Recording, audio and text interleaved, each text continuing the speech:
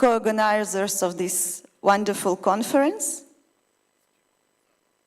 Our NGO document and research and investigate war crimes, grave human rights violations committed within the war in Ukraine. And today we're going to have a very important topic to discuss. I hope more people are coming for this important topic. So this discussion will be about one of the hybrid tools Russia uses to influence not only on the battlefield, but also to impact countries and areas of its interest. We are going to talk about the Wagner Group. We're going to talk about the Wagner Group. I'd like to ask our technical staff to show the topic of our today's discussion on the screen. The Wagner Group is not the only, but the most known military network created by Russians. We're not pretending to cover today all the challenges and threats the international security faces due to the Wagner's activity, but at least we'll try to define who they are. Are they mercenaries? Are they military force, commercial company, or as Armando said during our previous discussion, someone can consider them as professional fighters for freedom. But when we are talking about our Ukrainian or Syrian perspective, we see that they also can be war criminals. We'll try to find answers on this. But before we start our discussion, I'd like to give a floor to my colleague, Tatiana Katrichenko. She is an executive director of the Media Initiative for Human Rights.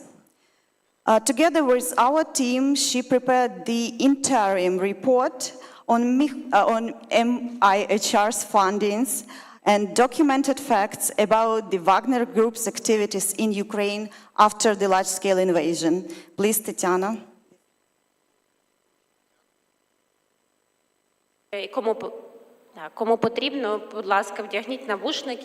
Anyone who needs the interpretation, please use their headsets. Well, we used to call them representatives of the Wagner Group, a specific Russian military formation which is engaged for the protection and security of gold and oil rigs, support of governments or individual political groups. In general, the Wagner Group operates at three levels: military, economic, and political. Russia and personally President Vladimir Putin use militants to promote Russia interests and influence in the global South countries. In Ukraine, Russia, with the help of the Wagner Group, is also seeking to achieve its goal, that is, to capture the territory and to overcome Ukrainian resistance. However, the full-scale invasion of 2022 demonstrates that the localized use in Ukraine of this well-trained guards and fighters is not enough. After several defeats on the battlefield, the Russian authorities set out to achieve success in certain areas of the front line. First and foremost, we're talking about the city of Bakhmut and its surrounding areas. Let me explain for our foreign guests. Bakhmut is a small town in Donetsk region. Now, most of that region was occupied by Russia back in 2014. And now, Russia is trying to reach the administrative borders of this region. Capturing Bakhmut was a matter of principle for Russia, so they've sent the Wagner Group to Bakhmut. But we may say that it was a significant challenge to get more people to, well, their forces, so they needed to find a very fast decision. So they decided to quickly recruit a large number of people from the prisons, and the representatives of the Wagner groups, they visited a lot of colonies in Russian Federation, and the convicts were promised with a monetary reward, clothing, food, and most importantly, they were guaranteed to receive an amnesty. On the part of the Russian Federation, these costs were significantly less significant than the cost of general mobilization to the armed forces. Besides, the promises to the convicts could not be fulfilled, and they would not protest in any case. So the first convicts who agreed to fight against Ukraine as elite paratroopers of Russia, they went to the border of Rostov region, and then they were sent to the vicinity of Bakhmut. Now, in this way, Russia seemed to find an endless human resource that could be used without regret, and that could be quickly restored, because there were always convicts in the first ranks, and they were commanded by those who had significant combat experience. I mean, those who had been recently to Syria, Libya, or Mozambique. The involvement of the Wagner Group was confirmed by the interviewed soldiers who had participated in combat operations and were captured near Bakhmut. It was from them that we've learned about numerous war crimes against prisoners of war. Starting from the August 2022 until the May of 2023, representatives of the Wagner Group, they took Ukrainian soldiers as POWs, even though it was kind of an unusual procedure for them. They've held those Ukrainian POWs on their own, they were registering them on their own, and they were compiling the list of those POWs and further provided them for the exchange. The military testified that Wagner have a special request for a certain number of POWs. The other POWs were killed. For example, they committed mass murders of unarmed soldiers who were under control. One of the witnesses said that out of 20 people who were captured by the Wagner groups, only 3 survived. The rest were laid on the ground and then shot in front of others.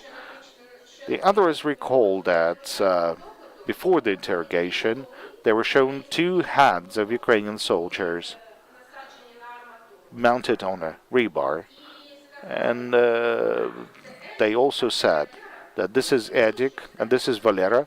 They wanted everything in accordance to the Geneva Convention. Do you want to do the same? There's a room for the 3rd head. That's not the only known case. We know then when Wagner members demonstrated severed heads of Ukrainian soldiers. In April 2023, a video was posted on the internet showing the representatives of the Wagner groups who were cutting off the head of the Ukrainian POW. That was later confirmed by a former Wagner commander, Andrei Medvedev, who fled Russia and sought political asylum in Norway, and he was giving an interview. We also know are aware of cases of desecration of the bodies of the victims, and we describe a case when a body of one of the Ukrainian soldiers who were killed in battle, he was returned with his head off, and the hand was smashed later on. Ukrainian soldiers tell about numerous cases of torture. Someone's hands were smashed with a hammer, someone's ear was cut off, someone was set fire alive. And different witnesses, at different times, they're saying that Wagnerivtsi did this for fun. More information about the capture and detention of Ukrainian soldiers can be found in the investigation in our documents, which are available on the website. And also, the Wagner have committed mass crimes against the civilian population, so we continue with the investigation of this aspect, but that topic seems far more complicated to research and investigation, but we still have to do this investigation. Why the topic is so difficult?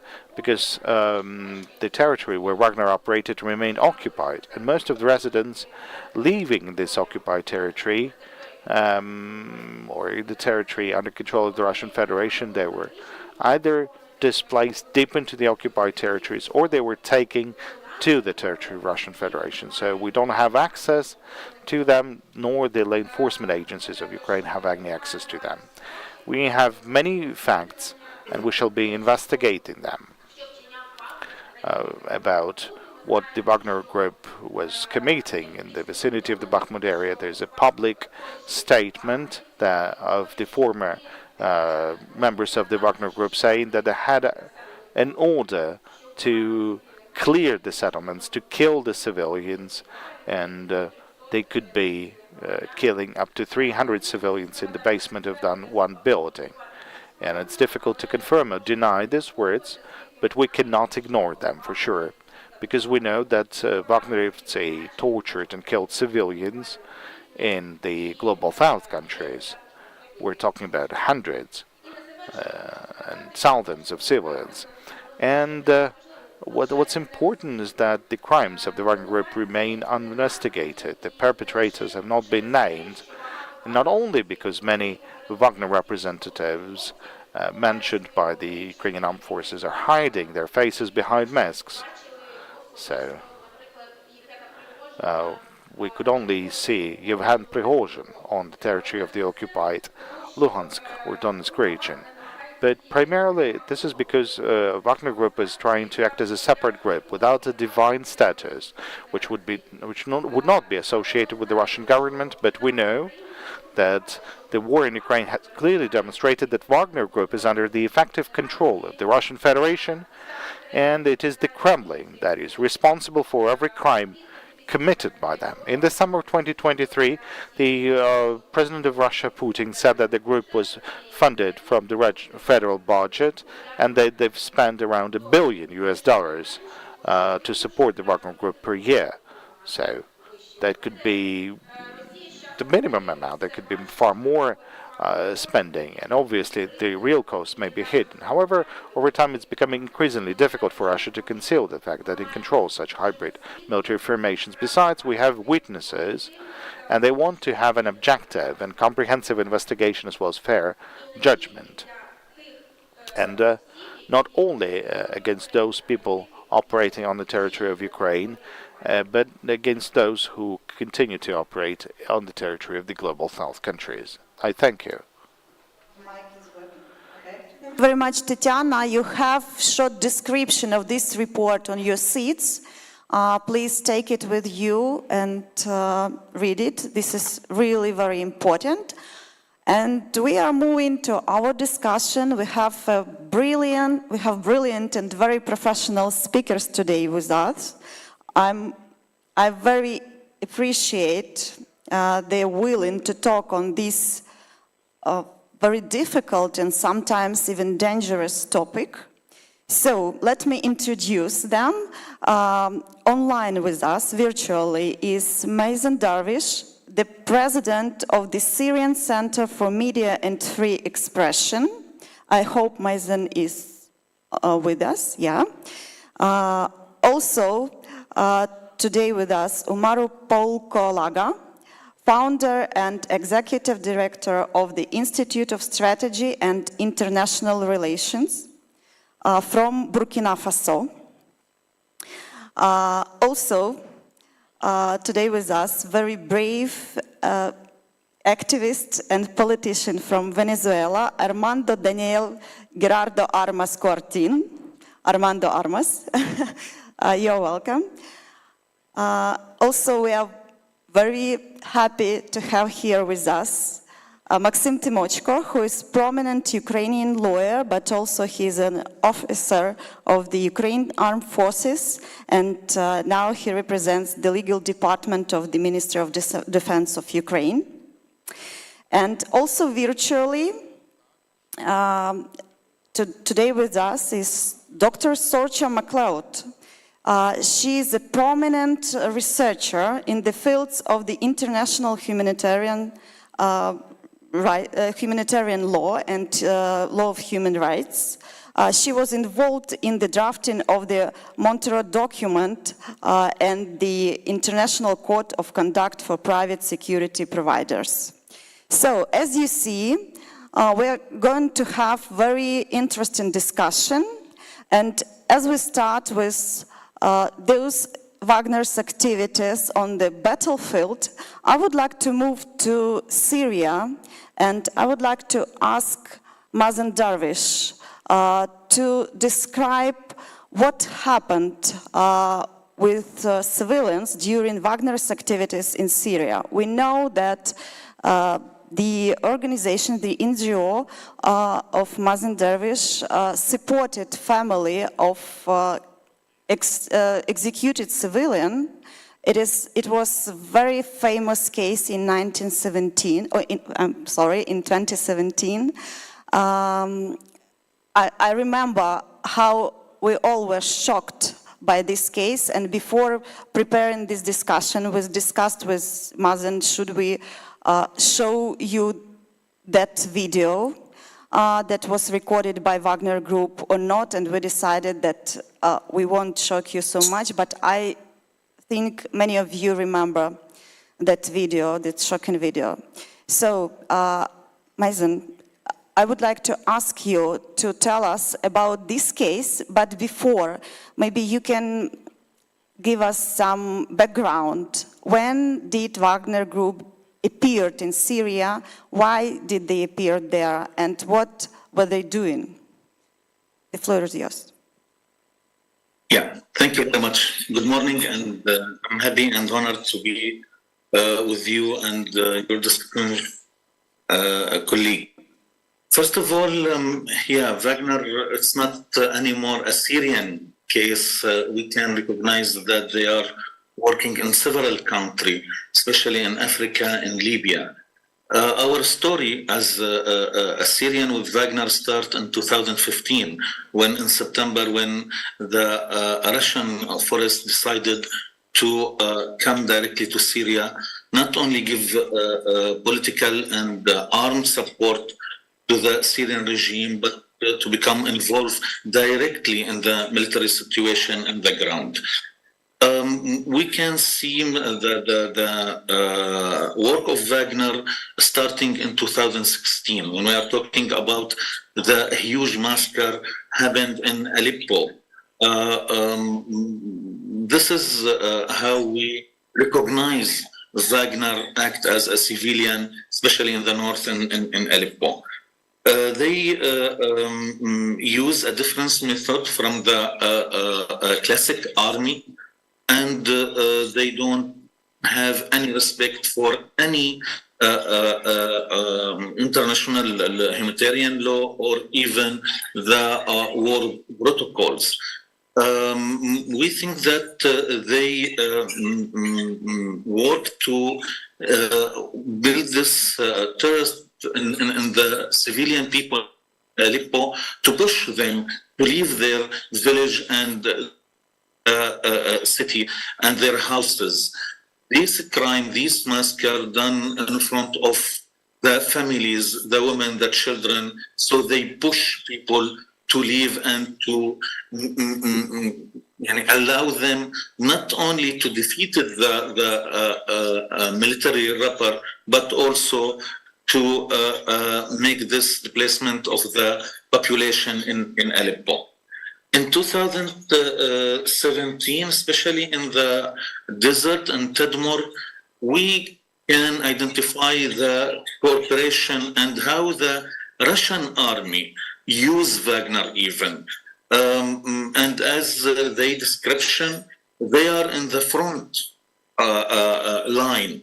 Then the Russian army coming behind them. So they put them in the front when they fighting ISIS or the other rebel in Tadmor and in the desert.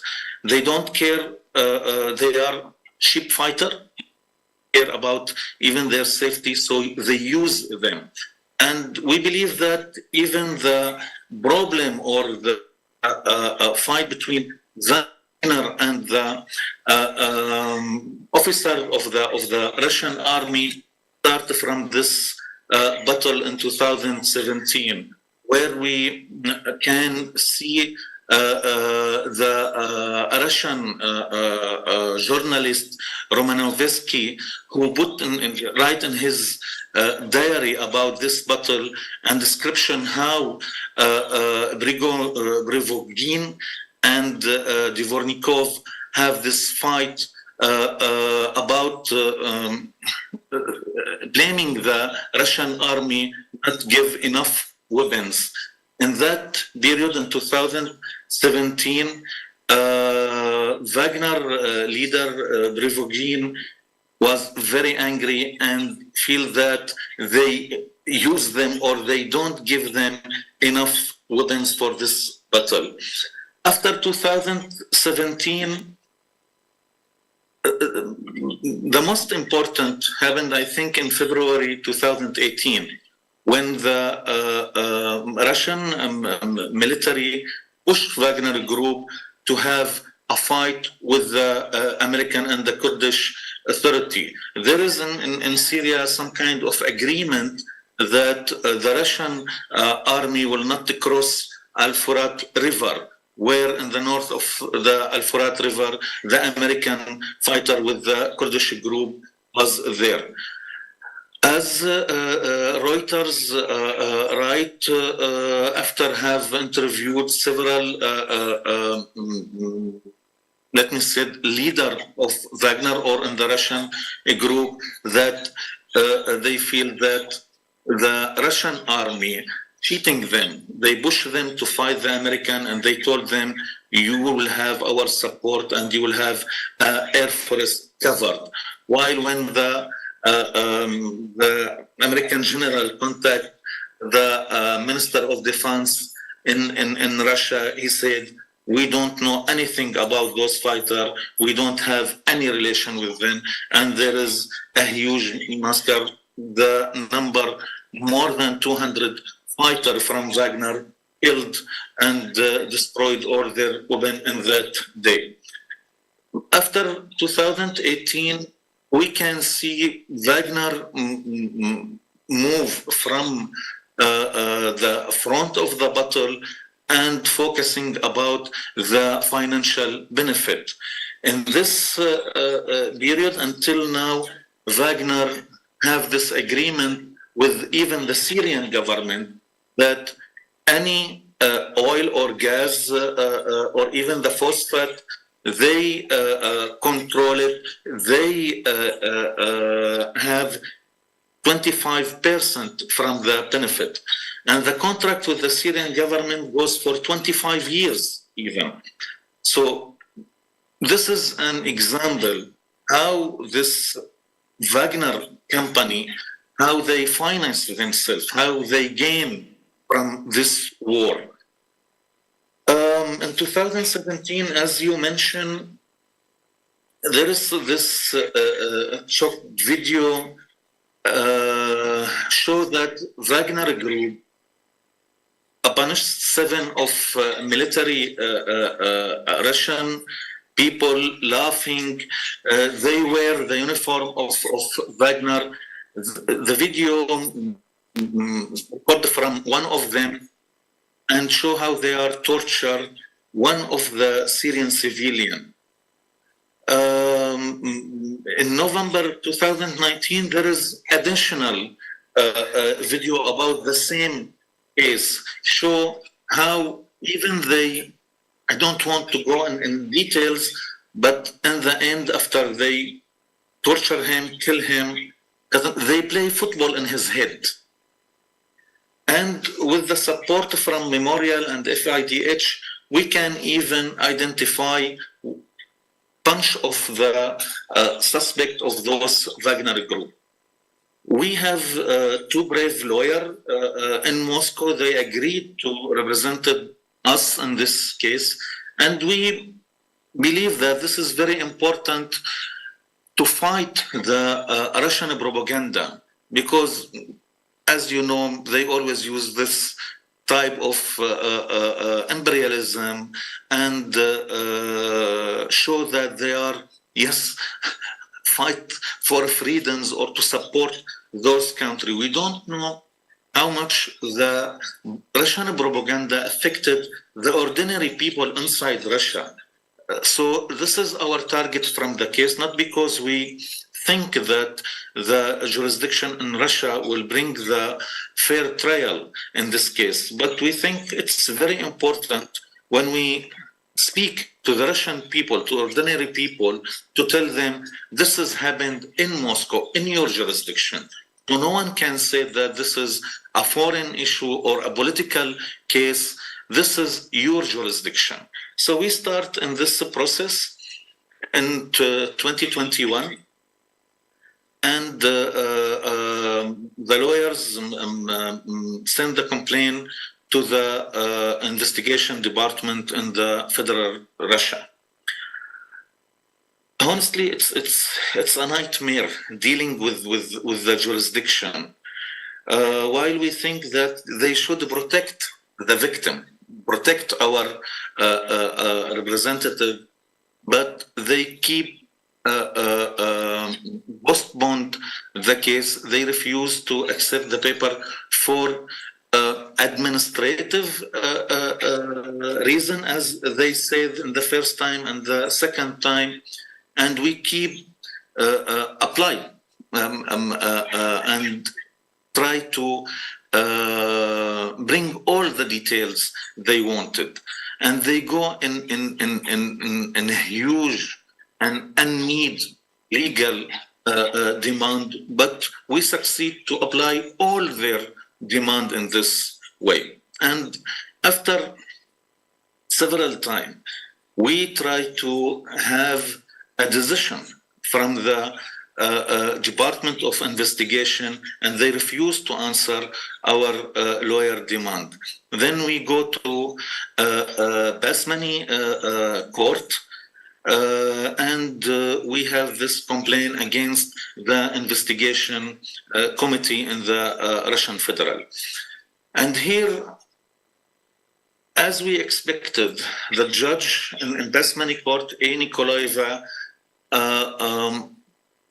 support the investigation department in their ignoring, and in the end, and the third time, when our lawyer Peter Zinking and Ilya Nevikov sent a written demand, they said we need a written decision from the court.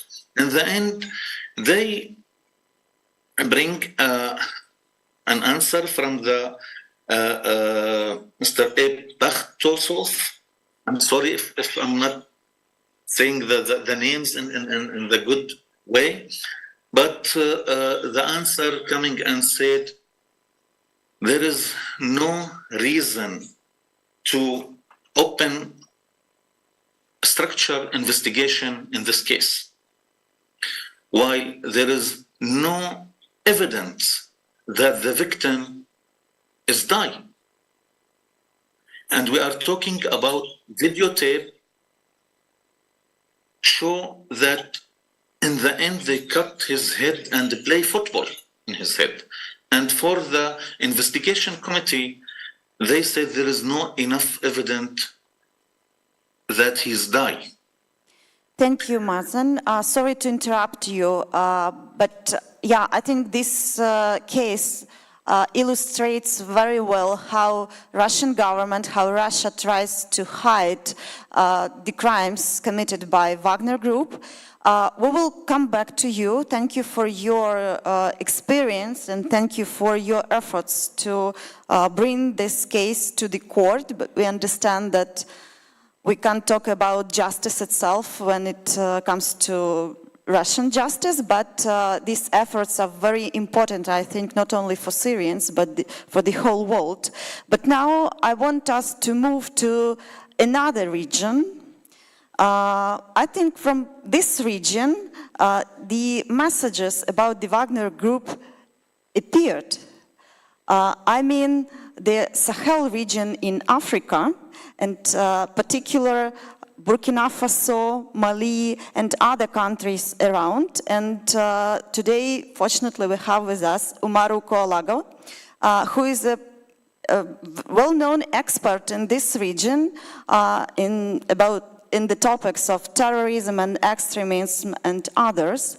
And please, Mr. Koalaga, could you tell us about your perspective about Wagner Group's activities in your region? And we understand that here, when we're talking about Ukraine and Syria, it was mostly about war. But when it comes to African countries, it is very often about their commercial interests and where they where they try to secure mineral extractions and other commercial activities. So please, I know you have a presentation. Could please our technical staff to show us this presentation? And please, the floor is yours. Oh, okay. Thank you very much for the introduction. And I would like, before starting, say that I'm very honored, to be here with brilliant speakers and with distinguished participants. So I'm coming from Burkina Faso, that is located in West Africa. And as you know, just to give us a small background of the place where I'm coming from, Africa, just to remind, it's 54 states, 5 regions, and I'm from West Africa. And my focus in my intervention of this morning will be dealing with, as she said, the Sahel. But in the Sahel, we have 2 Sahel, not to make confusion. Then we have what we call the Great Sahel, the African Sahel, that moves, let's say, from Sudan with Chad, Mauritania, and Burkina, Mali, and Niger. The one I will be, focusing in will be what we call the Central Sahel, okay, or the Liptako Gourmand. This is, if you make some researches, then you will see this is new and, let's say, very often intervening in the different analyses. As she's also said, the founder of a think tank, and we used to work on governance and security issues. And at times, I was also, speaking on media just to make some analysis. Okay, now, to go straight to the topic, let's say that Wagner in the Sahel region started in 2021 with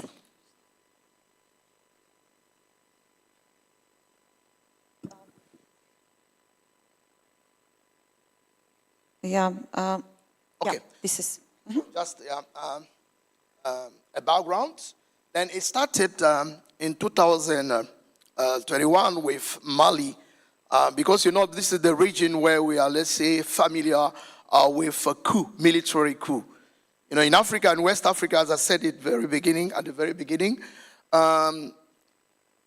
most of the countries, I would say all the countries of West Africa have experienced military coup except Senegal. Many countries, I will insist on it, 15 countries, the 14 countries have experienced military coup. Burkina, my country, is the champion with 10 coups. This is just to give you, a picture of what is happening in the region. I just wanted to show you with a map because it goes.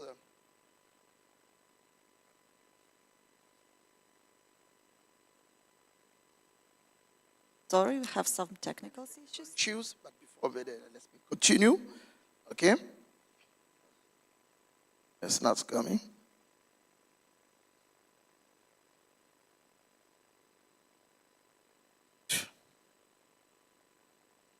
We are sorry, so you could keep talking, and I'll try to. All right. So it was very interesting to have the map up. Anyway, I will continue. So as I was saying that my intervention will be focusing on Wagner's activities in the region, and Sahel, in the Liptako Gourmand. mainly focusing on, let's say, mercenaries activities, supporting, let's say, the militaries in the region, because, alone, the thing that they're facing, an important issue, which is terrorism. And it is very difficult for these armies, to fight against. And that was a very, good, opportunity for Wagner's, to come and support these, let's say, armies. I would say Mali is so obvious because we have Wagner with this army fighting and committing, let's say, killing civilians.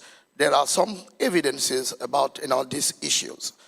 Okay, with Burkina is, let's say, a close, let's say, a collaboration, but, they are not so far, fighting with, the army on the ground, okay?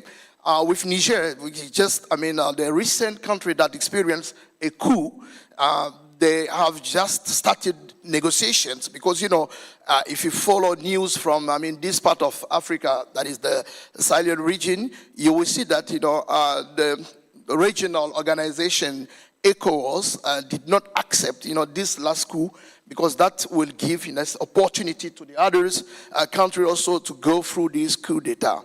And then Wagner becomes as, a sort of savior angel that will, let's say, also support, this country, to go through, this situation. The perspective from the region is totally different from what you used to maybe hear. In the region, Wagner is, let's say, considered by many people, depending on the propaganda of Russian, as, a very good, experience, even at the top level. Recently, if you follow the Minister of State, one Minister of State at the United Nations General Assembly even used the term Wagner by saying that, okay, we are not, let's say, opposed to Wagner's, but for the moment, we don't have Wagner's with our army, but our fighters may be considered as Wagner. This is very surprising. And even the head of state, I was talking with, some people yesterday that consider maybe the head of state, because it's very young, is behaving like Thomas Sankara. But let me tell you that it's cheating, because in the reality is behaving like the others, okay? That, generally use, let's say, the situation with, the youth, as this program today is very extended, and then they are, maybe it's not working? Yeah.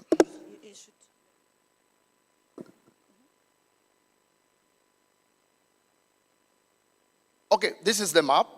And then you see the three countries, Mali, Niger, and Burkina Faso. In green, you have, these states that covers the three countries that we call Liptako-Gourma. And this is the very epicenter of the crisis that we have in this region. You will see that the others, regions, because Burkina, we have 30 regions, there are also, some difficult issues, but these ones in the red, which has, in Mali, in Burkina, in Niger, the very, let's say, epicenter of the crisis. Now, let's move and show you that before going forward to explain why Wagner is successful in, these three countries, because the background is not very optimistic. As you can see, armed conflict, the radicalization, violent extremists, it's very dark, picture, transnational organized crime, weak governance, embezzlement, corruption. I will go very quickly. And today, the question of democracy, you see, from this perspective, the youth, they don't want today to listen or to speak about, let's say, election. For them, democracy is a failure. That's why, with, the propaganda of Russia, they are very successful, and they're supporting, let's say, what Russians are doing in the world, and this is unfortunate. And they are also, let's say, becomes the very fans, of this group of Wagner. You cannot even believe, because what they have been given as, let's say, narrative is far from what is the reality. That's why when I was, asked to come and speak here, I did not hesitate because I would like just to witness and also have the very narrative from the ground, and then that maybe change the perspectives, Now, the arena is very important to understand that there are many dynamics in these regions. There are challenges, but also opportunities for, let's say, international partners that now are fighting, each other just to have. And Russia is the top of these partners and succeeded in, let's say today, giving a dark and bad image, let's say, of France, because we were colonized by France. So in Niger, in Mali, in Burkina Faso, speaking about France, talking about France is a danger. This is to tell you how far the propaganda has succeeded in, these free countries. Those who are like us, who are researchers, and then try to, let's say, bring, some analysis that is not, let's say, promoting, or let's say, not, or criticizing, the action of Russia, sometimes is a very challenge. Because today, in Burkina Faso, journalists, analysts like, what I am, sometimes if you say things that are not going in the direction of what the authorities want, praising Russia, this is saying that election is not good, democracy is a failure, you may be taken to the ground, fight, with, the militaries. This is new in the country. So from far, I talk with some people, I'm impressed with what is happening in the region, particularly in Burkina. But I can tell you without lying that it's a sad experience because Russia has succeeded with Burkina, with Mali, and Niger, to take them in the same direction. And today, let me tell you, it's not very brilliant to be in Burkina and then criticizing Russia. But this should be reversed, starting from today. And especially, I have to bring my support to Ukraine and to what the different initiatives that will be taken so that with others, as someone mentioned here, in some platform, or let's say in groups or somewhere, we can just bring and try step by step to reverse the situation. Now, I will go very quickly. The offensive and propaganda in Africa, maybe I will not read everything, but just to give you, a picture of that. Wagner has free activities in the Sahel region.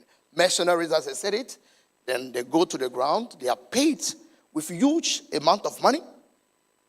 The budget of the country sometimes is very limited, and they use this money to pay, Wagners. And this is a problem, and that is, conflictual issues with the Westerners because they do not accept and do not agree to use the money that they give to, these, poor state. I'm sorry, but this is true, to reverse this money to Wagner's as a mercenary group. The second activity is, political influence. I was speaking about these free countries that don't want to go to election. And this is supported and, let's say, helped by Russia. They have succeeded in having a strong propaganda so that the youth today in Burkina, in Mali, in Niger, if you dare speaking about election, you become a target. This is true, and it's very sad.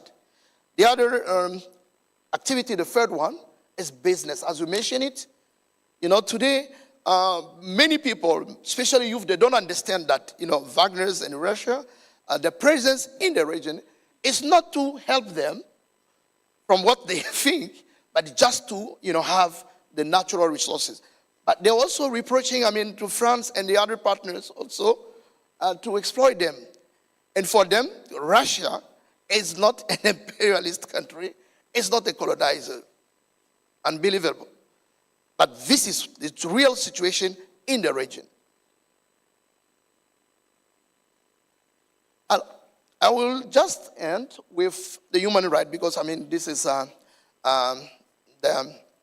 the topic said it's clear. Many evidences and supported by, let's say, the UN reports and with others organizations that has some figures that show that Wagner today is committing, let's say, violation of human rights. As you can see, you also mentioned it in your first report, arbitrary detention, tortures of militaries when they're captured in the battlefield. Malians, especially because this is the place where they are today.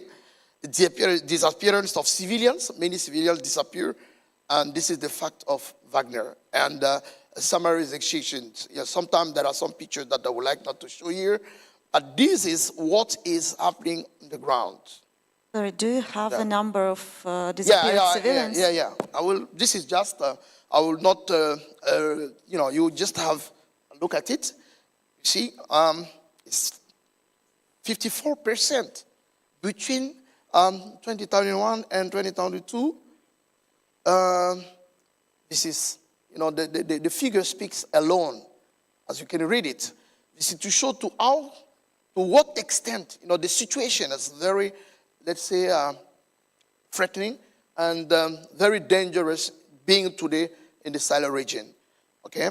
And as you see, the money, as I was saying, invested, to these activities, that is conducted by Wagner's and especially with, Russia and behind, as you said it in your report. At the beginning, the different governments were denying, but today they are not, even they're happy to say that, the very good partner is Russia, and Wagner is a very good, partners that work well compared to the French troops, compared to the others, partners that were, let's say, but they somewhere maybe they may be right because, they did not succeed in bringing solutions, since 2015, 2012 in Mali, but in Burkina, since 2015, we're going through, a situation where in the country, out of 30 regions, only 2 regions today, the capital city and the second town, that is Bobo-Dioulasso, maybe, quite at ease, like we are in Kiev today. But the other regions, every day we have terrorist attacks. And then they strongly believe that Russia and Wagner, as I'm saying, I'm repeating again, for the moment, Wagner is not on the ground in Burkina Faso, but in Mali, yes. In Niger, in Burkina, they're supporting, protecting the president, the security guard. This is what is evidence. And personally, I have some proof that they are in Mali. I met them during a conference in a hotel.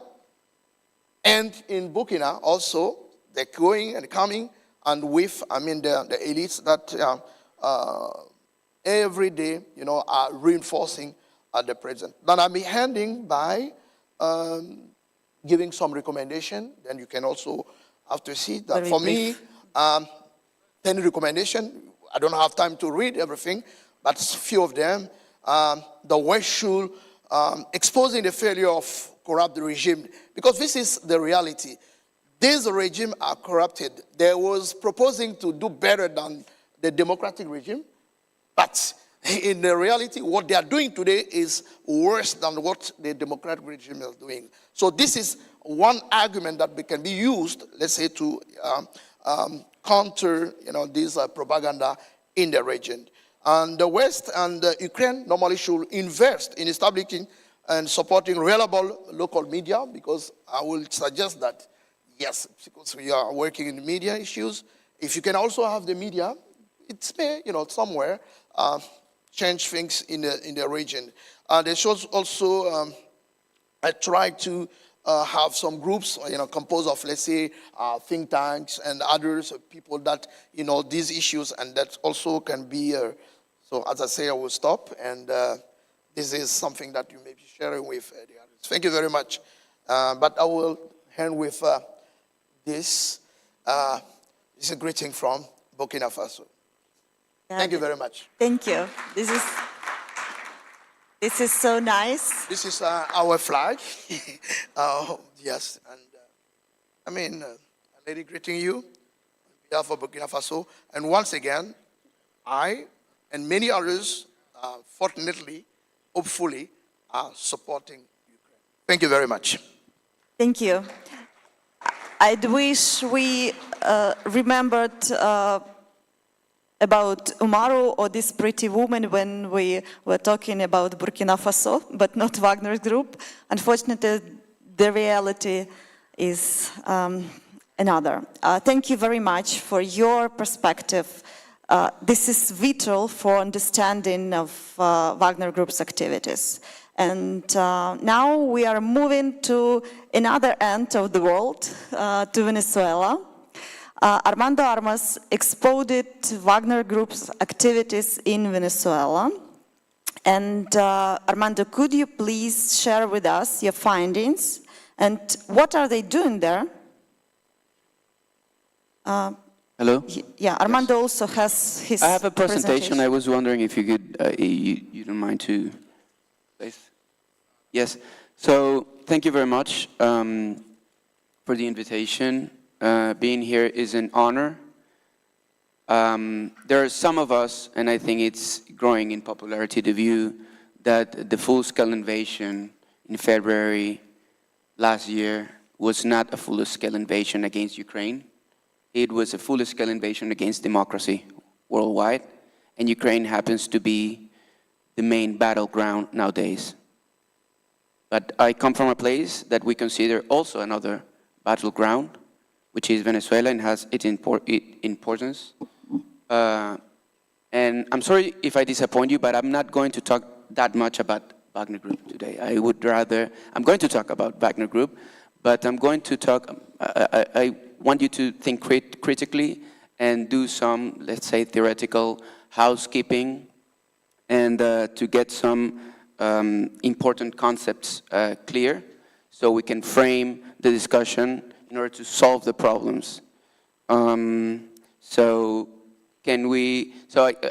I come from Venezuela. It's a very important country in the sense that it was a democracy for 40 years until Hugo Chavez arose into power in 1998, and he started to dismantle democratic institutions from the within. So nowadays, Russia has Venezuela as one of its main allies, and they can prove, or they're trying to prove, that their model is feasible, not for development, but power-wise, I mean.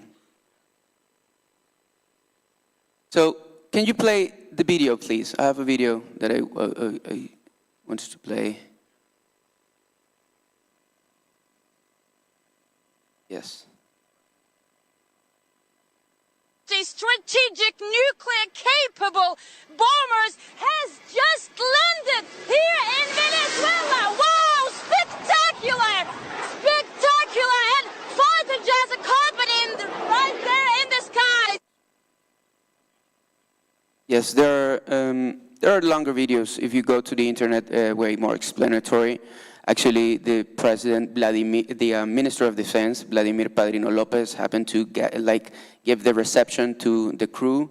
This is a Tu-160, a Tupov. It arrived in December 2018 in Maiquetía, Venezuela. It has a capacity to bring over 100 people, 100 crew tripulation, over 100 people in the crew. If they brought Wagner, we don't know, because they do their job. They're doing it very well. And this other picture reflects. You can see phenotypically different from our phenotypes, you know, our way of looking in Venezuela. In a base of Apure, this is in the 923 Battalion of Caribes in Apure. They had some fights, and this was in 2021. They have with uprisings with claimly Colombian guerrilla and guerrilla dissidents. But what can we see? We can see here that this is a person. We don't have, of course, its passport, but it's claimly to be a Russian operative. The rifle that he has is not the same dotation, that is not the same caliber that the ones that the Venezuelan it's using, which of course were sold by the Russia bought on sport. And what I'm trying to depict in these two reflections is like the relation between Russia and Venezuela. It's in a strategic realm, but also in a tactical realm. So this is, you could claim it to be, this is in a battlefield. So this guy, this Russian, claimed to be Russian guy, was in a moment of battle between Venezuelan forces and dissident forces of Colombia. So that's the claim. It's what we call a little green man, that they appear to be in Crimea for the first time. This is our version of a little green man, because it doesn't have distinction of patches of Russian army or anything. We don't know if he can be Wagner or not. But at the end of the day, those are the information that we have. So let me go back to the airplane. So after that, in 2008, this was December. The plane incident was in December 2018. In January 25th, 2019, after we had like this huge movement with the interim president Juan Guaido that claimed legitimately as the president of the National Assembly, and due to the vacuum of power for sham elections, previous sham elections, he was claimed to be like the president.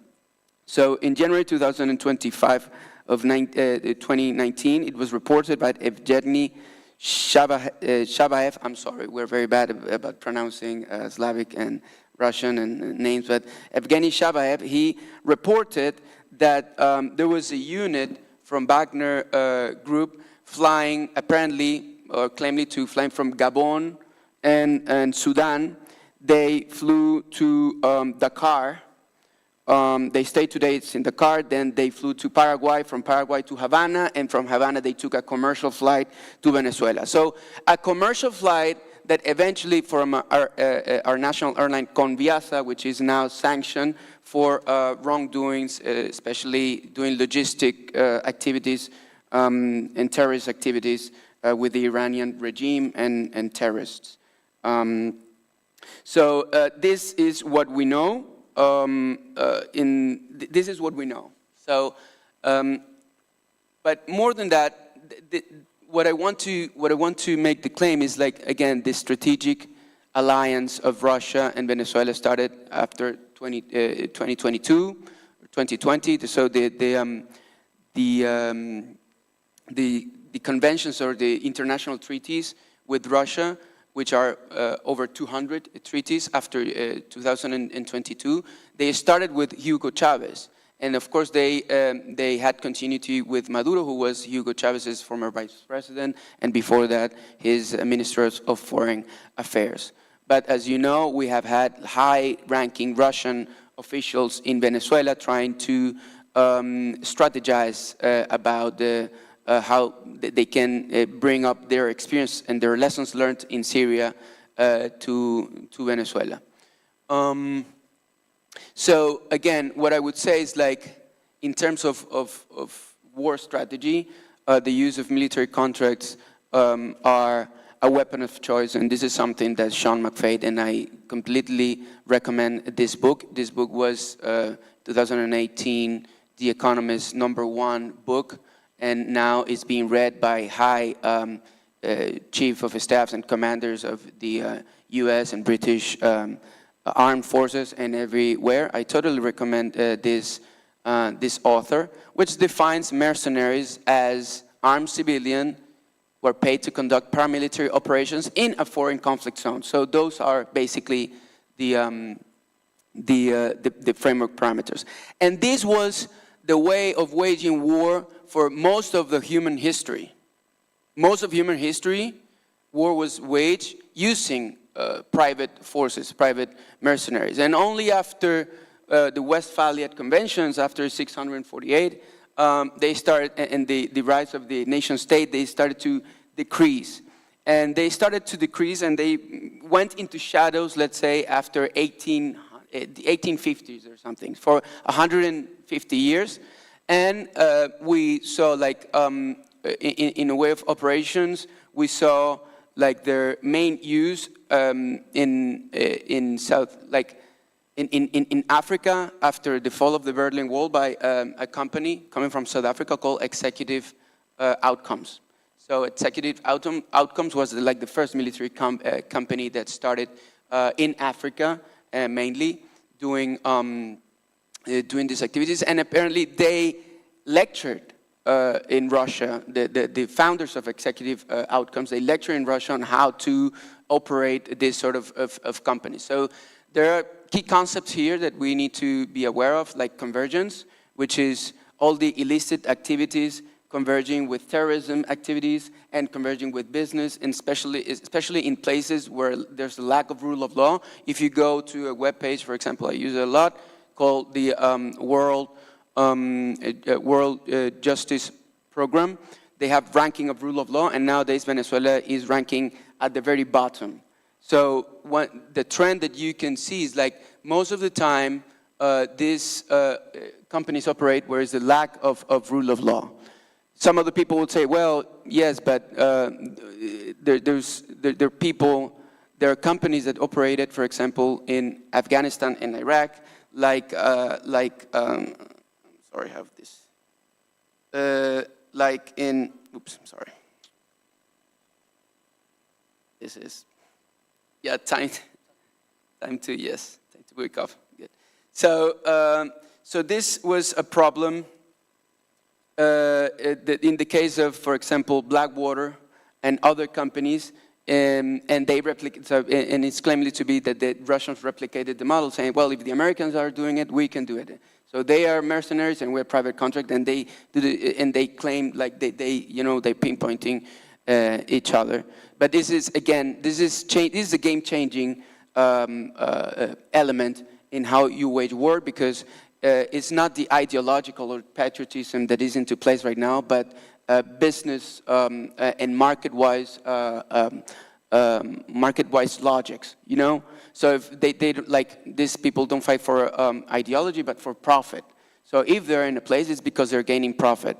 The objective of Russian-Latin American relations is to destabilize democracy while gaining profit. So that's why Venezuela, in this case, is so important. They have like the largest oil reserves in the world, and also diamond and many minerals, different from Cuba and Nicaragua. They are also belong to these axis, but they are not as rich as Venezuela resource-wise. So Venezuela has become like a hub for all these bad guys, Iran, Russia, and they converge there, and they have their conversations there. So military-wise, of course, you know, Russia has a lot of, they have like this Lourdes intelligence base in Havana, which was claimed shut down in 2022, but then they started to regain their activities, especially in Venezuela, Nicaragua. For the first time, this is an interesting fact. For the first time, you know, they have like these war games, these Olympic games in Russia. For the first time ever, they took their war games geographically abroad in 2022. And Venezuela was one of the places that they took it. They did their competitions on snipers and other things in Venezuelan soil. So they are doing war games in Venezuelan soil across the Atlantic. So they are exporting the conflicts. That's what we're saying, that the full-scale invasion was a war against democracy, and happens to be that Ukraine is the main battleground. Propaganda, for example, in propaganda-wise, Russia Today, Sputnik, they have something. They have a media outlet that what in the mid-2000s was created called Telesur. It was created by state-owned companies or state-owned capital from Venezuela, Ecuador, under Rafael Correa, who actually he worked for Russia Today, having like an interview program. He's now in Brussels. I'm sorry, in Belgium, exile.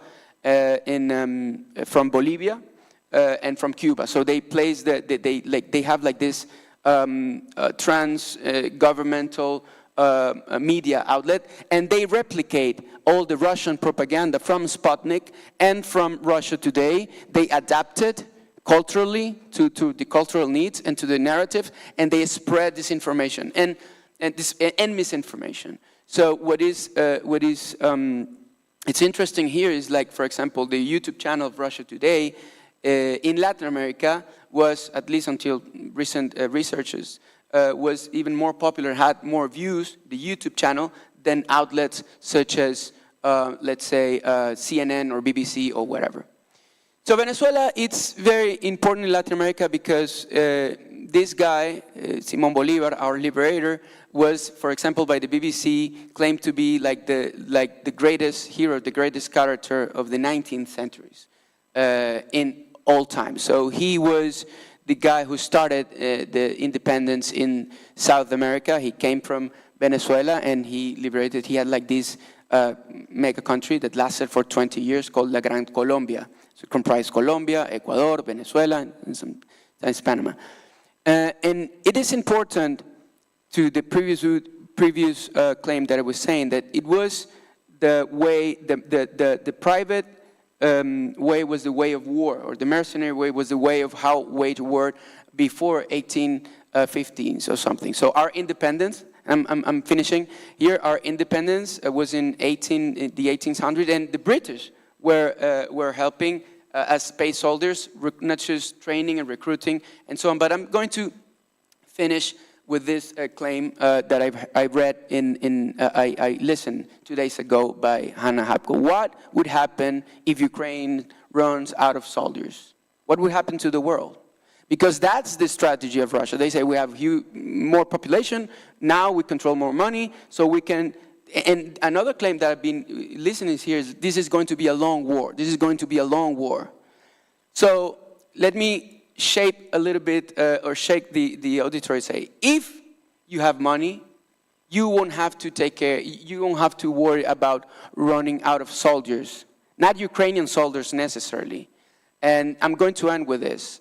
So here in Ukraine, there's a new initiative called the Bolivar Battalion. It's, as you said, Bolivar, I already speak about this. The commander, José David Chaparro, is a Venezuelan guy who came here in 1989. He was married to a Ukrainian woman, and he loves Venezuela as he loves Ukraine so much. And he's starting this initiative of an international battalion comprised by mostly Spanish-speaking combatants. But as long as you provide logistic resources, or as long as the free world is willing to wage war in a modern time with this weapon of choice, that are private military contracts, I think we do have a hope. Because, and this is a thought, after the year 2000, we thought that color revolutions would sweep the world and bring democracy on a non-violent way. And what these guys, the authoritarian guys, realized is that they could bring again to the stage mercenaries to attack the logic of non-violent, because the logic of non-violence is, well, at the end of the day, military will happen defections because they don't want to hurt people in the crowd that might be their families or friends or so on. But if you don't have friends and family in the crowd because you're people bringing from abroad, and this we know in Venezuela for Cubans agents, they don't care if they're getting paid. So this is a game changer. It's a weapon of choice. At the end of the day, the question would be, if they are using this, would be morally acceptable that the free world is using it? And there are ways of doing that. I'm waiting for, and this is how I'm finishing, Professor McLeod. She has a very interesting initiative that we have read about it at the Montreal framework of how to ethically bring private military contracts into conflicts, in this case, to protect and to fight for freedom and democracy. Thank you very much. Slava Ukraini. Героям слава. I think these guys need our applause much more, please. Yeah, thanks. I think we leave it to our specific legal discussion because, yes, this is very interesting. Should we have this framework, and will Wagner Group and other Russian military companies act within this framework? So, but before we go there, I would like to return to Mr. Darwish, because I have very specific human rights question as well. Mr. Darwish, are you with us still? Yeah, I'm here. Yeah. Do you have this data about missing people in Syria and the areas where Wagner Group was active, and or the list of civilian hostages? Because this is also a very relevant issue to Ukraine as well. So, please. Yeah, thank you very much. We start document since 2011, April 2011, the crime made from all parties. For the Wagner Group, unfortunately, it's not easy to identify where is Wagner crime and where is the Russian army crime. So we have one package. Sometimes we can be sure that this is Wagner Group, but it's all this crime under the intervention of the Russian army in Syria. This is well documented, but again, sometimes it's not easy to identify and or to be more specific who's Wagner militia and who's the official Russian army. But we have very good data. In this regards, this is also one of the evidence present to the European Human Rights Court, because after, in this case specifically, after it's a block in Russia, we take the case to the European Court for Human Rights. And let me say that justice and accountability take a long time. And maybe for the victim, it's stated that they can't find a practical result directly. But documentation, it's essential for justice. So this is one of the most important things. We start working in it from the day first. And we believe that even later, we know from our experience in the massacre in 1982, there is between 20 up to 40 civilians killed in Syria, and we don't have any data. It's now just a story tell between the generation, but we don't have solid data about this crime. But also documentation, it's very necessary to save the narrative. We knew that how the propaganda, how the Russian present their intervention in Syria as ISIS or the extremism, and they are fighting for freedoms and for the state mobility. All this propaganda, documentation, is very important to save the narrative, to tell the Syrian and even the new generation what exactly happened in Syria, how the Russian government used this Wagner group to make this war crime and crime against humanity, but also how it's the war economic, how they benefit directly from this, as my colleague in Venezuela said. Thank you very much. Thank you. And so, as I announced, we are moving to legal issues, and I'd like to give a floor to Maxim Timochko. He has his own perspective about Wagner's activities in Ukraine. So, Maxim, you've heard what Armando told, and yeah, so what do you think? Because I know that your thought is that Wagner Group should be considered as a terroristic organization. What do you think about this idea about legal framework for the PMCs? Good morning, dear colleagues. Well, I really like Armando's presentation, especially the last slide. That was great. Thank you. A few introductory words, and I will, because I haven't seen you for a long time, and so a few introductory theses. First of all, I would like to express my gratitude to the organizers of this conference. It's a great pleasure for me to be here too, and especially for the team of Media Initiative for Human Rights. I've read all of your reports, to be honest, and I found it very supportive and contributing to the law enforcement of Ukraine, and I believe even for the international institutions. And thank you for that. Today I represent the legal department of MOD, but that means that I'm serving in MOD right now. But all my thoughts that I will discuss today is not the official position of the MOD. This is a very important reservation.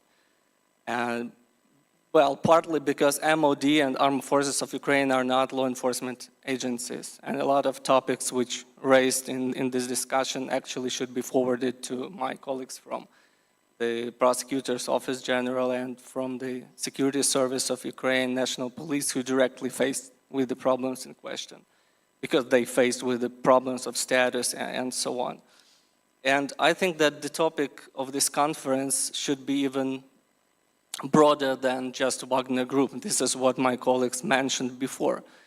Well, because a few months ago when this conference, when this panel were even just planned, yes, the state of Wagner Group and their role in the conflict, they were really huge, and that was so huge that they even allowed themselves to make a riot against the armed forces of Russian Federation and security forces of Russia.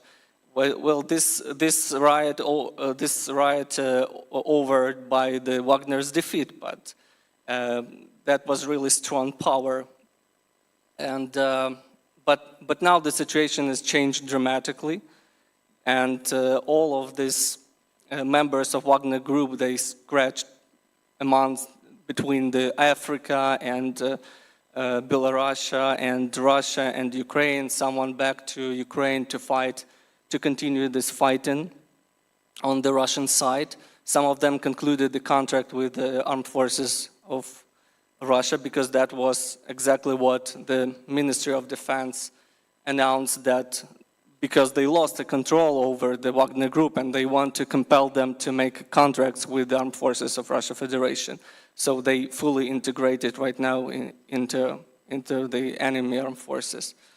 So, but it's not reduced the relevance and actuality of our discussion, because we are not talking about Wagner Group. We are talking about the Russian narrative, about the Russian aggressive policy. We're talking about hybrid warfare, and the using of so-called private military companies is just one of the instruments, one of the small methods of providing this aggression worldwide. And I think that the question of Wagner, it's not a question about the military companies. So because it is not a military company at all. It just labeled it as a private military company, but it's just a group of insurgents. And some experts declare that it could be labeled as the network, some like network of organized armed group which operate in Africa, in South America, and in Ukraine. So it's a very huge organization, and maybe it's not a very well-structured organization at all. Well, and talking about their status, so we faced with this since 2014. So a lot of discussions were about their status, about the approaches, how to bring them to the accountability, because they were hugely documented to be involved in the mass atrocities like extrajudicial killings, tortures, forced disappearance, rape, sexual and gender-based violence, and so on and so on. And Tatiana today talked about that briefly. And so there are a few questions which arise during these discussions. First of all, are they combatants, or maybe they are mercenaries, or they're terrorists, and so on. So, and this is a very tricky question for me, because probably before a large-scale invasion, I would say that no problem with that, they are just terrorists, they participate in the terroristic organization and so on, they could be liable according to the Criminal Code of Ukraine. But now the situation is a bit more complicated after a large-scale invasion. Because let's start from the combatant status. Yes, Russia and Ukraine is the part of additional protocol first to the Geneva Convention. And this protocol prescribes a very, very broad concept of the combatants, because it says that the armed forces of the state parties consist of all organized armed groups, units, forces, which are under command, responsible before the party for the conduct of their subordinates. So very, very broad concept of the combatants. And that means that to a certain extent the Wagners meet the criteria according to the additional protocol. And partly this is true because there are a lot of evidence of effective control of Russia over the Wagner group. For instance, because equipment, because ammunition, because weapon, because, as Oля mentioned today, because of financing of the Wagner groups, the logistics, of course. But Putin recognized the financing of the Wagner groups only in June 2023. He declared that Russian budget spent a lot of billions of dollars for financing the Wagner group. But after a few days after that, he declared that Wagner group does not exist legally in Russia because national legislation of Russia does not prescribe the existence of private military companies. So that's ridiculous, but this is the narrative of Russia Federation. Anyway, there are a lot of evidence which prove the effective control over the Wagner group, and that support the indication that they probably should be combatants during the international armed conflict. But before 2022, the situation was different because Russia did not recognize, and even now does not recognize, but at that time definitely did not recognize the existence of international armed conflict. And of course, the law enforcement of Ukraine, without any problems, could prosecute them as participants of the terroristic organization or participants of so-called quasi-republics, Donetsk People Republics and Lugansk People Republics, in what they were involved in their irregular forces. Well, but now we see that the practice of Ukrainian government is tend to recognize them as the combatants. Well, because the reason is very pragmatic and reasonable. We need them for exchange fund. We need them to release our people from the enemy captivity.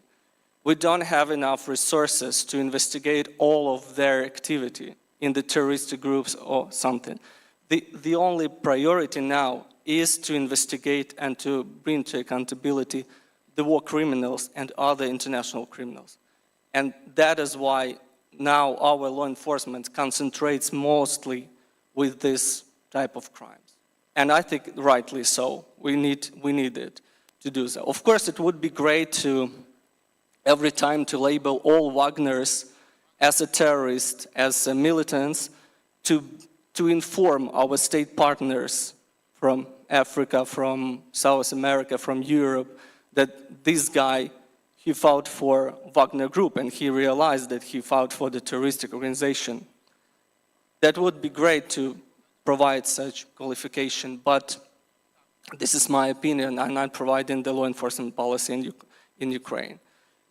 Well, this is regarding the combatants. Of course, I have another point of view because my point of view based mostly on the ethical and moral principles, because I think that international humanitarian law and all this stuff about the combatants, they designed for the parties of the conflict which provide the conduct of hostilities in a good faith.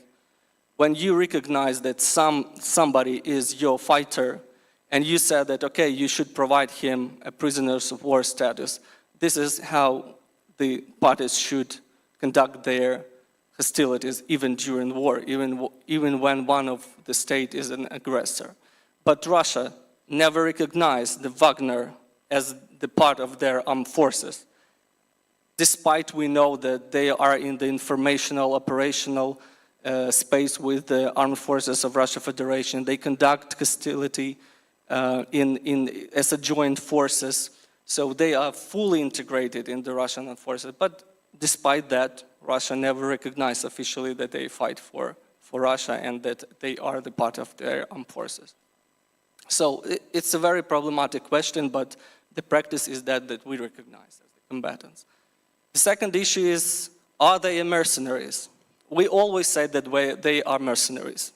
And when we provide in any interview, we said they are mercenaries, but that means only that this is about the negative connotation about the Wagner Group. because they fight for money, and that is why they become mercenaries. But from the legal point of view, of course, they could be mercenaries in Burkina Faso, in Mali, they could be mercenaries in Venezuela, because they overthrow in the government, they undermine in the constitutional order in that countries, and they fight for money. But during the conflict, of course, according to international law, according to the additional protocol to Geneva Convention, I'm sorry, I'm repeating that again and again, they are not mercenaries legally because they are mostly residents of Russian Federation, and they have a citizens of Russia, especially convicted people who recruited from jails. We have not much time left, so please. I prepared a very long speech. I'm so sorry about that, but... Anyway, some of them might be a mercenary, but only foreigners. If some guy came from Venezuela and fight on the side of Russia, it could be a mercenary. But all of that Russians, Wagner Group's participants, mostly they are Russian citizens, therefore they are not mercenaries legally. Okay, I have to finish, and probably I will join when we will answering the questions. Okay. Yeah, I wish we had a Q&A session, but unfortunately we had very less time. So we're going to Dr. Saoirse MacLeod, professor. Are you with us? Yes, I am. I'm here. Are you able to hear me? Yeah, it's nice to hear you. So, a very short question. I'm not sure if you had everything we talked before, but we have a very short question to you. Do you believe that some legal framework for PMCs could make such units as Wagner or networks as Wagner groups make them accountable for their crimes, for their activities, and or maybe it will make accountable some state who is creating such units? That's a tricky question, because there is, of course, an international framework in place. Is it okay if I share some slides to go through the legal framework? Because we have to be very careful from a legal perspective in terms of what we're talking about. And I just want to say, I'm sorry I can't be with you there in Kiev today. I'm currently traveling and I'm in an airport, so I apologize if there are any announcements. So I've heard some of the previous speakers talking about the impacts of mercenaries and mercenary-related actors in a variety of different armed conflicts, and specifically the Wagner Group. But it's also important to understand that what the Wagner Group has been doing is part of a broader systemic increase in the number of mercenaries and mercenary-type actors that are being used in multiple armed conflicts around the world. So we see them in Libya, we see them in Central African Republic, in Mali, in Syria, in the conflict in Nagorno-Karabakh, and of course in Ukraine, and that they're being used specifically as proxy actors for states that are not officially a part of an armed conflict to become involved in the armed conflict and to circumvent responsibility and accountability for their actions. And so it's not just Russia that is doing this. We're also seeing countries like Turkey, for example, using this approach. And what we've also seen is, and there's been a couple of references to it from the previous speakers, is that we've seen a substantial shift in recruitment practices. So historically, mercenaries were very specific type of individual. They were very often ex-military personnel, certainly individuals who had some sort of military or fighting experience. But one of the things that we've been seeing recently is that there has been an expansion into recruiting people who don't necessarily have that background, but who come perhaps from a conflict-affected country such as Syria, or they're being recruited from prisons. We heard about Russia recruiting from Russian prisons. And that is also problematic because instead of seeing small numbers, maybe a few dozen mercenary type actors being deployed, we're seeing hundreds and sometimes tens of thousands of individuals being recruited. And it's also creating an additional layer of victimization because in some instances, while some of these recruits have been recruited willingly and they're being recruited for financial gain and they want to fight, many others are being coerced or put under duress to fight, or they're being induced by offers of citizenship, for example. And in those circumstances, what's actually happening is we're creating people who are being exploited for the purposes of mercenarism, and it's a form of human trafficking. And the third sort of contextual issue is that when these actors are deployed in armed conflicts, they prolong the conflicts, and that has an additional negative impact for civilian populations. It increases the likelihood of violations of human rights and international humanitarian law.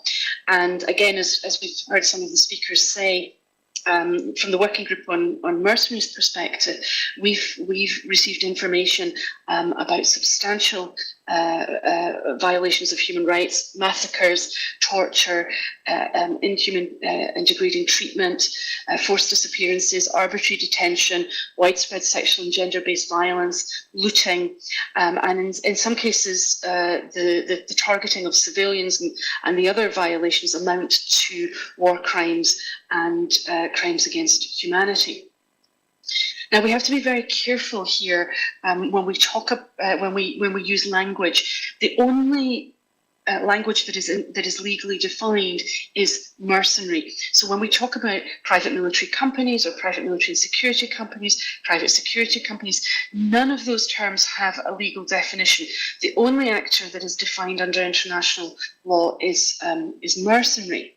And it's helpful to think about these actors as being on a spectrum, because we've increasingly seen states outsourcing security or private security and private military services to the private sector, but it ranges from peacetime situations into full-blown conflict situations. And we do have to be very precise about the application of the definition and the application particularly of the definition of mercenary. So we've heard reference to the Geneva Convention Additional Protocol 1, which contains the definition of mercenary. It only applies to international armed conflicts, so that would of course mean that it would apply to the Ukrainian conflict, but it would not necessarily apply to the conflicts in Mali or in Libya or in Central African Republic, because they are on the face of it non-international armed conflicts, notwithstanding the fact that there are proxy actors in the form of Wagner or other mercenary type actors acting on behalf of third-party states. They are, in essence, non-international armed conflicts. And the definition of mercenary is a very, very narrow one, and it's very difficult to actually meet the criteria of mercenary. And so the first three elements are inclusive, so you have to have been recruited specifically to be a mercenary and to fight in an armed conflict, and that you do in fact take a direct part in hostilities. Now this is a very controversial element, and this is where we see a big schism between states. So there are states which take the view that the definition of direct participation in hostilities means that you're actually engaged in the fighting. So if you were merely providing some sort of military service that falls short of combat services, fighting in a conflict, that would mean that you are not you're not a mercenary. So there's a lot of controversy at the international level about what does direct participation in hostilities mean. And then we've got the idea that you have to have been motivated, not just by private gain. It's not just any private gain. The definition says you have to have been promised substantially more in terms of money than you would get, or some other form of compensation that you would get if you were a member of the regular armed forces. And so we don't necessarily always see that. And in any event, it's very subjective. How do we determine what somebody's motivation actually is? Very, very subjective. And then we have three excluding elements. You cannot be a national of a party to the conflict, nor a resident of territory controlled by a party to the conflict. And of course, this is very relevant in the Ukrainian context because if you are a Ukrainian national or a Russian national and you are fighting for the Wagner group, then you would not be defined as a mercenary under the Geneva Convention.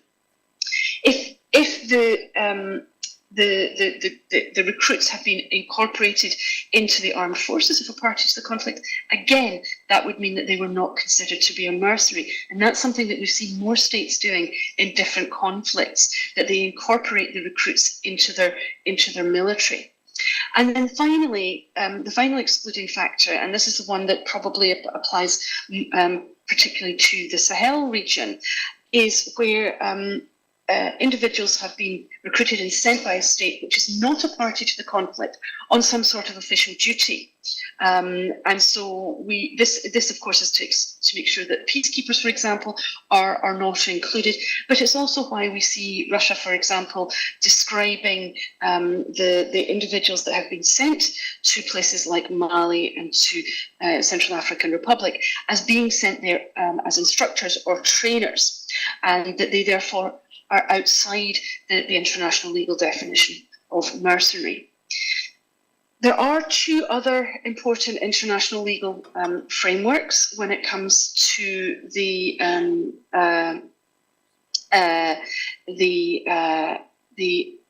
legal framework. We have the African Convention and the International Convention, both of which criminalize mercenarism and expect states to put in place mechanisms at the national level to address the recruitment, the training, the financing of mercenarism. And they don't require direct participation in hostilities. But none of these instruments really address the issue of accountability in any deep way. So while a state that is a party to these instruments would be required to put in place, say, criminal prosecution of mercenaries or those who are involved in the recruitment and training and use of them, it doesn't necessarily mean that victims get any sort of access to justice or accountability. I'm going to, we can look at how states have addressed mercenarism at the national level. It's very piecemeal. It's not ideal from an accountability perspective, and really there's a huge gap there. So just two final slides on accountability and access to justice for victims. What we've seen, despite the Wagner Group and the UN Working Group has been working on Wagner since 2018, we have seen only one successful prosecution of Wagner operative, and that was in June of this year, where an individual from Kyrgyzstan was prosecuted under the Kyrgyzstan Criminal Code, which prohibits and criminalizes mercenarism. But we've also seen an attempt by the family of a victim allegedly tortured and murdered in Syria by Wagner operatives. The family was unable to get any sort of access to justice in the Russian investigative committee process, and there were major obstacles put in in the way of these individuals, even though the Russian criminal code prohibits mercenarism. And Russia has told the working group on mercenaries that the outsourcing of these kinds of activities is prohibited under Russian law. Root causes have to be addressed. This is a fundamental aspect of any kind of human rights approach to mercenarism. We have to understand why people might be motivated to join in mercenary activities.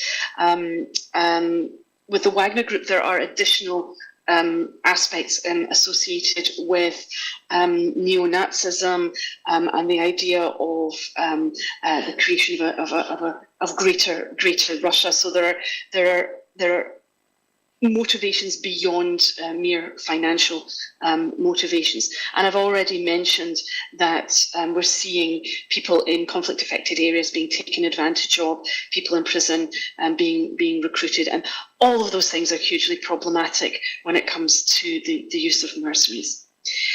In terms of accountability, it's absolutely fundamental that states address the legislative and governance gaps.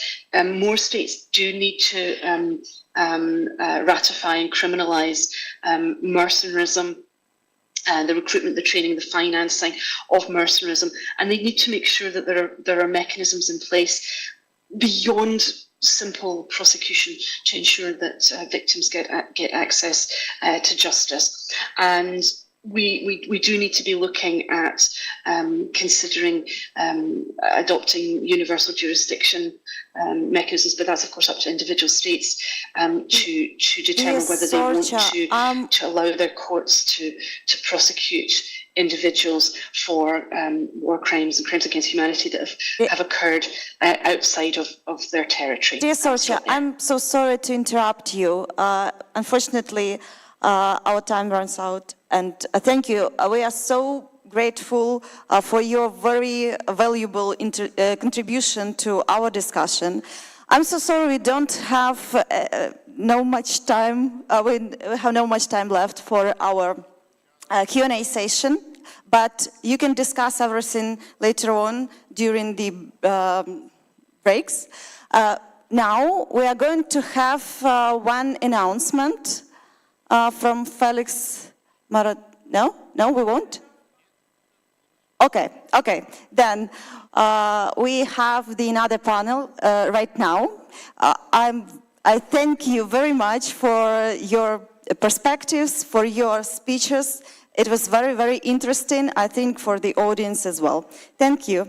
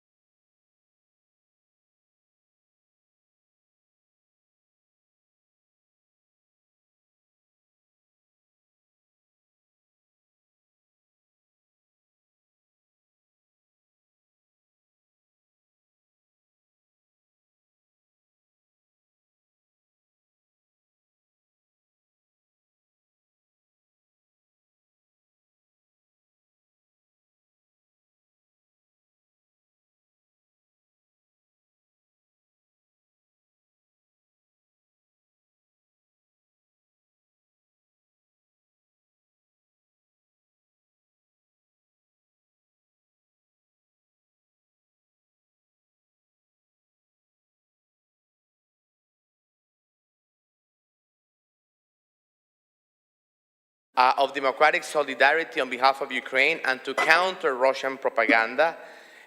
You will receive an email with the instructions, and one of the things that we want to position in terms of narrative, it's that colonialism is not only a narrative from the former Soviet or Russian perspective, but actually Russia is exercising colonialism upon Ukraine. And it's a very powerful concept that we can elaborate more. So as I said, in the email that you will receive more instructions if you want to join this initiative. If you are an academic, you could write about that. If you are a journalist, if you are a civil society member, or just any person that wants to join this network. And we will share some more specific ideas about this network. Video, wonderful. There has been struggles for freedom, massive protests, tens of thousands of people. Today we want that fight to be the fight of all. Freedom fighters from every quarter of the world are now gathering in the capital of Srimea. The World Liberty Congress is about bringing together like-minded people that are very different, but we have the heart and our commitment in one word: freedom. Tyrants are afraid of us. That's why they put us in prison or put us in exile. And we know for certain that together we are stronger.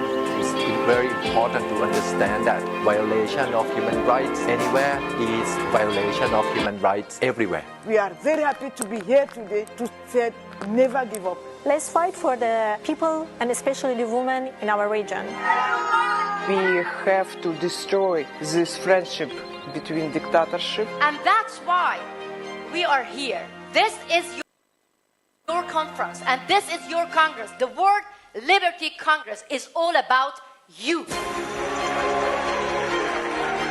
All these things will be useful in the years to come as we fight really what's a common enemy, which is the autocracies who've learned to work together, who share tools, who share information, who share tactics, and now we need to share things to fight back against them.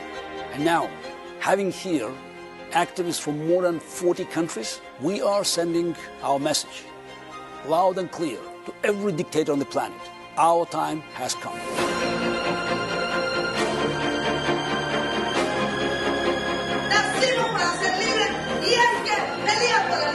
And never give up. Unity will become a very important factor that will make us win. We, the freedom fighters, are more united than dictators. We need to have the attitude of those who have the eye of the tiger for freedom. Dictators are fighting for power, but we are fighting for freedom, dignity, and democracy. We are Fighters for freedom. Freedom. Freedom. Freedom. Freedom. Freedom. Freedom.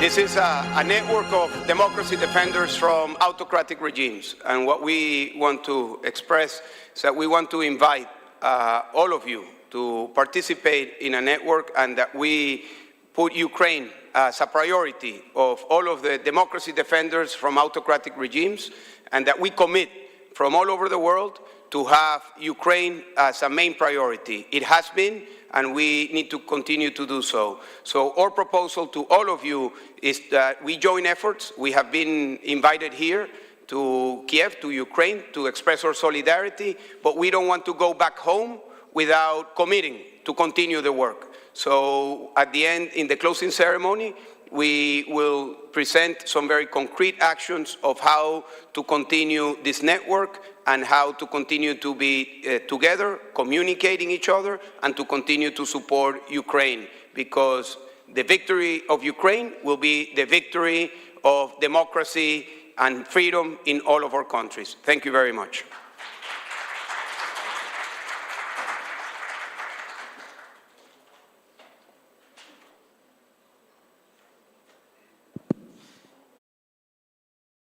To invite everybody to the room. We are starting our next panel. My name is Arsen Zhumedil. I would like to invite here Sheikh Haider Rustemov, Mr. Mohammed Fazril bin Mohd Saleh, Mr. Diallo Issa Sadio, and Mr. Mohammed Zaidi. Please join the panel, and we are starting our next panel in a minute.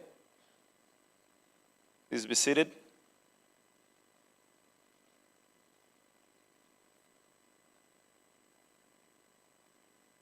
All right.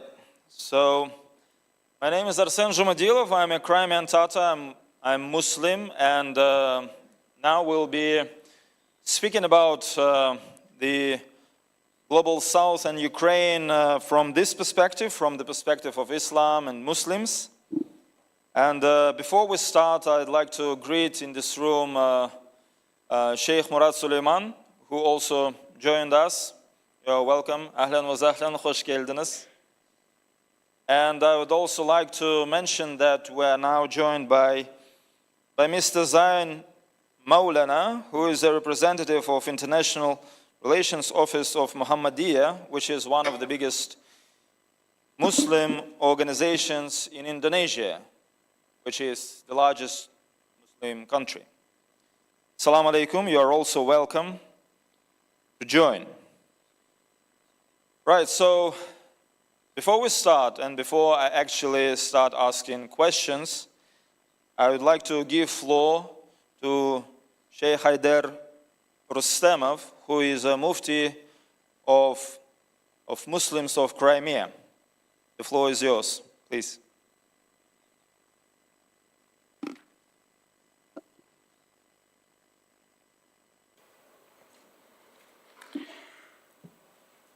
Шановні гості, шановний Dear participants of the conference, dear organizers of this conference, which I believe is a very distinguished event, and I am also honored by your invitation. This is my privilege to be here in this esteemed panel as well, and we're happy to welcome you. And in line with our tradition, let me wish peace to all of you.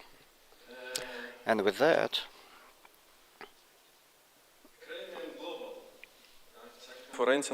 this conference, Crimean Global, Understanding Ukraine through the South, це насправді дуже важливий наголос, тобто наголос саме на Крим.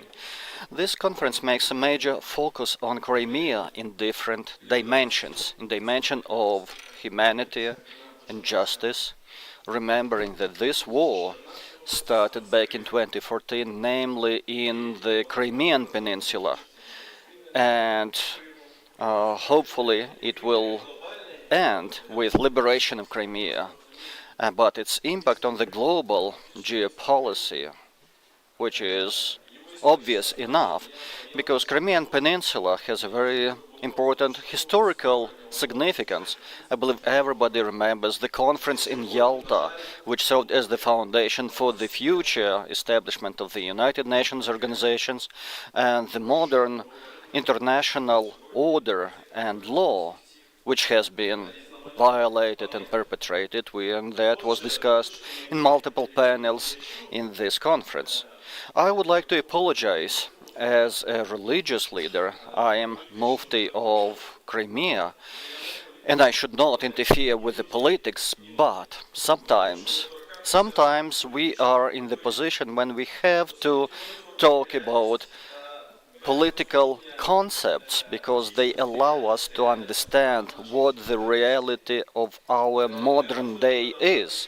And without understanding what is happening, we cannot produce our fatwas, we cannot provide for interpretation of the letter of the Muslim law, how to live in the spirit of the Muslim law, how to live in the due manner of faith.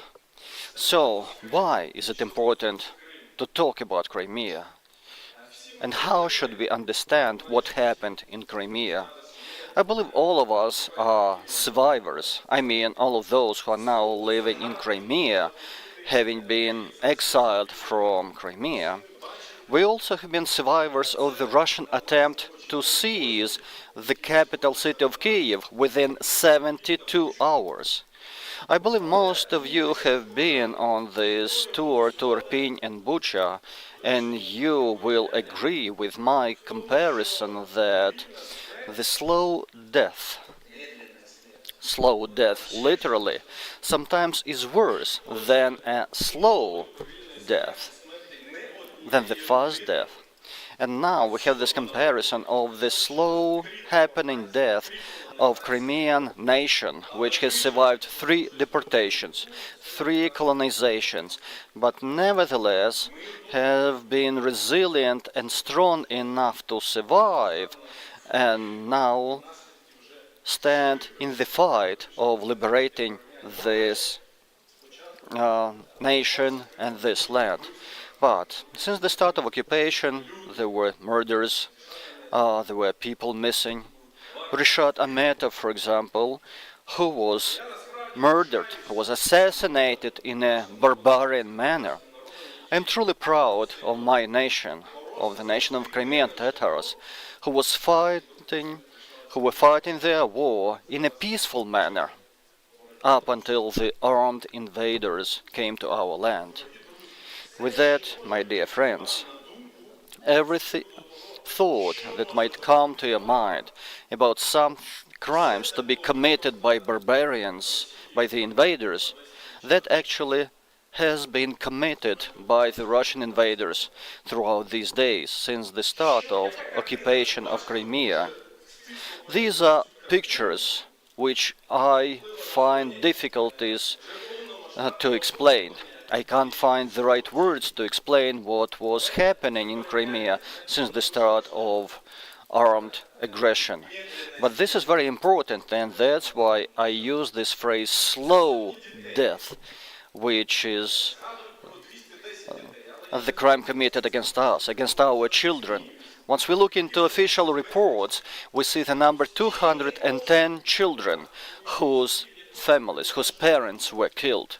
But I'm sure the numbers are greater than that, because there are other people who live in permanent fear of persecution, permanent fear that in 4 o'clock in the morning the doors of their house will be breached by armed people.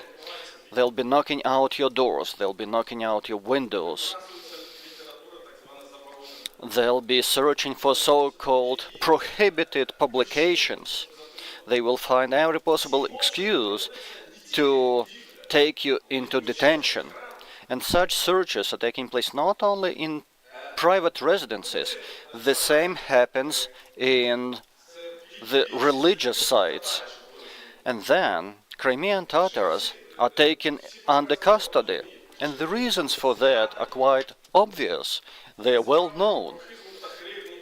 And these are the cases about the Hizb ut-Tahrir. I believe you heard about that. And it's not only the matter of keeping people under custody, but also feeding pork to the Muslims, which is unallowable under our religion, and other facts which make life of the Muslims in Crimea a permanent and reign of control under the Russian invaders. Having cameras installed, making records of discussions between the religious people, forcible collection of DNA samples and fingerprints.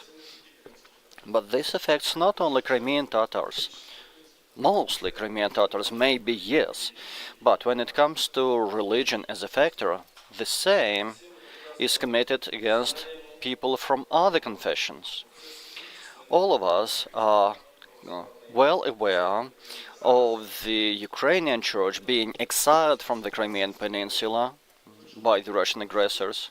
Now the situation is changing, and the Reverend Clement is a military chaplain, and he's one of us sitting here. Further on, demolition of Ukrainian churches in Crimea, particularly in Yevpatoria. The occupational forces of Russia have also committed persecution of the witnesses of Jehovah in the Crimean Peninsula. They've been called an extremist organization. And such dynamics are persisting. They are evolving. And ever since the start of full-scale aggression, Again, I will not operate with the numbers. I'm not an expert in statistics, and different human rights organizations and human rights watchers are providing different numbers, but these numbers are changing, they are increasing. So what else should be emphasized? This is important to look at the changes which took place after the start of school-scale aggression. This pressure is growing stronger. And this relates first and foremost to Crimean Tatars being affected. We heard these events when the Putin has announced the so-called partial mobilizations, when hundreds of Crimean Tatars were forcibly mobilized. In some villages, these numbers of people mobilized amounts to hundreds of people. Almost 5,000 Crimean Tatars were exiled from Crimean Peninsula. But a lot of them has returned later on because this occupation has been taking place for 9 years. There were challenges with the documents, so many of them have returned into the same conditions. So all that I've mentioned now, it was, and it continues as we speak. Now we have this crazy war with the shelling and bombardments that started on the 24th of February and was seen by the whole world. Now, talking about the role of Muslims in this full-scale Russia-Ukraine war, we should point that this role is very active. And we have Sheikh Murad and Sheikh Siran, Sheikh Imat, and many others. Maybe I haven't called upon all of them, the representatives of different diaspora of the Muslim countries that are taking an active position, which is very specific, that every Muslim that is the citizen of Ukraine or who lives here permanently has to protect, defend this country, this native country, his dignity. Now that is his responsibility in accordance to the religion of the Almighty Allah. And if he will die, then he will become a shahid. That was our common position. And there was even an application, a request to Muslims, the citizens of Russia who are fighting in the armed forces of Russia, and we've made a kind of a request to them, to their relatives, asking them to leave their units and return back homes, because if they will come here, they will be forced to kill their brethren, and their status is not equal to ours. And I hope that this call was heard, and it was evident for me that this war will about to start. Then there was another appeal to the imams and to muftis, and many Muslims have joined the territorial defense forces, and I can tell about this personally. I did not join, but I was here in Kiev, so they took weapons into their hands. Talking about the Muslim militants, there are Muslim units in Crimea, the battalion Crimea, battalion named after Sheikh Mansour, and many others. All of those names were transformed, and now they're called in a different way because the armed forces is the armed forces, and all of these units being subordinated along the chain of command. Maybe I have not mentioned everyone, because we have the brigade called Karadak, commanded by the Crimean Tatar commander, And now, whenever we're talking about the Muslim, we're fighting for the protection of Ukraine, and Crimean Tatars are among the defenders. And the Muslim communities, in the very peak days in the month, I mean, I'm talking about the first 3 months of the war until Russians have withdrawn from Kiev, we continued to provide humanitarian assistance to those people in need, and everyone here can support this words.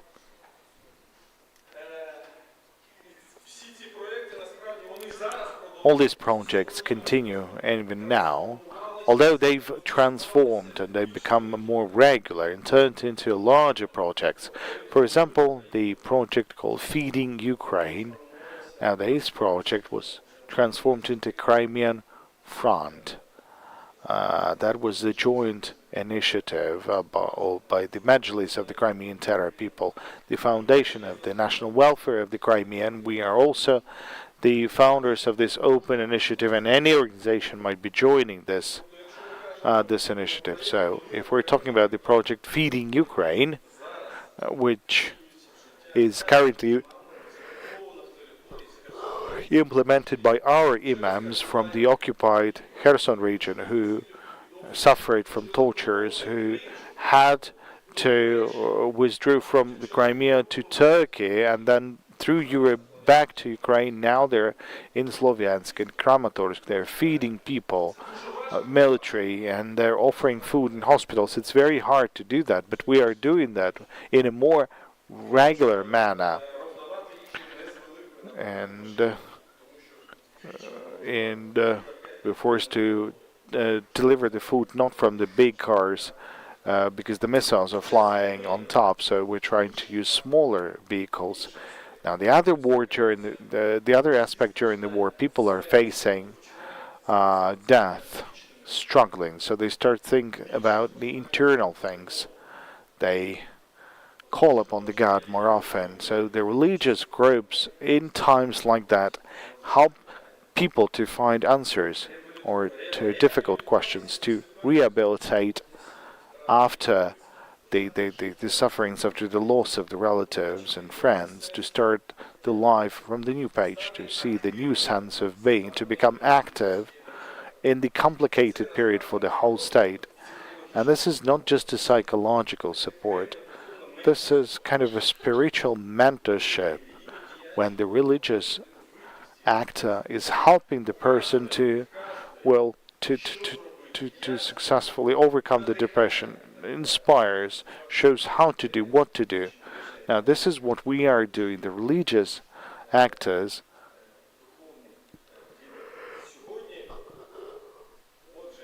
And the spiritual leaders today, talking about the transformation. Today, the armed forces of Ukraine have at least 5 chaplains, imams, as part of the armed forces of Ukraine. I mean, there are Muslims. Surely there is much more, but there are certain issues with their registration. And those chaplains, Muslim chaplains, are working together with the chaplains of other religious confessions. They're helping and coordinating one another because this war has united all of us. Either ethnic Ukrainians or the ethnic Crimean Tatars or Chechens, Azerbaijani, people from Caucasus. I'm not able to, list all the nations. This war has combined us into a single political modern nation. So we are fighting here on our native land. We are defending our freedom and demonstrating the world the unprecedented examples of solidarity and mutual understanding between the representatives of different religious confessions in Ukraine. There's a cohesion, utter harmony. Maybe you've seen on the internet how the people like Christians and Muslims, how they're fighting together, shoulder to shoulder. But that was happening until the situation in Palestine started. And we all understand who's behind that situation. That's surely Russia and Iran. And our informational department After running just some, basic analytics, we've written an article, and it's absolutely open. It's available. It's posted on our website, and currently mentioning the most recent events that are taking place in this land. Russia, Iran. I'm sure about this. I'm not a military expert, but everything is pointing to that. The weapons that they were sending, as if it was the Ukrainian weapon, as if the Ukraine was supplying weapons to those terrorists. So everything that was made with the hands of Hamas, thanks to the special services of Russia to Iran.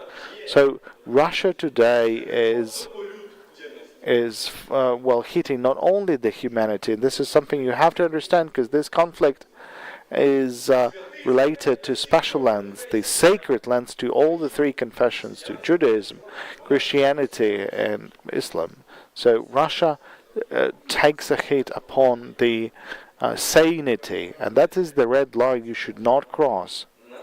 Otherwise, it might result in consequences resulting in crossing the red lines towards the use of the nuclear weapons. So that is the historic backbone that the humanity can cross without seeing that. And I guess this is happening now.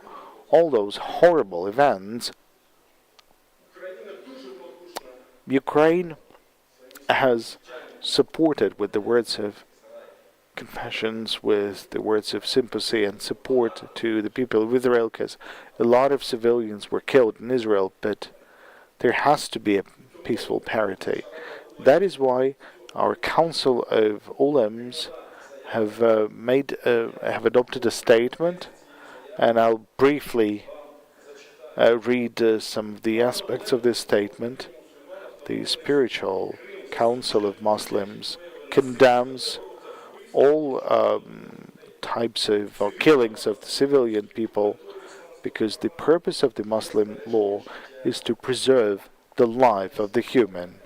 Even the Almighty Allah in the Quran says that we have ordered the sons, and there's a reference to the sons of Israel.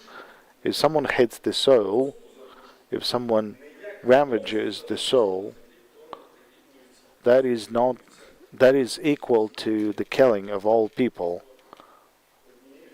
So the killing of one person is equal to the killing of the whole humanity. And just the same, if you save the life of a single human, that means the saving the life of whole humanity. Second, in order to prevent the spread of the language of hatred, xenophobia, and based on religious, cultural, and other characters, and in order to avoid within the Ukrainian society and in the whole world any interreligious and social conflicts, we are calling upon all the political activists, political actors and citizens to prevent the spread of fakes and disinformation, to justify an unbiased assessment of the situation which is taking place on the sacred lands of Israel and Palestine over the past 75 years. And we are calling upon all the international communities, and other organizations to protect the human rights of the people in Palestine. We're calling upon the Muslims of the world and to pray for peace on the sacred land of Palestine. Unfortunately, this statement and similar statements of Muslims in the whole world, we're always facing the consequences. Every clause of this statement, it's not about the policy. So I don't want to have any political kind of understandings here. It's all about humanity, in fact. It's all about spirituality. It's all about the truth and justice. And we can see the consequences of all this, of everything that is happening in the Ukrainian society. And this was something that Russia was intended to do. We have to say that they failed to reach their objective. Dear friends, I understand that we, the Ukrainians, can be understood. Well, unfortunately, only those people who also had like war crimes. But we are people, and we as people, we have to listen to one another. We have to understand one another. That without stopping the aggression, without exhausting the source of the aggression, this war in Ukraine will not end, that there will be no patience, no peace and calmness in the world. And Russia is currently the source of aggression, and now Russia is attempting to prove retrospectively that it's not fighting against Ukraine, but that is why Russia will do everything possible in order to create new outbreaks of the armed conflicts around the world. That is why I hope that what you've seen in Kiev, that was liberated from Russians, in Irpin, in Bucha, what you've heard during this conference, that is the fighting of the Ukrainian nation, with the Crimean Tatars as the inevitable part of that notion. So hopefully that would be the beams of light, the truth, the beams of the victory of good against evil. They will shine and will lighten your path of struggle, as I'm sure that every visitor we have is the fighter for the truth and humanity. I thank you for listening to this long statement. And I thank you, Sheikh Haidar. We understand that what Russia is doing here today in Ukraine with relation to the Muslims, it's not the first experience of this country in the international wars and conflicts. The other war that where Russia has just recently demonstrated who they actually are as the aggressor state, is the war in Syria. And I'm very happy that we have the head of the Syrian diaspora in Ukraine, Mr. Mohammed Zaidir. So the question is to you. This war in Syria, the way it happened and the stage it is now, any lessons learned we can have, we as the Muslims of Ukraine and Muslims of the world, how do we deal with the situation when Russia is not complying with any norms, or nor the international norms, nor the general understanding of humanity and justice? Thank you.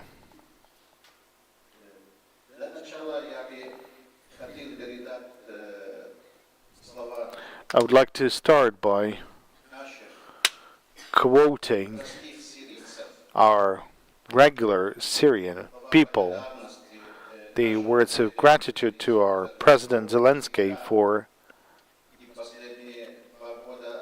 the fact that he was always kind of recalling the Syrian struggle and the aggression of Russia.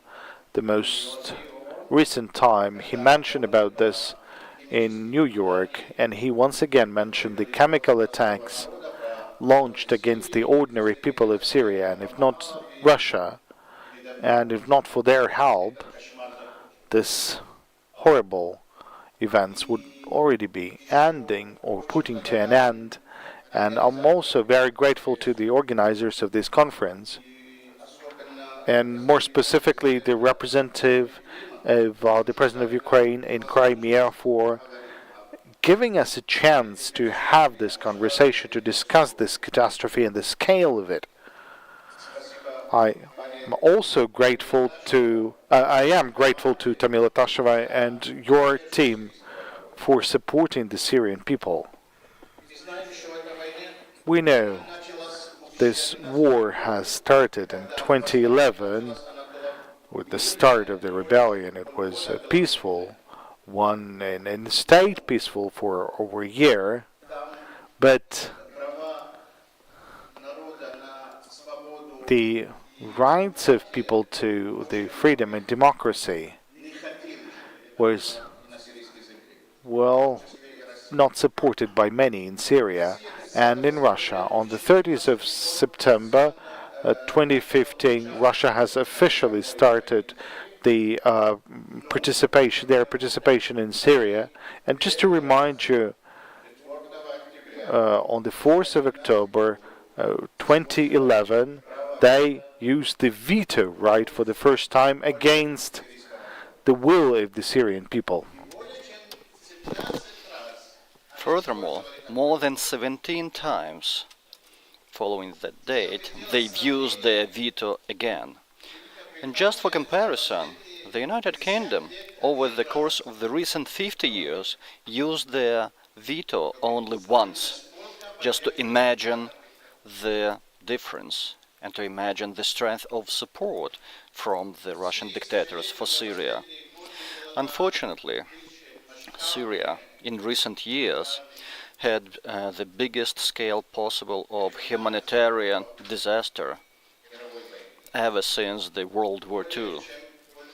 More than 1 million people killed, and 7, maybe even 8 million people are now refugees scattered around the world. But I would like to focus your attention on the participation, on the role the Russia plays, even if not directly involved. But even directly, their direct involvement resulted in the death of more than 11,000 Syrians, including more than 2,000 children and 1,500 women as part of that number.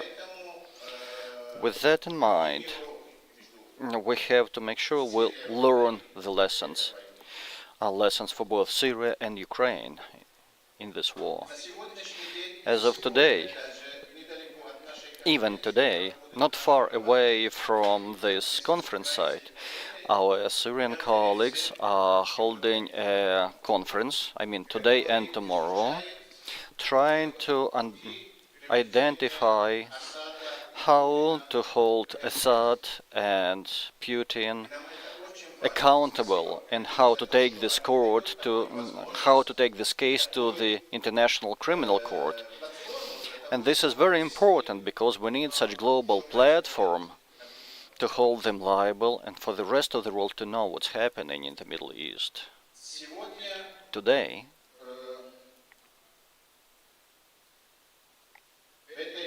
in this war,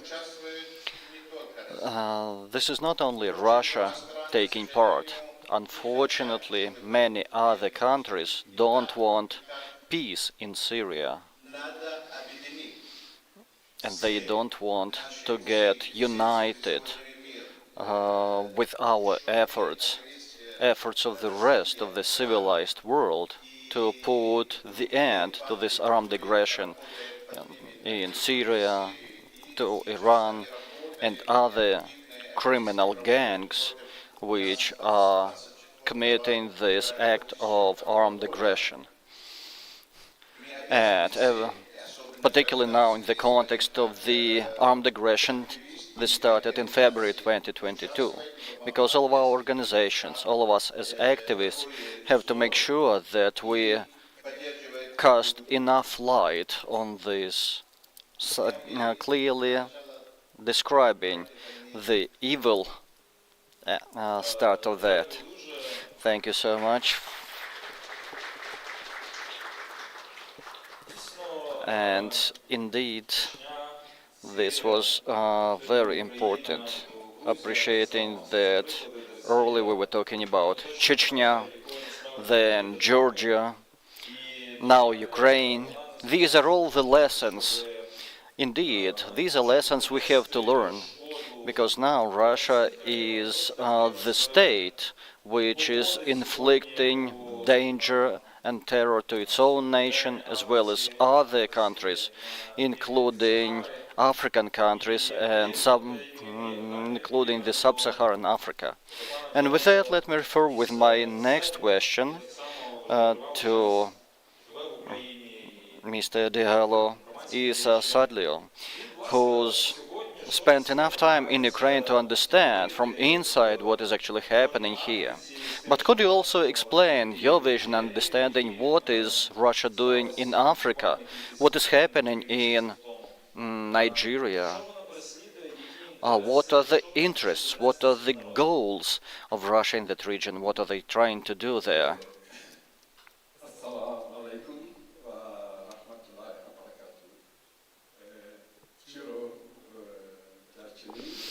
I am cordially thankful to you for your question. My Ukrainian is not very good, so I'll do my best to express my opinion, and I also ask you not to criticize my language skills, but let me first of all thank the Almighty for granting us with this opportunity to meet, to talk and discuss such important matters which present concerns to all of us. On the second note, I would like to thank the organizers of this event who made sure that throughout these 3 days of work we can receive such a big volume of important information, but most importantly to build relationship with each other. And this indeed is an event which is very rich in content, clearly showing how Ukraine and Ukrainian people want to have peace. And in doing so, they are trying to meet understanding and collaboration with other nations of the world. Also, I would like to explain how Islam, how Muslims are living in Ukraine. The fact is that I arrived to Ukraine first during the Soviet times. It was part of the Soviet Union back then. It was September 1986. Back then, it was still Soviet Union and the communism, and at that time there were no opportunities for open discussion, for open manifestation of your religion. There was no freedom of faith, religion, and expression in this country.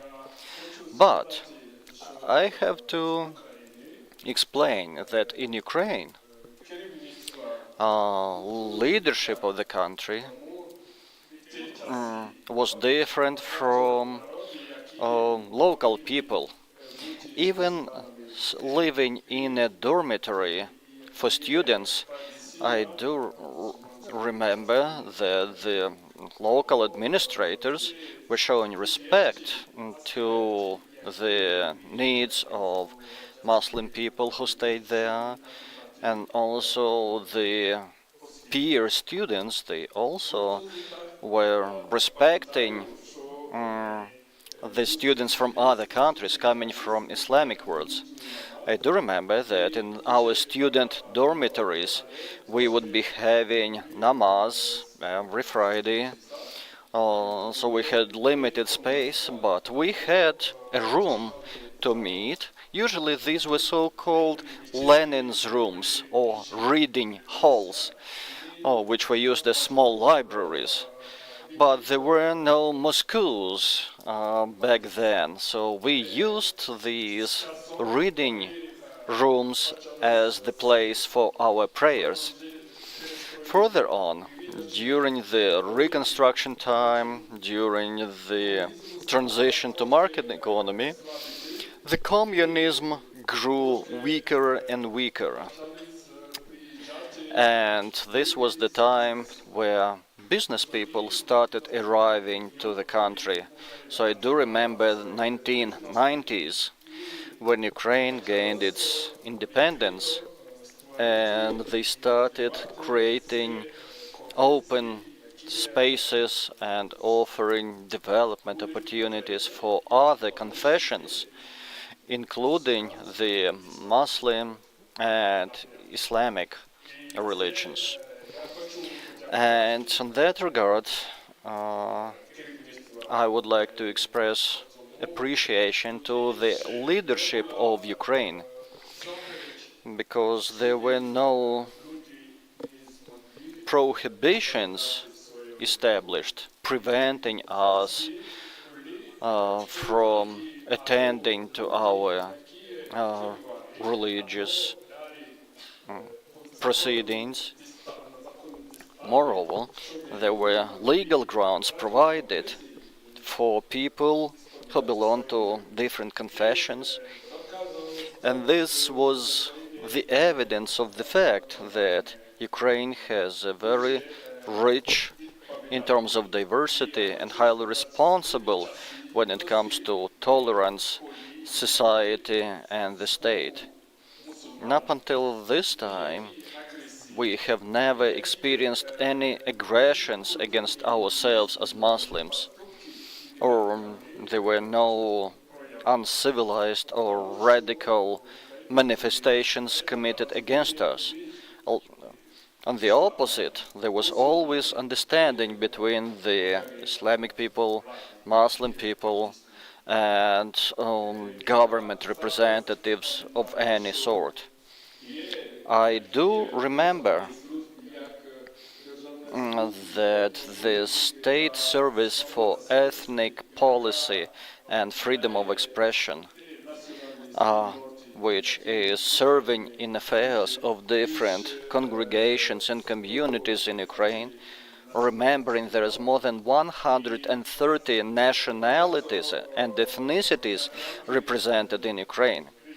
And there are many movements and religious organizations, including Islamic ones, and I have the honor of being a member to the Public Council of such state service for ethnic policy and freedom of expression, where people are absolutely free to discuss the laws, to discuss any other affairs which they believe are important from the religious point of view, as well as other affairs which are associated with the life of different ethnic groups. And this is highly positively contributes to our friendship and mutual understanding. So I'm really happy that living here in Ukraine ever since 1986, I also can admit that I am the member of the expert board under the Ombudsman's office, who's the representative in human rights to the Parliament of Ukraine, Verkhovna Rada. And there we also have this opportunity to discuss any affairs which are associated with affairs of ethnic groups or minorities living in Ukraine. Traditionally, Ukraine is not a Muslim country except for the Crimean Peninsula. But now, in almost every city of Ukraine, you can see either a mosque or a house of prayers or community centers, which is open for education and prayers. And you can also have the community events, which can be easily provided to Islamic people, starting with the ceremony of circumcision or marriage or funerals in line with the laws of Islam. And we have entire freedom of attending to our religious ceremonies here in Ukraine. Our colleagues from Russian Federation say that we have to fight against Nazism and other vicious manifestations. But in fact, here we have the entire freedom of expression. And I have to admit that these Russian talks are unlawful, they are false. And living here, I do remember when the invasion of the Russian Federation country started. Here, we as African people and as Muslims, just like other citizens of Ukraine who decided to stay in Ukraine, so all of us were united into the local territorial defense forces trying to offer assistance. And myself and other Africans like myself, we also provided different types of support via voluntary organizations. For example, the voluntary battalions, serving in voluntary battalions, it's been a year and 2 months that we are working quite persistently to restore the homes, the houses which were destroyed by the shelling and bombardment or in different towns, including Bucha, Irpin, and similar towns in other regions of Ukraine. And we are also providing support in reconstruction, or at least cleaning of such spaces, and also working together with International Charitable Foundation, Єдине серце, United in Heart. We are helping people in the front lines, providing medicines, providing clothes, medical equipment, and other supplies, which are highly demanded by different people these days.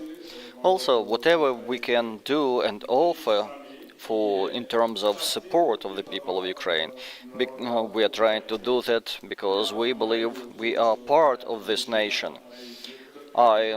My wife is Ukrainian and I have 2 daughters, and we lived all this time in Ukraine, and we will definitely continue working and helping and doing everything we can to make sure that we can live further together. If the time permits, I would like to present one very bright example. Last week we were invited to by the Patriarch of Kiev, the Reverend Filaret, who wanted to thank us, express appreciation for the care and service that we are providing here. So we were accepted in their residence, and we were honored by such audience, and I was happy to see how humane and open they were to representatives of different religions, emphasizing that all of us standing in the face of God, attending to our religion, and we are all united by this kindness and humanity. And What makes us human is appreciating other humans' lives, which makes us the defenders of good in the eyes of the Almighty.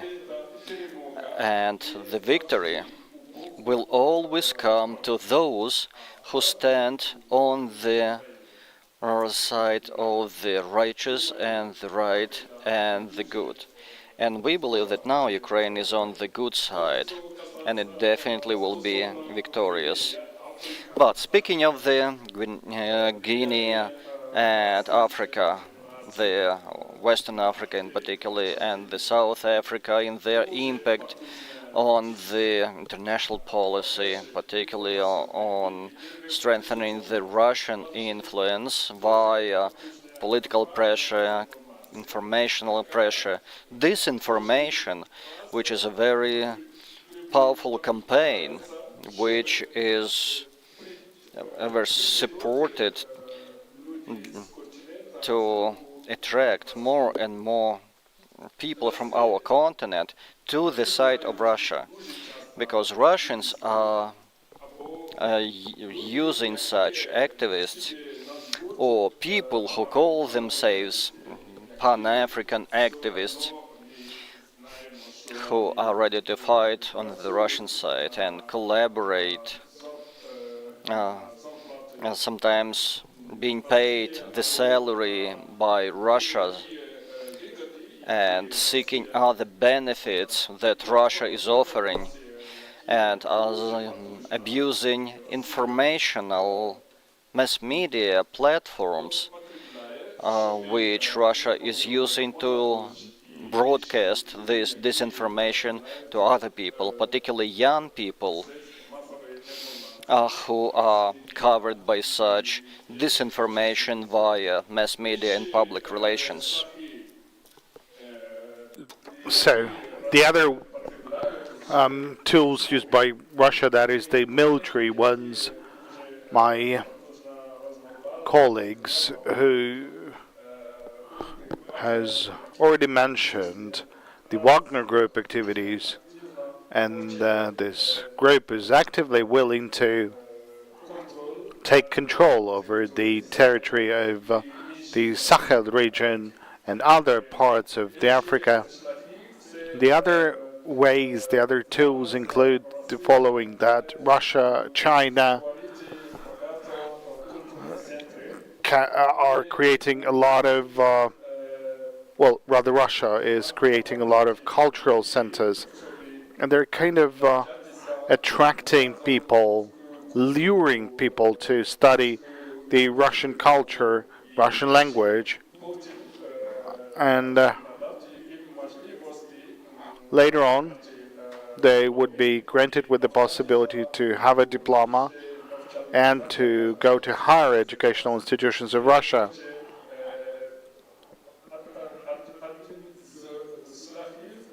This is one of the sources of pressure.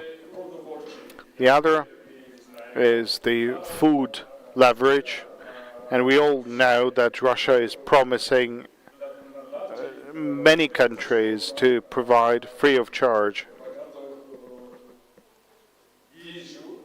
a lot of food or fertilizers. And many African countries, they require the fertilizers that they've originally importing them from Ukraine, but now the ports are unable to kind of ensure the supply of those fertilizers. So Russia now has the chance to promise the supply of the fertilizers. Then there's other political aspects. Many African presidents and dictators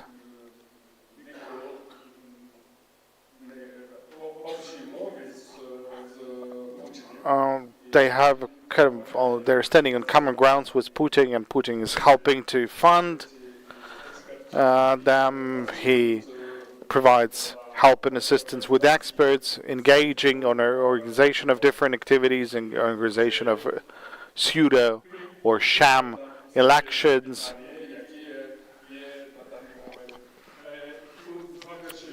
In conclusion, I would like to express my concern over this situation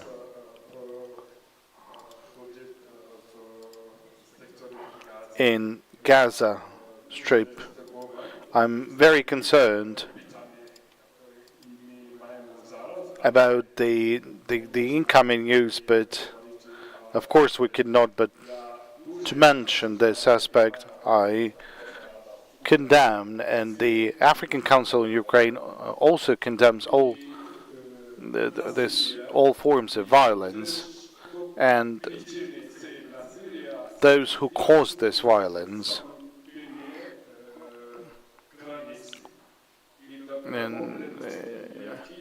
And we condemn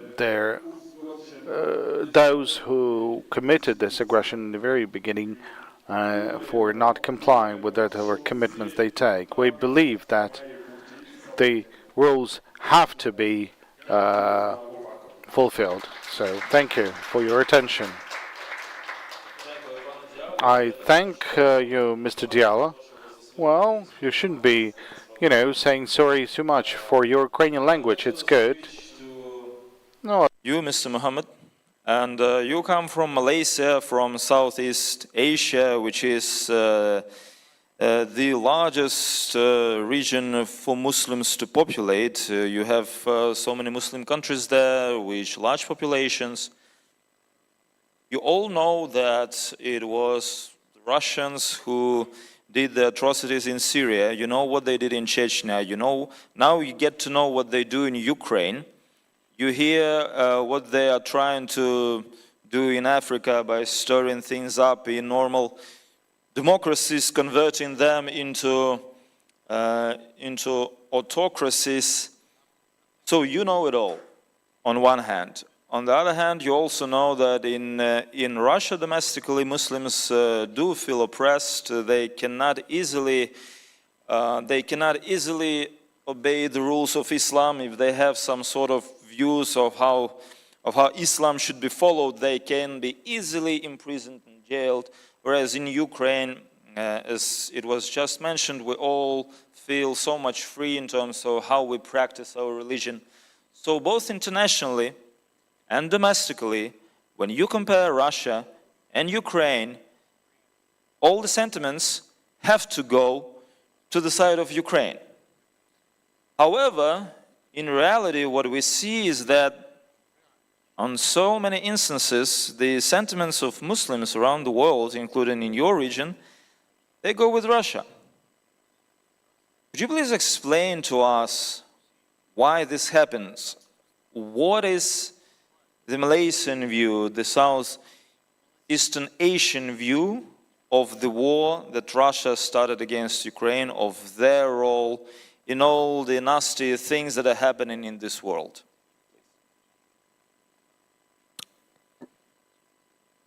First of all, thank you very much, my brother, Mr. Arsen, Sheikh Aidar, Sheikh Zaidi, Sheikh Isa, and my fellow colleagues.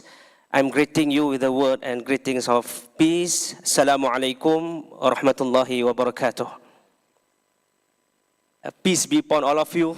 Salam sejahtera, selamat kepada semua. Before I answer the questions, I have the presentation. I have prepared the presentation. So before that, let us look to some of the very principle of Islam that has becoming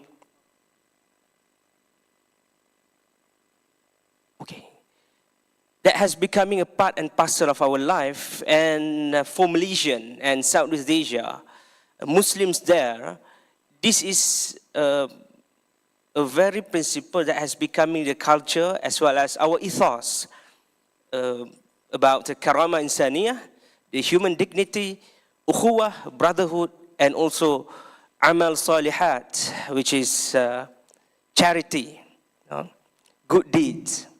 So in Islam, we believe in the principle of human dignity, which is universal. And dignity is inalienable rights of all mankind. Peace is ultimately important to ensure that the dignity can be upheld. That is because if during wartime violence occurs, fightings happen, there will be no dignity. Even whatever you said about applying and abide by the law of war, etc., but human dignity will be not upheld during the wartime. Number two, the principle of brotherhood.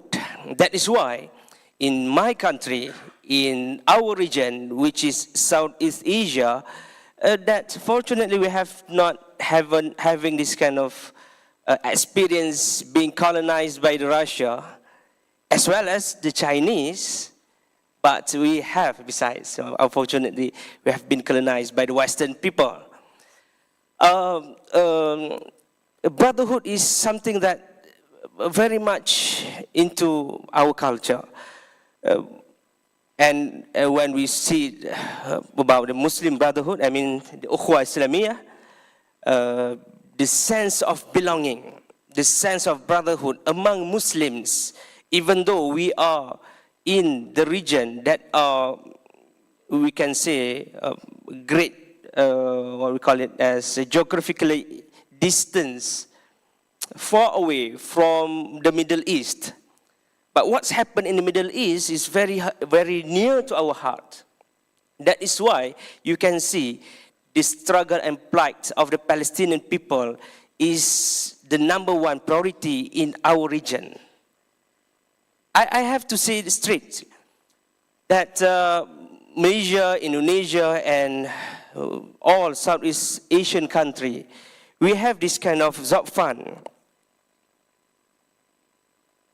what we call it as a zone of peace, freedom, and neutrality. This is the very principle of regionalism in Southeast Asia, the ASEAN Zopfan. So maybe because of we are small countries, as some of the Indonesia, once Indonesia has propagate the policy of Ganyang Malaysia, which is destroy Malaysia during the confrontation in 1963. But Alhamdulillah, thanks God today, I'm married to a daughter of an Indonesian citizen. No, that's a long story, long time ago. But even though we have this Zopfan principle policy in our region, but when it comes to the Palestinian issues, we take a side. I mean, we take side. And we support staunch, we are becoming the staunch supporters of the Palestinian people. Don't get me wrong, because what's happened in Palestine is one of the most tragic crises in the Muslim and also the humanity throughout these centuries. It has happened more than 7 decades, and the conflict has not been resolved until today. So that's, that is why Muslims in our part of country, I mean in our region, are very near to this, whether it is Palestine, Afghanistan, and previously we are, I mean, when we have this kind of policy, Zopfan, but when we are using this neutrality card, we managed to lobby and also to advocate the issue of Bosnia during Bosnian War in 1990s, and also the Kosovo War, and during the Syrian War. And the humanitarian side is very important, and we have teams from NGOs to send humanitarian helps to more than 10 countries, Muslim countries especially, and other countries all around the globe. So, okay, we go to brotherhood. Not only Muslim brotherhood, but also brotherhood in humanity, which is not only Ukhwa Islamiyah, but also Ukhwa Bashariyah. Because of the first principle that I have told you, I've conveyed to you just now, the principle of human dignity. Number 3, this is very important because of that two principles. We have that another principle, which is amal salihat, good deeds, helping others. Thanks God the Almighty that our country, my country, Malaysia, which consists of the population of 32 million people, is peaceful, relatively, in terms of there is no humanitarian conflicts, as well as we are in what we call it as outside the Pacific fire ring, you know. That means we are peace. There is no such thing as tsunami or volcano eruption or earthquake happen in our country. But it will be happen in Philippines, our neighbor, and also in Indonesia, and also in any other neighboring countries. That is why we are thinking of, thank you, our neighbors, because you are the protector, the shield of our country. Once something happened there in Indonesia, something happened in the Philippines, Malaysian will be the first who sending the humanitarian mission there because of this factor. Because, yes, our peaceful country actually happened for reasons. And this is our responsibility. That is same happens when other countries outside Malaysia, Syria, in the Palestine, in Ukraine, in Afghanistan, happen to have this kind of conflict. In the Africa, in the Sahel area, happen to have this kind of conflicts, humanitarian crises. It is our responsibility to send humanitarian mission there to help them. Because one day, God forbid, if anything happened to our country, every minute is very important, and we are hoping that every minute we pray to God, God will send the helper to us. And we know very much, even we are peaceful relatively, but we know how do they feel all around the globe, waiting for the helpers to come, waiting for the humanitarian to come to help them. And these three principles are the principles and ethos of the people in Southeast Asia, not even only in Malaysia, but also in ASEAN. You see the graph, and you can see 2023, more than 300 million people need humanitarian help worldwide, and it will more and more to come in the recent years. And we can see also the conflict in the world, in the countries that now in trapped in the humanitarian crisis, need a long duration to solve the conflict. And it's happened, and it will be happen recently. This is the map of Muslim countries and Muslim majority countries. You can see where Malaysia is. And Malaysia and Indonesia, and also the southeastern countries, Southeast Asia countries. We are living in the eastern part. Actually, during previous time, during the colonial times, the imperialists or colonialists, they tend to perceive us as the lesser India. That's why Indonesian got the name Indonesia. That means comes from the Indian, Indo, and Nesia, Nisos, the islands. So actually, we are very much happy that we gain benefit from the Indian civilization, but we are not Indian. We are Austronesia. We are actually kind of people who live in this kind of region, which are surrounded by sea.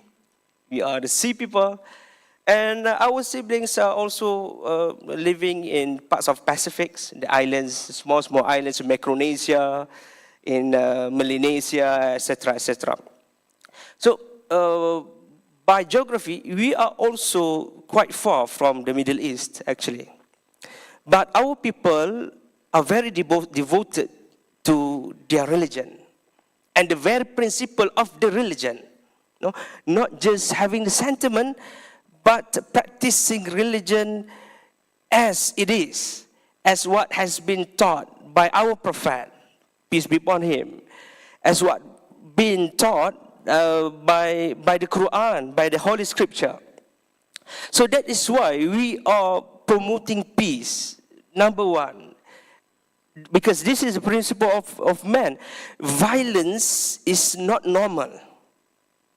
And we feel that we are happy to be living, conducting our day life and life in our countries, which is peaceful, and becoming our responsibility to promote peace all around the globe. Okay, what is happening in Russia-Ukraine conflict and our response? I would go in quickly. Actually, based on research, what's happened here has a very low in percentage of the weightage of the that attracting the people, what we call it as response. That's number one. Number two, there is no Islamic questions that people know about the conflict, which is, we do have it. Crimean people, Crimean Tatar is our brother, and they need help. Number three, the feeling of anti-Western, anti-West is so much in our country. Maybe because I have told you just now, we have no experience of being colonized by Russian or Chinese. Rather, we have been colonized by the Western people, the Dutch, the British, the American, the Spaniard, etc., Portuguese, etc., etc. This kind of, you see, it is also really suspected that there is a line of thinking in Malaysia and Indonesia and also in Southeast Asia country, as well as the Muslim world, that coming out of criticizing Russia means supporting the West.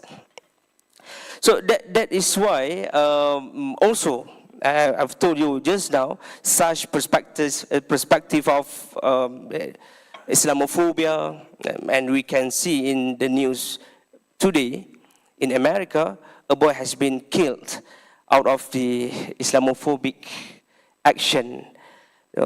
A Muslim boy has been killed in America because of this kind of perception and sentiments, Islamophobia in America and the Western world. So, what about the Crimean Tatars? They are native of the Crimean region of Ukraine, and this happened at the very beginning of the conflict, which is in 2014. And what's happened in 2014 that related to Malaysia? Our aircraft has been shot in the eastern part of Ukraine and has killed 298 people. Most of them are Dutch nationals and Malaysians, and more than 50 families were there in the aircraft. More than 80 people are children under 18 years old. And one family of two couples with 4 kids come from my hometown, And Alhamdulillah, thanks God, maybe there are wisdom behind that. In our country, we built a mosque, a masjid for remembering in the MH17, we call it MH17, the aircraft. MH17 victims, we built a mosque or a masjid to commemorate them. And it is not becoming just a mosque for worshipping or for having rituals, but also as community centers. Interestingly, the mosque has been built in a state, a province in Malaysia, which is Sarawak, located at the Bornean part of Malaysia. That is the only state in Malaysia which have a population of non-Muslims surpass Muslims there. You know?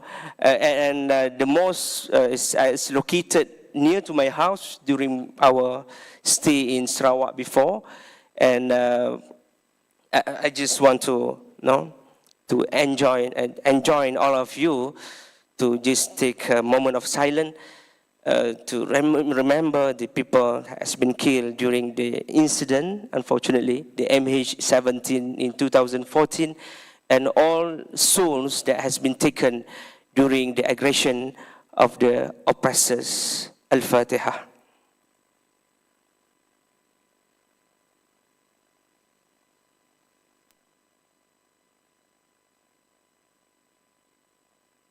Amin. And my last point, actually, this is a real situation that's happening all around the globe. It is not only in Ukraine, but what I personally saw here in this very country, Ukraine has shown us the strategy. How do we get the support from the world? How do we can use, and also maybe we can modify it from what Ukraine has done to get support, to make it a full stop in the country that has humanitarian crisis that has no end until today, especially in the Muslim world. And I hope that I have something to be conveyed after this. What are we going to do to get support from the global Muslim in the second round? Thank you. Thank you. Thank you very much. It's really helpful to see the perspective of those people who we don't really get to talk a lot to. It's really helpful. The only thing is that I'm afraid that we're running out of time. You all are brilliant speakers, and it took us more than 1 hour to go through the first round. So having said this, I'd like to open the floor for just 2 questions from guests. If there is anybody who would like to ask a question, please raise your hand, and the floor will be yours.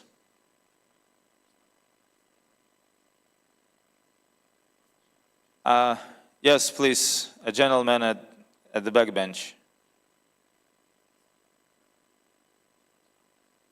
And it will be the only one, and Pan Alexei would like to ask a question as well. Okay.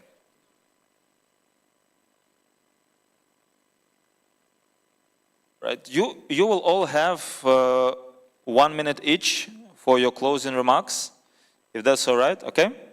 Good afternoon, Igor Berlyan, analyst Detector Media. Thanks a lot for very insightful discussion. I have a question about Islam, how we can use Islam factor in Ukrainian public and cultural diplomacy, particularly in Southeast Asia and Africa. Looks like the question goes to you, Mohammed, how we can use, how we in Ukraine can use Islam and the fact that there are Muslims here who live peacefully in terms of how we advocate for the Ukrainian cause in this war against Russia. Yeah, interestingly, just a fact. In our country, you will see a lot of people with the name Muhammad at the first, you know. You ask me, Muhammad, Muhammad. Another people are also Muhammad. Muhammad what? Muhammad this, Muhammad that. Yeah. And we have in our name bin with the name of our father. So that's number one. Number two, this is just a fact before I answer the question. I'm coming from the organization which is ABIM, Muslim Youth Movement of Malaysia. The acronym is ABIM. And interestingly, the very word Abim has something to do with the Tatar Crimean Muslim, the language, and also the Turkic related and family language, which mean my brother. And yes, we are your brother. Thank you very much for the questions. I have just three ways. How do we maneuver the Islamic factor to get support from the global Muslim world? Number one, narrative.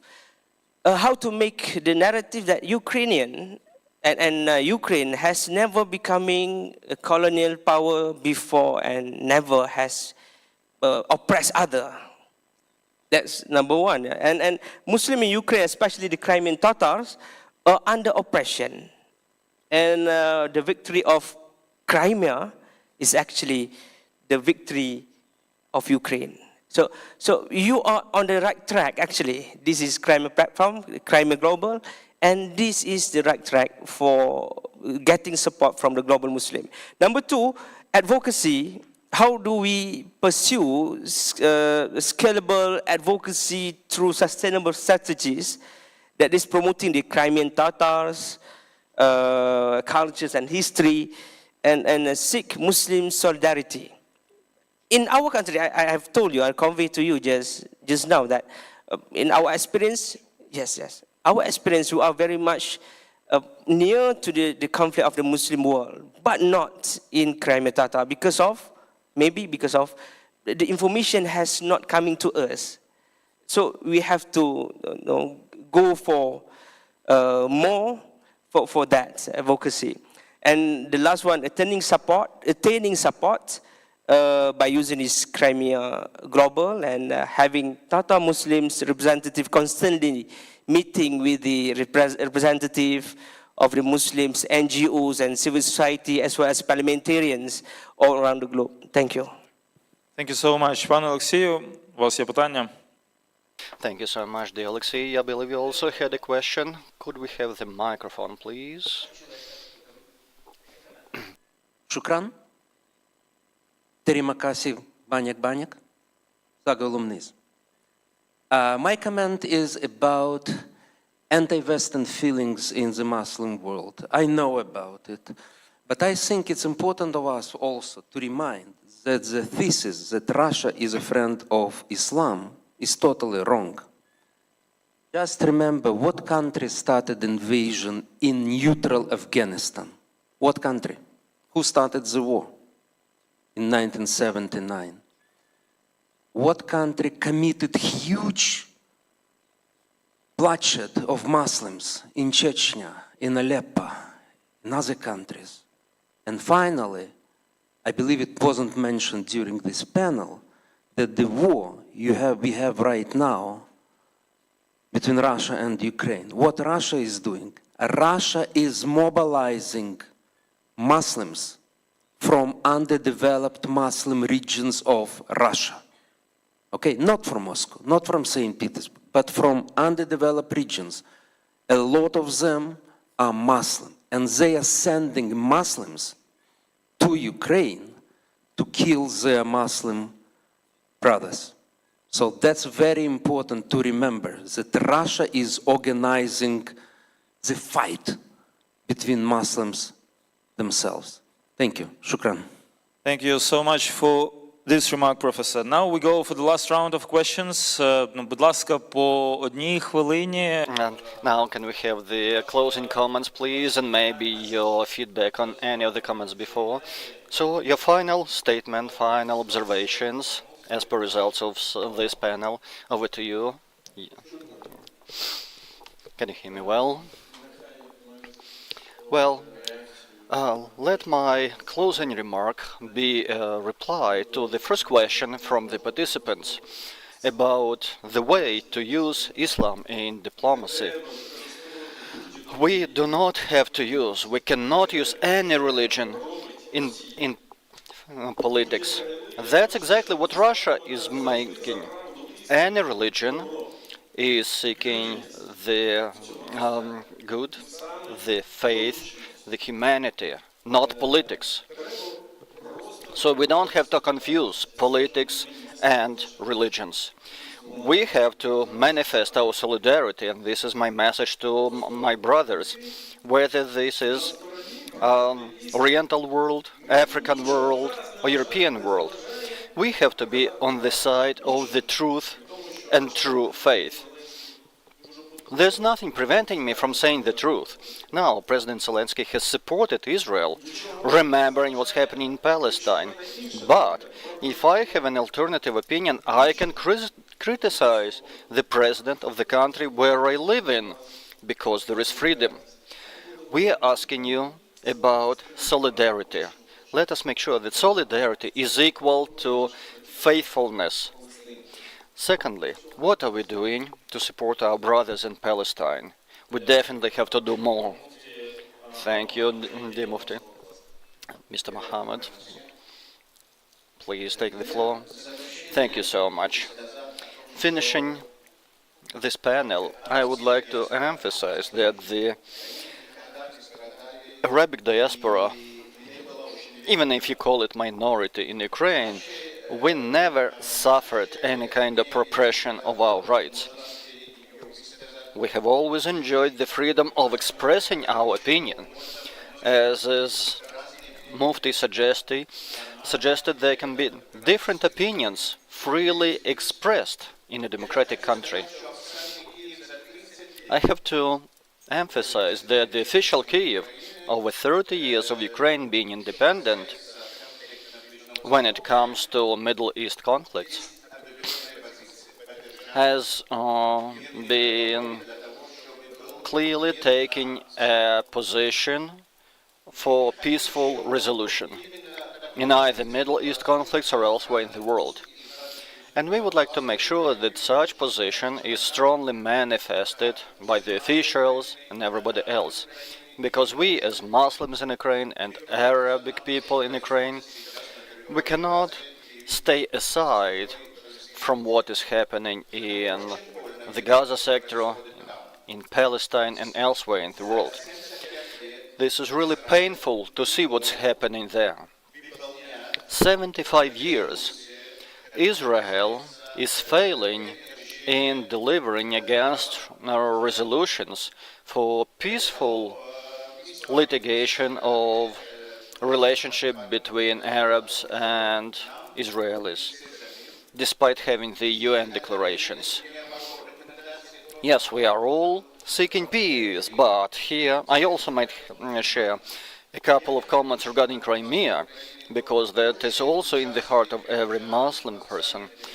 But I would like to suggest that there should be more Crimean Tatars included into every official delegation of Ukraine, visiting other countries and delivering our opinion, our vision of the fact, our perspective and solutions we'd like to suggest for the rest of the world.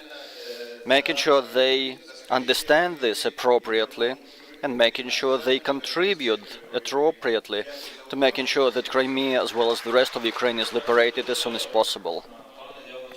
Thank you so much, Mr. Issa. Over to you, please.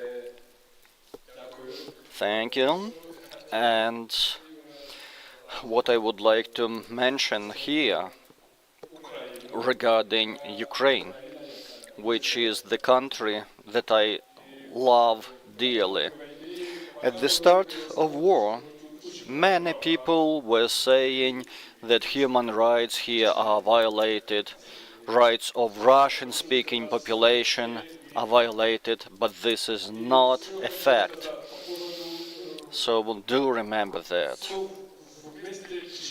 And speaking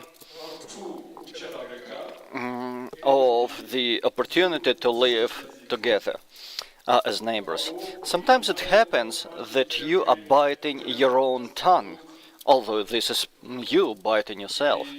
But this is where people have to learn to live next to each other, like your teeth and the tongue, because this is important that you work together, because you're part of the same being. And what I can see here when talking to imams, to Reverend Philaret, and the prayers they make They are all encouraging people in Ukraine to live together, no matter which religion they belong to. So with that, once again, let me thank you for invitation to this event, and I would like also to take advantage of this opportunity to express appreciation on behalf of the African Council in Ukraine and to award the organizers of this event with a letter of appreciation, and particularly the standing representative of the President of Ukraine in Republic of Crimea, dear Tamara Tasheva. Could you kindly accept this letter of appreciation? This is very important to us as a token of our appreciation for everything you do to make sure that Ukraine and Africa are together, because Africa stands with Ukraine. Thank you so much, and on that wonderful note, I'd like to hand over.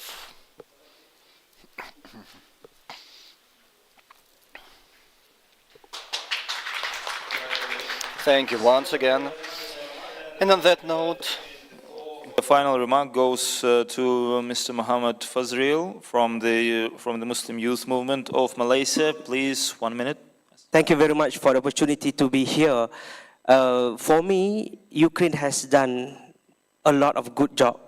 So like what I have conveyed just now, the other people in the Muslim world can learn something, the strategy, how to get out from the conflict by using the Ukrainian strategies, like what we do have, Crimean platform, etc., and Srimea Global, etc. And the last point is, I hoped that the next generation, whatever happened now and until today, will not prolong to the next generation.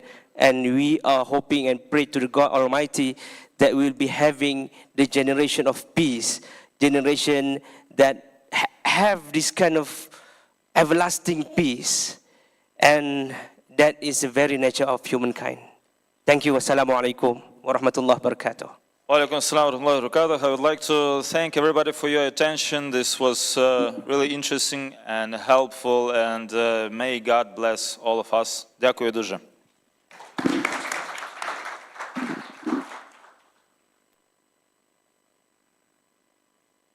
Dear friends, organizational issue.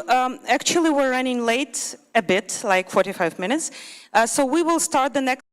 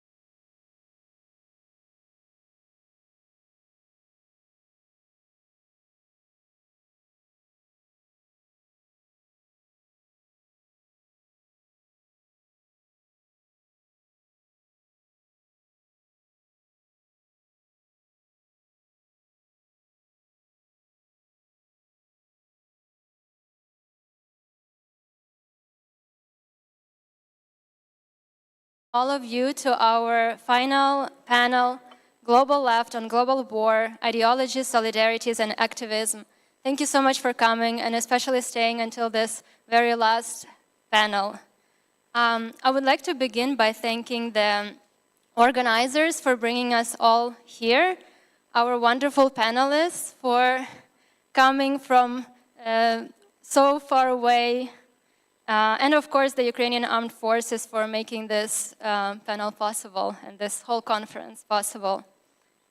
So the organizers asked me to prepare a little keynote, and I will use this opportunity to sketch some questions, problems, conundrums that I see, and hopefully will prompt a discussion.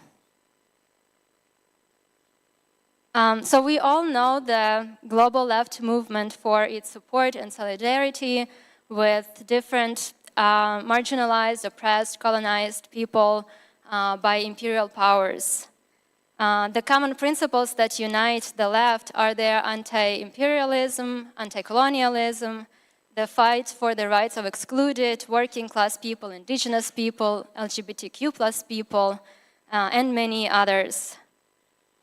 Still, many oppressed societies around the world remain deeply disappointed that the very force that is supposed to show solidarity with them doesn't do so.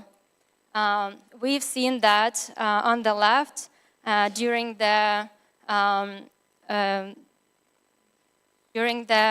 war in Syria, when Syrian dictator Assad, together with the Russian dictator Putin, were bombing the peaceful cities, and the left remained silent.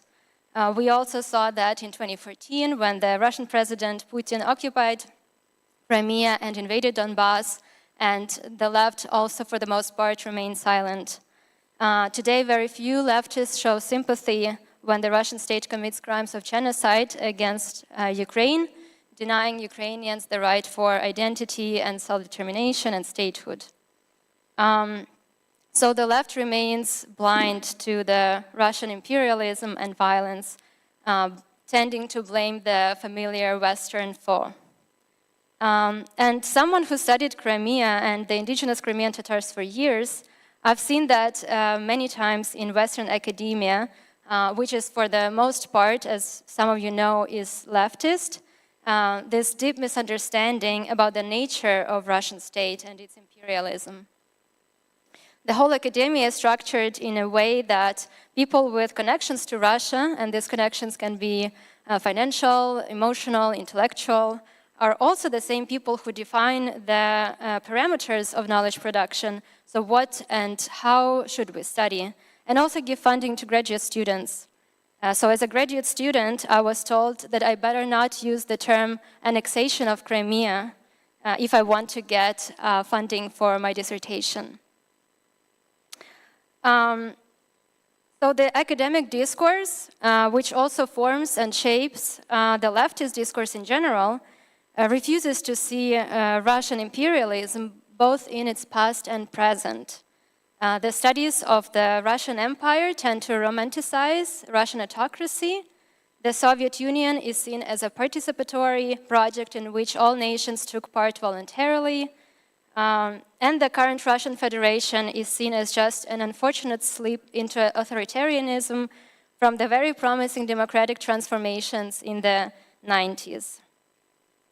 However, if we look at the history of Crimea, it becomes clear that the whole history of existence of Russia is a story of imperial conquest and colonialism. Crimean Tatars know this better than anyone. In 1783, they were colonized, their state was destroyed, and by the end of the next century, more than half of the population was forced to immigrate and was substituted by the Russian settlers. The Soviet Empire in the 20th century, again, destroyed the newly created Crimean Tatar state, colonized the peninsula, deported the entire population this time, and resettled Russians, and completely Russified the peninsula. And the same thing happened in 2014. The Russian Empire violently occupied Crimea, imposed everything Russian laws, Russian culture, resettled Russians again, and today commits daily acts of oppression against the remaining Crimean Tatars. So we witness in Crimea the same policies of the Russian state throughout the history of the Russian rule there. And when we hear politicians, journalists, or academics saying that, well, Crimea has always been Russian, or many Crimeans supported the referendum, this is because they disregard the history of Russian settler colonialism and do not see Russia as an empire.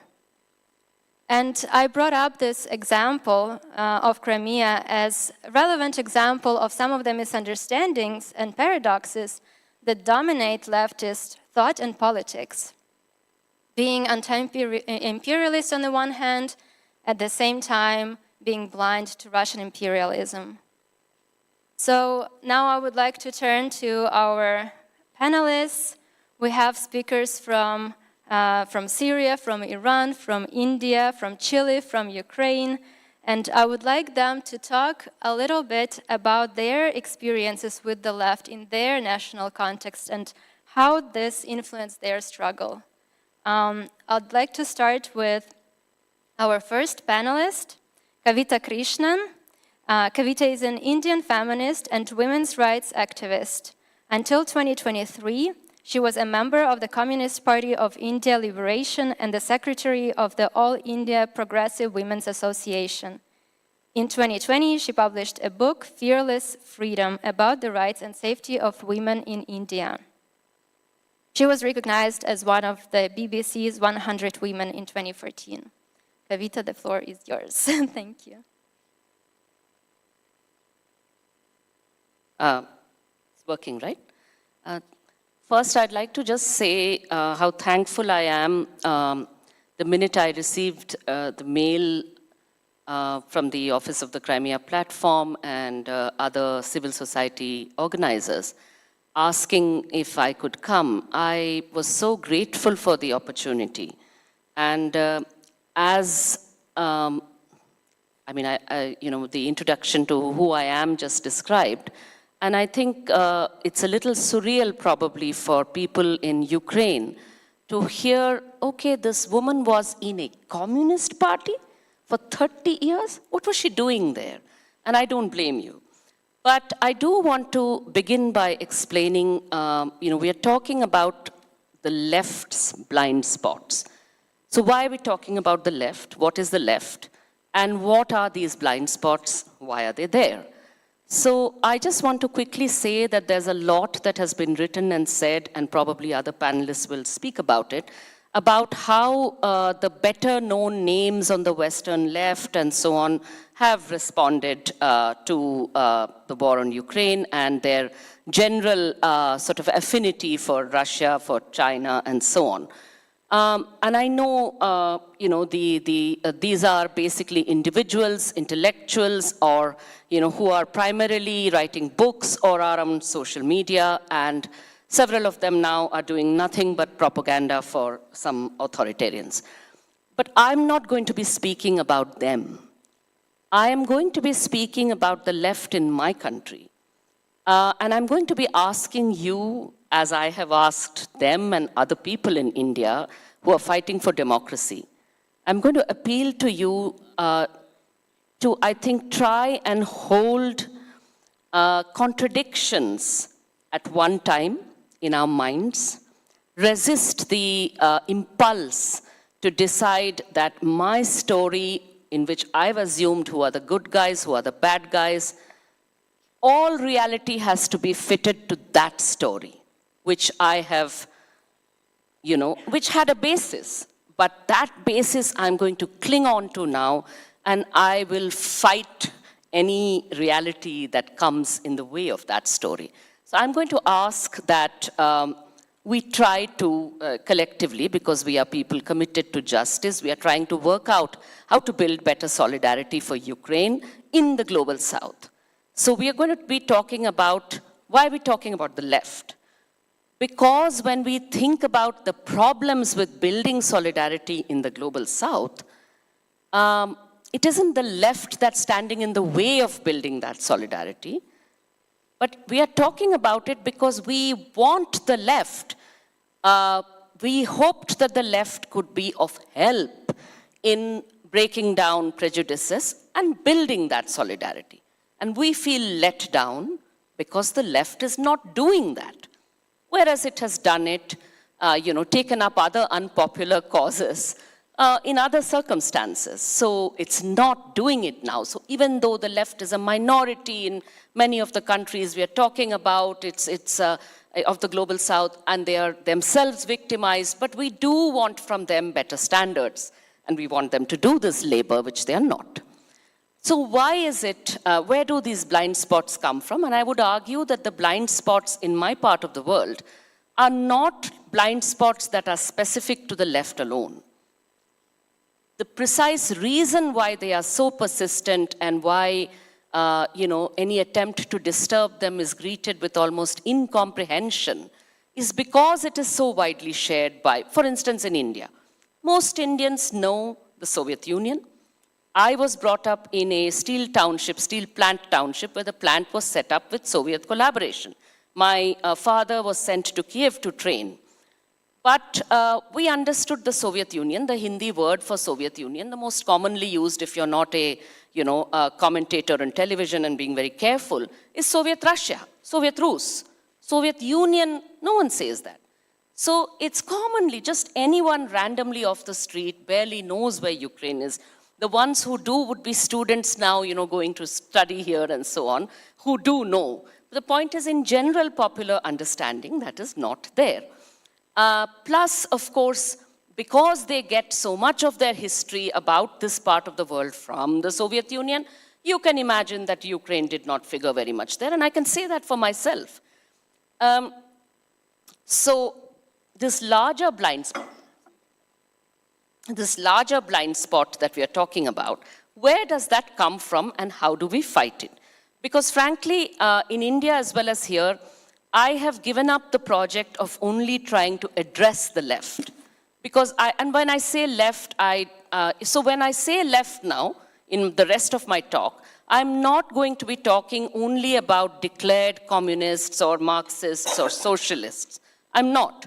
I'm going to be, when I say left, I'm going to be talking about people who recognize far-right ideologies as a threat to democracy and who defend democracy, who are not just sitting somewhere writing something, but they're really invested in a more democratic and more just world. I'm going to use the word left in that sense. And that, I believe, I'm addressing you here, because you don't have to be a leftist or an anti-capitalist or whatever. I'm just assuming you believe justice is a good thing. Freedom and democracy are good things, and that we, of so many languages and so many countries, when we say freedom, when we say democracy, we kind of mean, we understand each other, we know what that means in general. The authoritarians that we are talking about, Putin, Xi Jinping, Modi, many others, my argument to my own friends in India and to everybody fighting for democracy in India and anywhere else has been that it's not just that these forces are collaborating with each other. Iran, so many forces. They are insisting, they are saying one thing in common. They are saying that the very idea that we understand each other when we say democracy, that's a lie. Those of us who think we understand each other, we are just Western agents. We are the dupes of the West or the agents of the West. And so those of Western elites, they say, oh, the Western public, that's with us. It's only if you believe in that democracy means broadly the same thing, that is universal or globally understood principles of democracy, you are just basically an imperialist apologist or a dupe.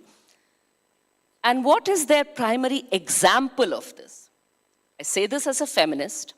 The number one example that Putin's speech is wartime speeches. What's he talking about? Every speech he gives you the example of imperialism. Number one example of imperialism is what he calls, the Satanist attack on family values. And so, oh my God, this is a family of two men, two women. mom and mom, dad and dad, gender is not real, you know, girls can become boys, boys can become girls. This is the Antichrist. This is Satanism. Dugin uses the word from Hindu mythology for this, for the overturning of, hierarchies. He says it's Kali Yuga. Things are upside down. So they are saying the international rule of law is a lie, the rules-based order is a Western ploy, and the West has double standards, and so there should be no standards. So those of us who are defending Ukraine, advocating for Ukraine, what is the difficulty that I face when I do that there? I have to speak to people who are very well versed in every detail of how the West has double standards. When Putin says that, they hear that. And they say, and this I can say about close friends who agree with me on Ukraine. But if Putin has just given a speech, I've had a good friend come up to me and say, but that, when he says that, it's kind of, yeah, who else says this? He has a point. The West is completely double standards. Who is the West to talk about democracy? So then I have to say, but democracy doesn't belong to Bush or Biden or Obama or Trump or anyone, right? Democracy is something people have fought for. The Universal Declaration of Human Rights is not just something that, the post-World War powers sat and decided. Sure, they had power then but they also did it because there was a large demand for it, there was a moral moment for it, and people really felt that we have to assert at this time that human beings are just born with rights. If I'm a gay person, I don't need the state to recognize me. The state may criminalize me, but I'm human, and so I have the right to be gay, right? So my problem is how to build solidarity, and I feel that the only way to build solidarity for Ukraine is to, the only way to build solidarity for each other, for the oppressed, and in this case for Ukraine, is to establish, embrace solidarity as a principle and to offer solidarity elsewhere. And to do that, I think the first thing is to accept that contradictions exist. The story we may believe may be partly true, but it may not be the whole truth. For instance, let me give you an example of something I learned here in this session. I heard speakers here from Venezuela, Nicaragua, and in the stories I believed and I held quite close, I knew that in Latin America, America has had a very bad role. America has believed in manifest destiny and has gone around meddling, has toppled governments, backed, for instance, the Contras in Nicaragua. I know all about those. But now I see that, all right, the guys the Contras were killing were also, not good guys. So I reassess in my head the story I know about who is the good guy, who is the bad guy, right? So I ask people in my part of the world to do that, to say, you think Russia's been good to you. They were good to you for their own reasons at that time. Today they are Modi's best pal, and he is behaving like that. So do not think that he really has your well-being at heart, right? So what I feel is that in order to, and here I will build on the previous session as well, because I found that very illuminating. Because our session is, after all, about the, we are here with a focus on Crimea.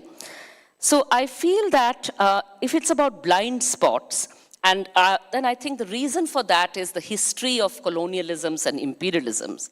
And the victims of one colonialism, ironically, our view of the world is shaped by that same colonial power. They're the ones who tell us what story we accept.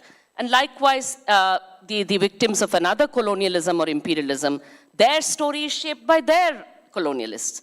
So India was colonized by the British. So India says the Brits are bad, the Americans are bad. Whoever the Brits and Americans must be supporting, namely Ukraine, must be bad.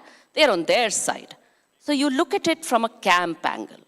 The left does exactly the same thing. But in India, the left is not the main party doing this. across the board, the far right, of course, but even other, like broadly, this is the consensus, this is the common sense. And so, likewise, I find that those who have experienced Soviet imperialism, they say, oh, you know, if the West is saying, with the Muslim world, oh, these LGBT rights and feminism must be all wrong because the West, we hear the West talking about it. So if you are a Muslim woman talking about this, you must be, you know, you're just become Western. You are not true to your values. And likewise. So I think the way to break through that and the way to build solidarity, and as someone on the left broadly, not quite sure what that means now for me, but I do, you know, in a broad sense, understand myself as a fighter for democracy, for justice. I think that the way past those blind spots, the way to dissolve those blind spots, is to recognize how do we unite. They're dividing us. They're dividing us all the time. They divided us when they carved up the world. And today they're dividing us by saying, if you are in this camp, then you have to look at the world this way. So how do we look at the world as people, separate from how governments look at it and separate from how geopolitics looks at it? Politics is about justice. It is about people. And that's why the left falls for these realist, very right-wing ideas about geopolitics, which means this is something removed from politics. It's about some war between the big powers. So what? Why should we care? We should care to stand with the victims and the oppressed and those fighting for justice, no matter who is the oppressor, no matter what the political identity or other religious identity or whatever of the oppressor is. How do we do that? My suggestion would be, I'm close to the last, right? I know. So my suggestion would be that our baseline be, we may differ on many, many things. We may not yet share the same story, all right? We may have very different stories about different conflicts in the world. But I think the baseline has to be that we defend and demand that any power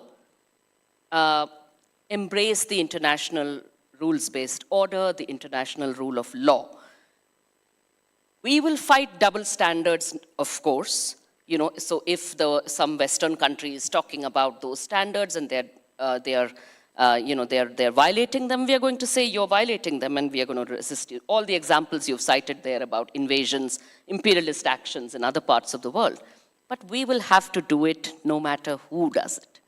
So I would say here that I express, I'm going to point out something, an observation, and just ask you to think about it. We've been here for, since the 13th. The only session, I think, correct me if I'm wrong, in which we heard mention of an enormous human rights, humanitarian crisis and potential ethnic cleansing and genocide happening right now, threatening civilians exactly as Ukrainians are threatened, cutting off food, shelter, water, cutting off food, electricity, water, saying the entire nation is evil, and so, all of that. Those statements are being made now. The only mention we heard of it was on a panel about Muslims. That's not a Muslim issue. Ukraine should not be an issue for Eastern Europe. It shouldn't be an issue for, post-Soviet countries. It's an issue for justice. And for those of us in the world who maybe never knew about this, we have to put in the labor of solidarity to know more. And until we know more, maybe we won't accept all of Ukraine's story, but we have to stand with Ukraine based on, international principles of democracy, rule of law, autonomy, sovereignty. So I will just end here by making a suggestion, a very gentle suggestion. I know that probably many of you will not entirely agree right now. But taking off from the last session and this one, I would say that one of the things which would make a huge difference in my country for sure, and in persuading the oppressed in my country, the Muslim minority which is oppressed by Hindu majoritarianism, to support Ukraine, to remove one blind spot, a little bit, to blur the blind spot, would be if we could have a statement of solidarity condemning attacks on civilians, condemning, of course, the Hamas is a terrorist group, condemning its atrocity. But terrorism should not be committed by a state either. So attacks on civilians is wrong. The United Nations, we should just say what the United Nations is saying. That's a bare minimum, which is that if you tell 1 million people to evacuate from Gaza, that's a mass population transfer. People in this part of the world, in Eastern Europe, know what a mass population transfer is. Stalin did it, big time. It's been done with the Tatars over and over. So, and they're saying that cutting off food, electricity, water, exactly what the UN said about doing it in Ukraine, they're saying it about doing it in Gaza, that this is collective punishment. It's a polite word for ethnic cleansing, it's a polite word for genocide. But collective punishment, you're going to punish an entire people for a real or imagined crime committed by one party. I know that Ukraine has committed no crime, I hear a lot, but then Hamas. But the people are not Hamas. There is a difference between civilians. So I would just end by saying that consistency is the only way, only road I have to offer to get, to remove my own blind spots. And I think that's the way ahead for us all. And so my talk isn't so much about, it's a labor we all need to do, whether we call ourselves left or not.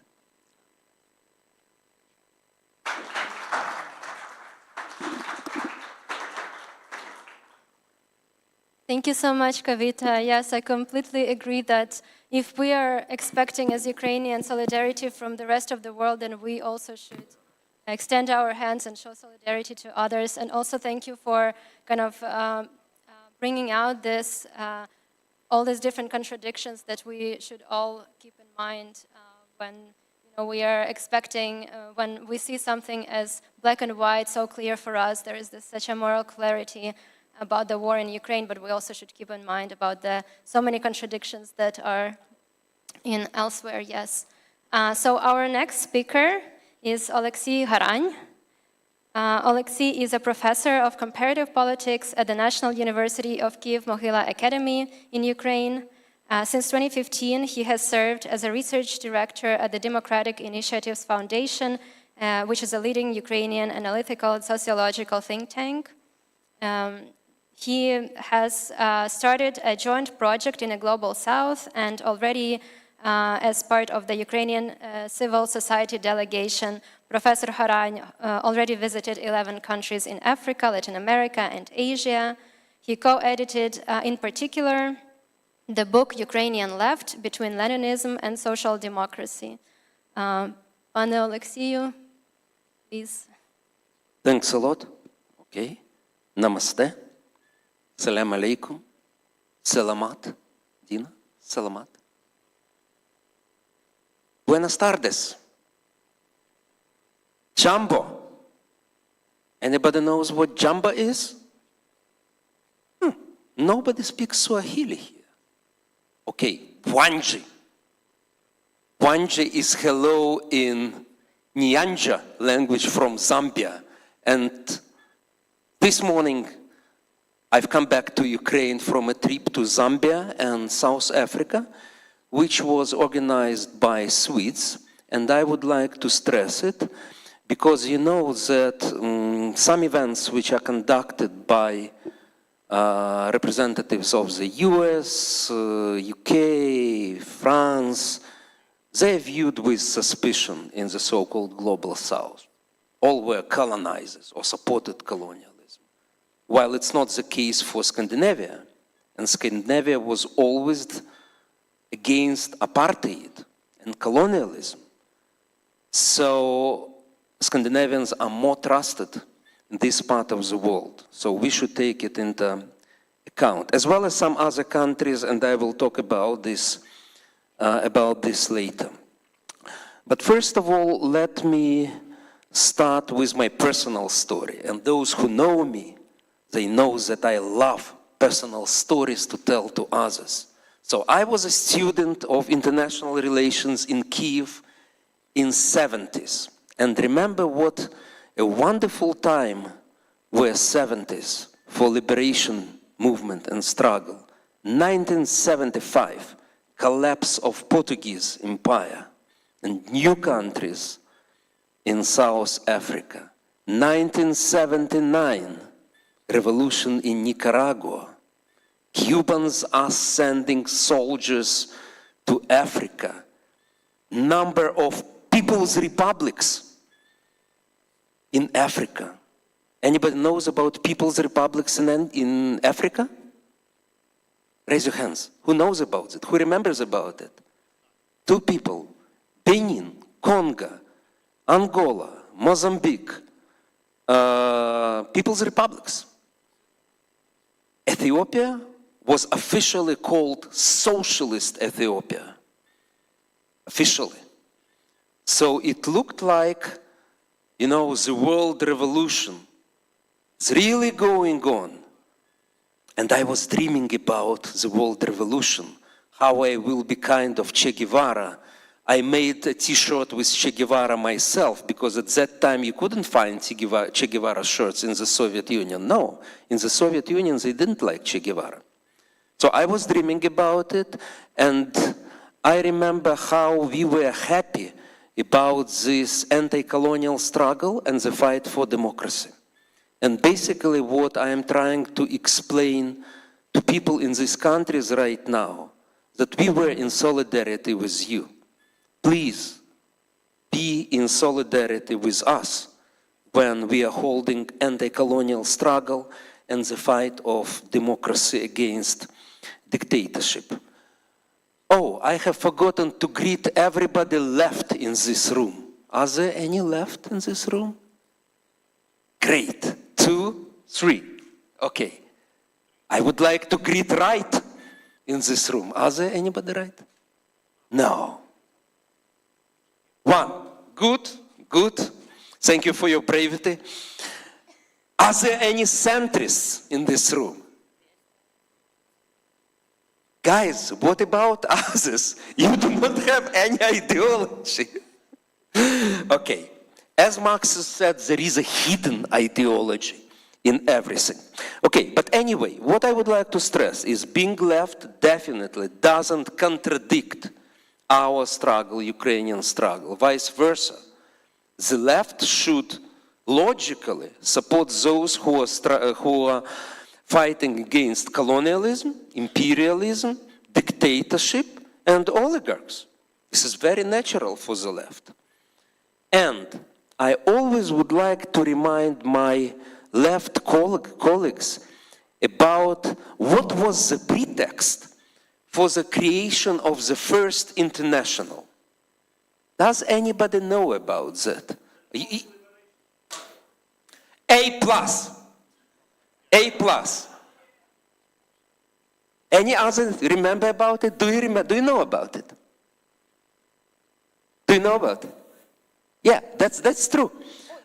Yes. Oh, you know, A plus. A plus. Yeah. So I would like to enroll you in my course. You will have an excellent marks. Okay, because. Yeah. You know about that? Oh, great. Look, because when I talk to social democrats, to labourers from the UK, they don't know about it. But we studied Marxism very well, right? Okay, so we know about it, and I believe that's a good point. So that Marx actually, and people around him, they supported Poles in their fight against Russian Tsarism. Now, if we talk about Lenin, that's important to remember again, that Lenin differentiated between 2 kinds of nationalism. And he said, the nationalism of those who is oppressing others is definitely bad. So for him, the Russian chauvinism was the main enemy. And he was very, very clear about it. And maybe this is explanation why Mr. Putin doesn't like Lenin.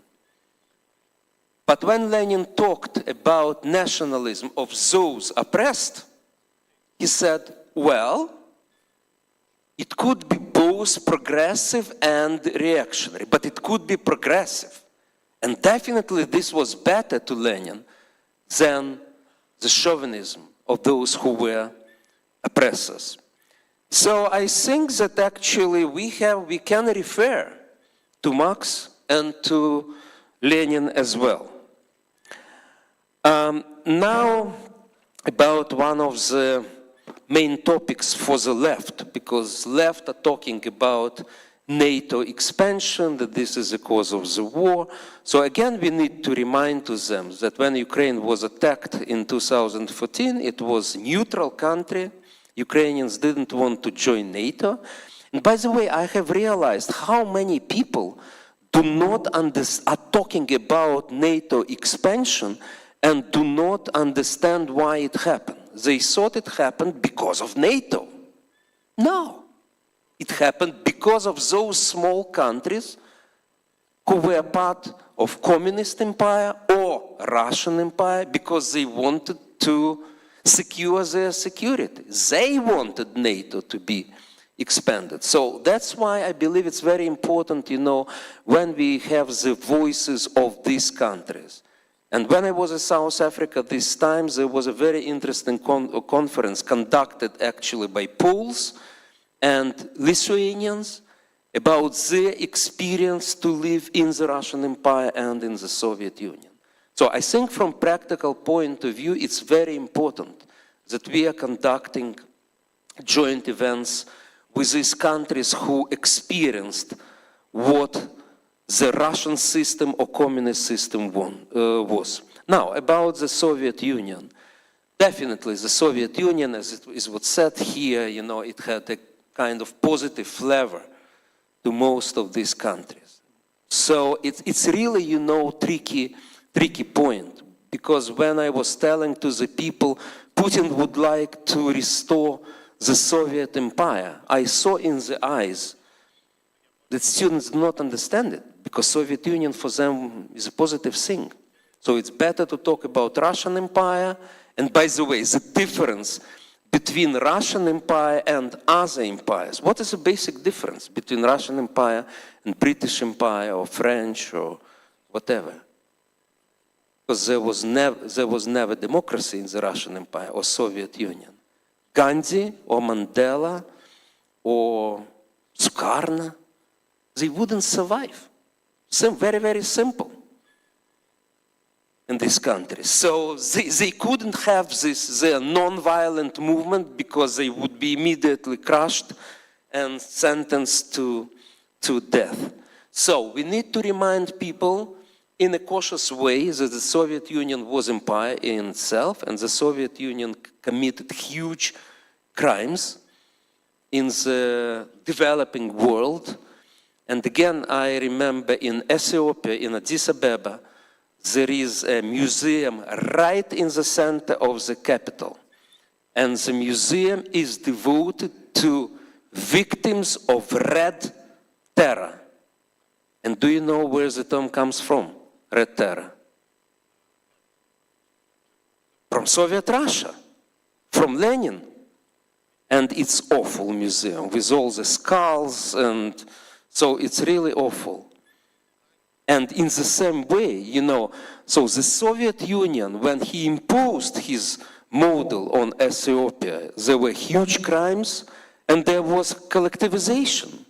And we know very well that collectivization means starvation, right? And still there are people in these countries, including Ethiopia, which are very anti-Western. So, including those who receive grants from the West, human rights defenders. So it means that it's difficult. It's really difficult to work in these countries, but at the same time we need to present hard facts to these people. And we need to remind that Russia is not equal to the Soviet Union, and the Soviet Union is not equal to Russia. Actually, it was Ukraine in the Soviet times which was a member of UN Special Committee against apartheid. Ukraine. Not Soviet Union. Okay, this was a trick of Soviet diplomacy, definitely. But from the formal point of view, it was Ukraine, which co-sponsored lots of resolutions, and it was our Minister of Foreign Affairs, Udavenka, who at some point was head of this committee. So many delegates from Africa and Asia, they embraced him in the halls of the United Nations, because it was Ukraine which co-authored many resolutions against apartheid and colonialism. I would end with importance of Ukrainian left, real Ukrainian left, to speak to these countries. And again, we know what the Communist Party of Ukraine was. Communist Party of Ukraine supported dictatorship, and Communist Party of Ukraine, unfortunately, supported Russia. So they lost tremendously in elections of 2014. And then it's important to remember what is banned in Ukraine. It's not ideology of communism, because we can't ban the ideology, right? It was the propaganda of the symbols of totalitarian states, both Nazi and the system which existed in the Soviet Union. So it's not ideology. Again, we cannot ban ideology.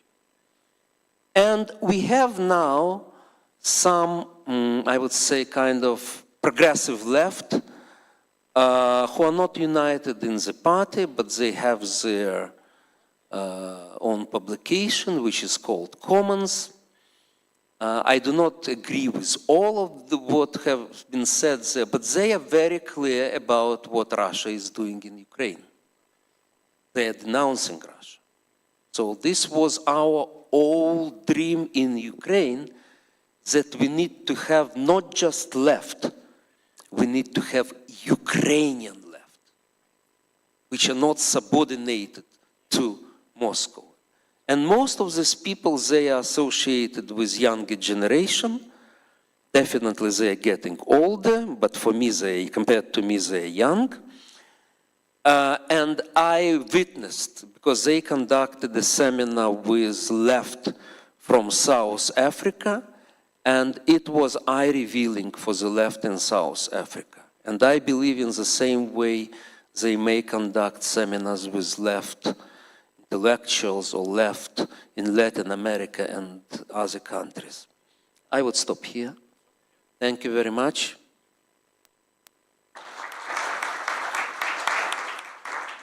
Natacha Sana, Zikomo, 2 languages of Zambia.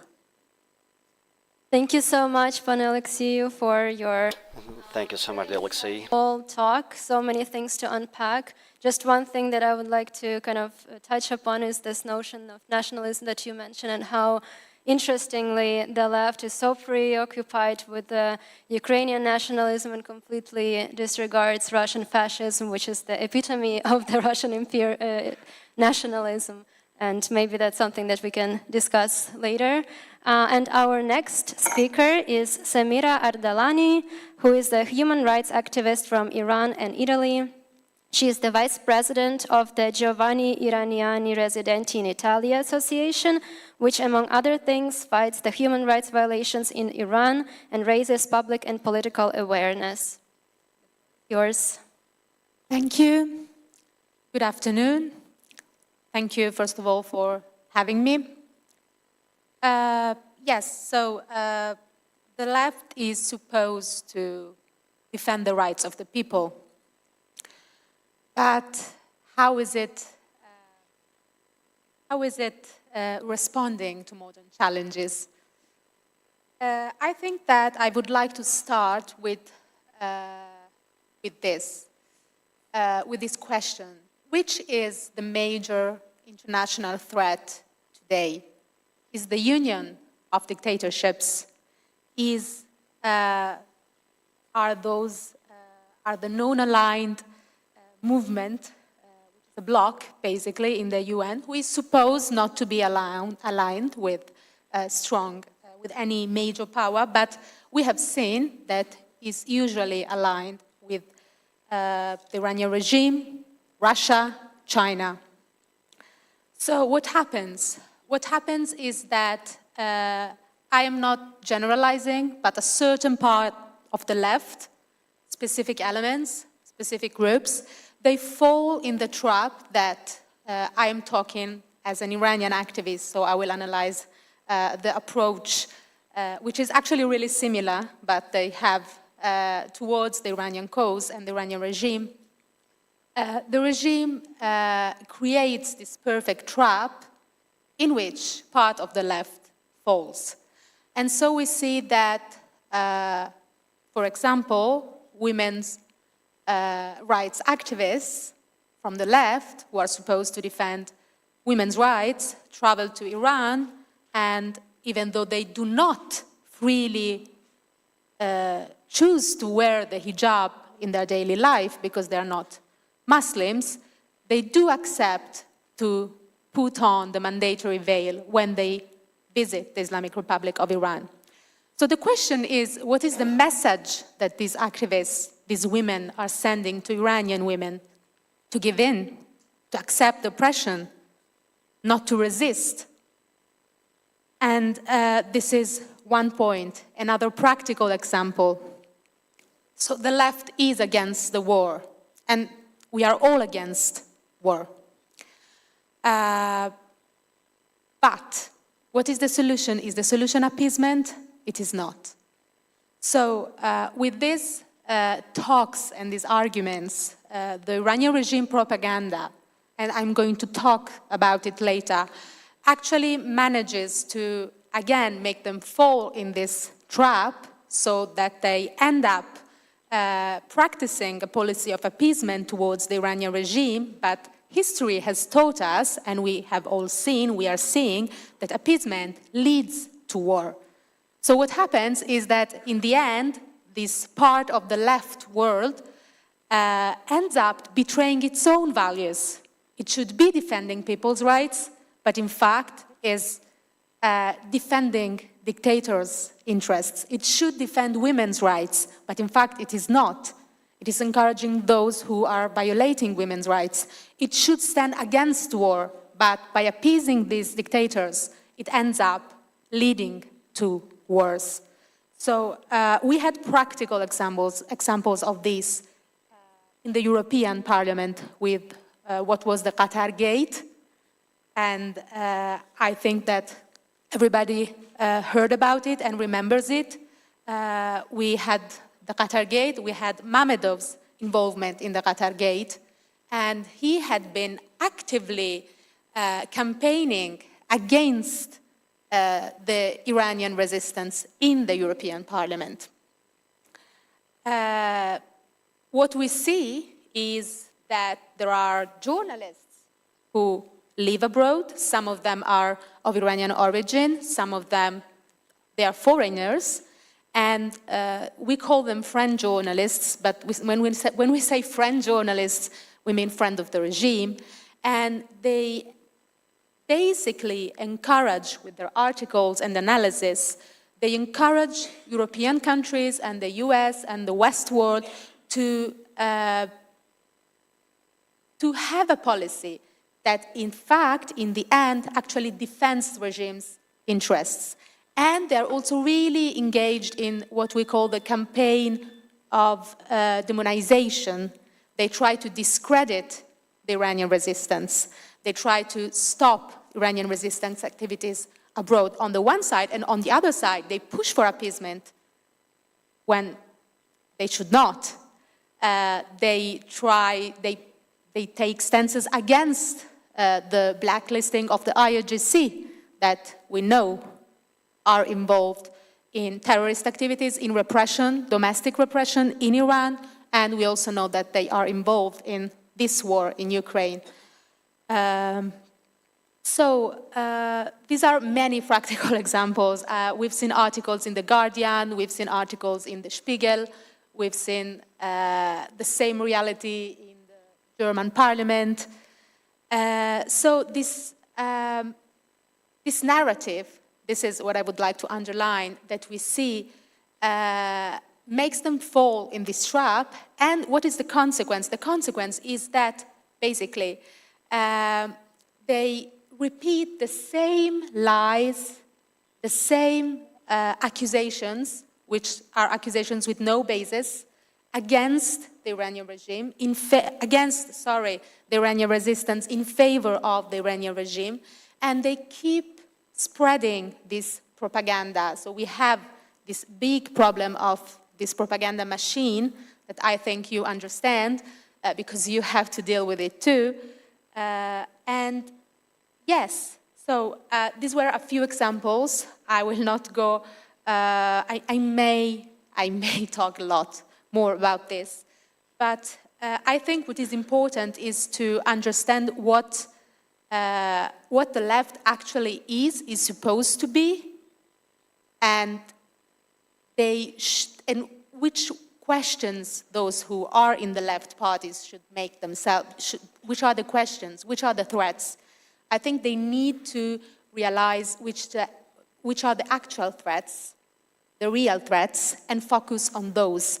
Otherwise, they will fall in these traps, because these are traps made by the regime, by dictatorships, because they do know that they work.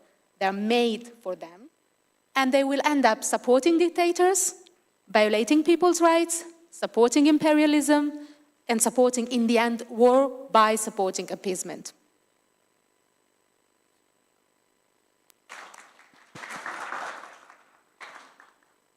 Thank you so much, Samira, and really thank you for bringing the Iranian perspective to this question. And I really appreciate that you kind of highlighted that actually, like, it's not that the left is not supporting. They might actually support the people. It's just that their solutions are usually contradict the very interests of the people that they are trying to support.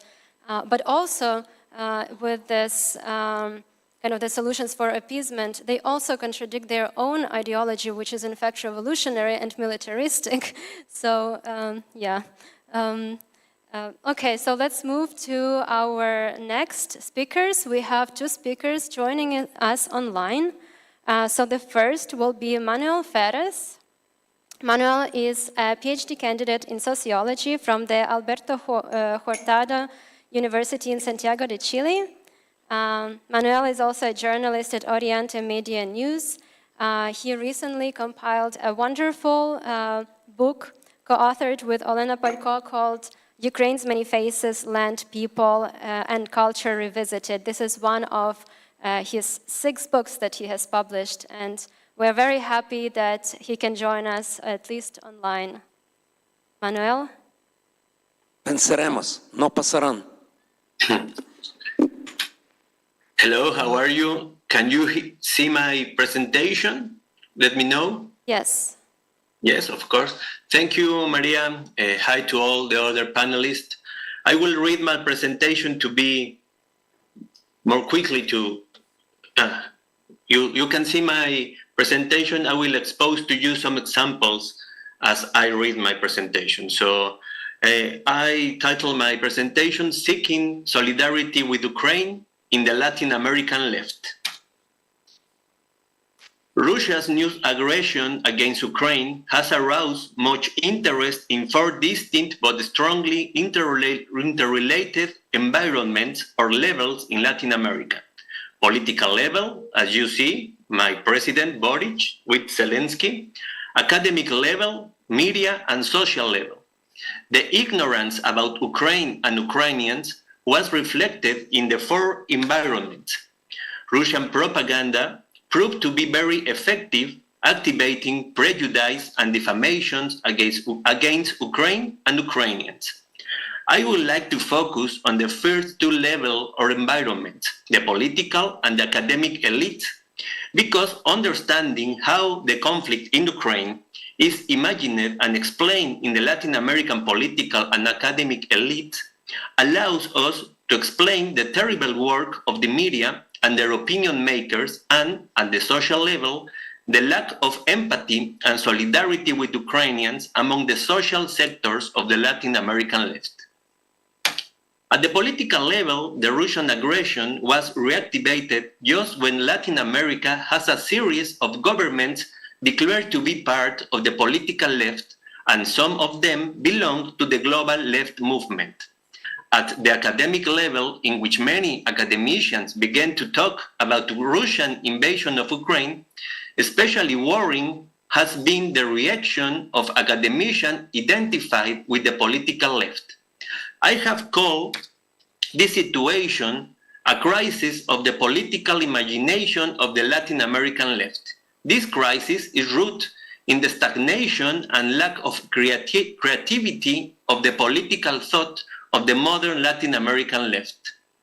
To this crisis and stagnation of the political and academic imagination of the Latin American left, we must add a long-standing work and impact of Russian propaganda that managed to seduce many important voices in Latin America, taking advantage of the rabid anti-American sentiment of the Latin American political and academic elites.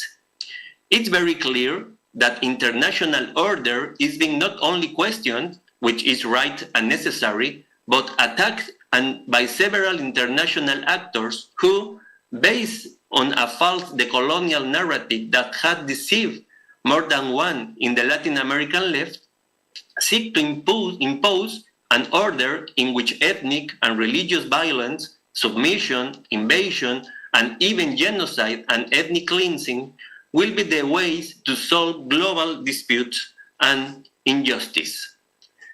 Contemporary Russia shows all its colonialist and imperialist tendencies, not only in its 9-year genocidal aggression against Ukraine and its threats to the sovereignty and territorial integrity of the Baltic states, Poland and Finland, but in its support of dictators like Bashar al-Assad, who continues to massacre his own citizens in Syria with impunity with the help of Moscow and Tehran.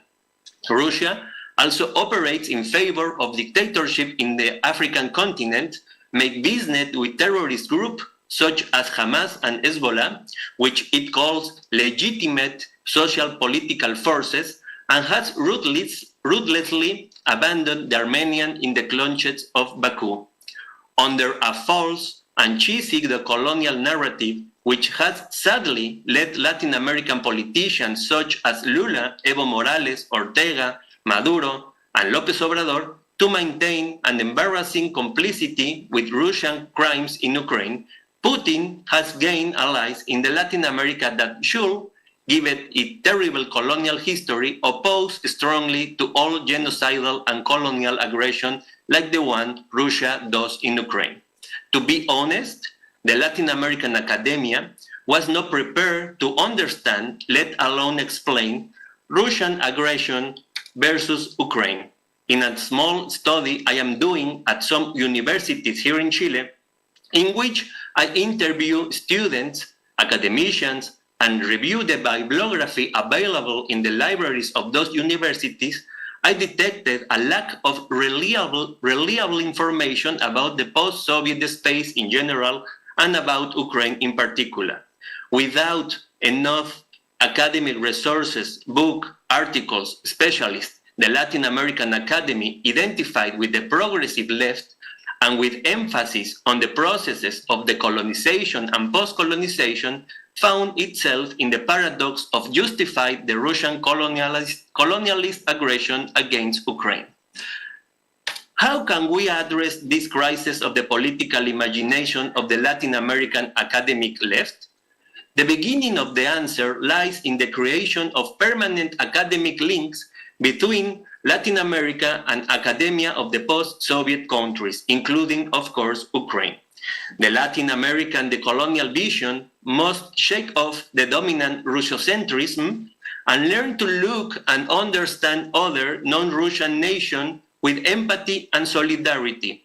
Both empathy and solidarity depend on the renewal of Latin American academic and political imagination. The politicians will not take the first step. That first step should be given by the academy committed to a modern left thinking and free of the serious flaw inherited from the nostalgia of the USSR period and who remain dominant in our university. An example that this academic collaboration is possible and fruitful was the publication of two academic books that, together with the Ukrainian professor Olena Palko, we published in this year. The first book, as you see in the presentation, in Spanish, the first academic book in Spanish exclusively dedicated to Ukraine, was Discovering Ukraine, Its People, Its History, and Its Culture. Ukrainian specialists from all over the world participated in the book, including 3 Ukrainians who reside in Mexico and Argentina.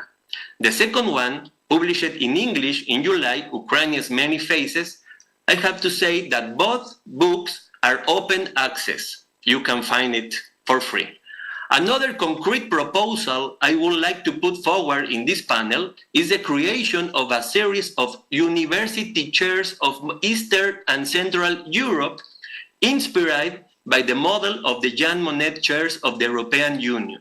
I had the opportunity to coordinate one of the Jean Monnet chairs in Mexico, and it seemed to me that this is an efficient, affordable, and effective way to activate the academic imagination of Latin American students and academics about this region of the world that still suffer the aggression of Russian colonialism. If any of those who hear these words are interested in delving and support this proposal of university chairs on Eastern Europe in Latin America, do not hesitate to contact me. Masha can share my WhatsApp and email without problem. I can only say thank you for this opportunity and invite you to contact me and other Latin American academicians and students who believe that we have an unavoidable professional responsibility in the face of the onslaught of colonialism, imperialism, and intolerance of forces that seek to eliminate the freedom of the democratic nation and people. Muchas gracias. Thank you very much, Masha.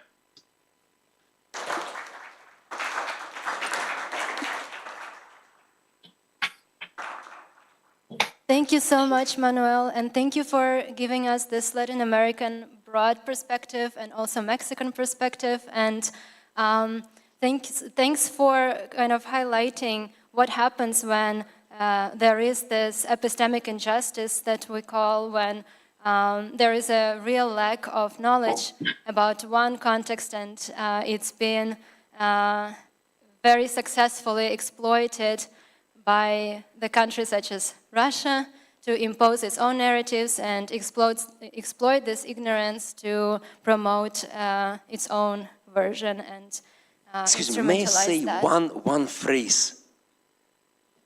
El pueblo unido.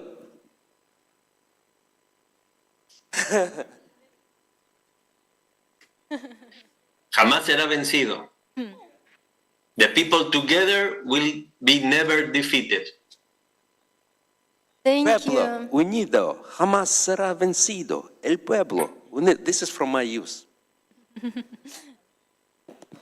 All right, thank you so much. And we have our next speaker, Leila Al-Shami. Leila is a British Syrian activist and writer. Do we have Leila with us? Yay! Welcome. Leila is a British Syrian activist and writer. She has 2 decades experience working on human rights and social justice issues in Syria and the broader Middle East through grassroots organizing and work with local and international NGOs. She is also a co-author of an amazing book that I highly recommend to everyone. It's called Burning Country, Syrians in Revolution and War. Welcome, and the floor is yours. Thank you. Thank you for inviting me. I'm sorry I'm unable to be with you in person today. I'm going to talk a little bit about the Western left's response to the ongoing conflict in Syria, a conflict which started as a pro-democracy movement against the Assad dictatorship, a peaceful movement against the Assad dictatorship. So I want to go back to April 2018. Because at that time, we saw protests across the Western world that brought together people from both the far left and the far right of the political spectrum, opposing the war on Syria. But this war that people were mobilizing about was not the genocidal war that Assad had been waging for years against the Syrian population. It was against Western limited military action, against the military capabilities of the regime, which had just carried out a chemical attack and massacre in the Damascus suburbs.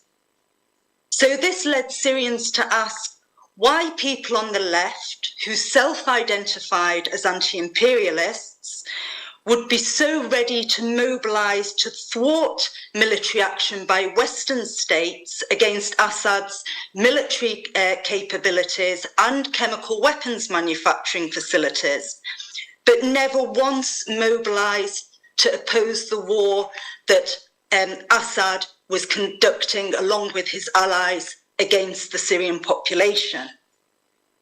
Since then, we've seen the same scenario play out in multiple different contexts, from Hong Kong to Ukraine, which leads me to think that this isn't an aberration, but is instead a key feature of the discourse and practice of today's anti-imperialist left. So working within these kind of outdated and reductionist binaries stemming from the Cold War, the anti-imperialist left divides the world into two competing belligerent blocs.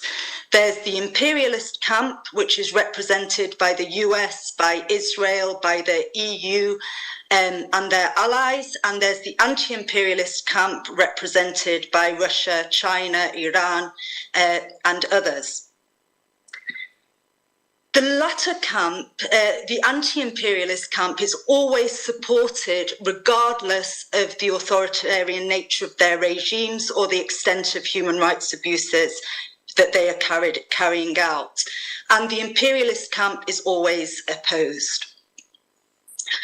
So we see that the anti-imperialist left is kind of rejecting class struggle or social conflict occurring within countries, and instead seeing world events solely through a geopolitical lens, which means that the authoritarian left is willing to support one state over another in an inter-imperialist conflict, whether that's real or imagined.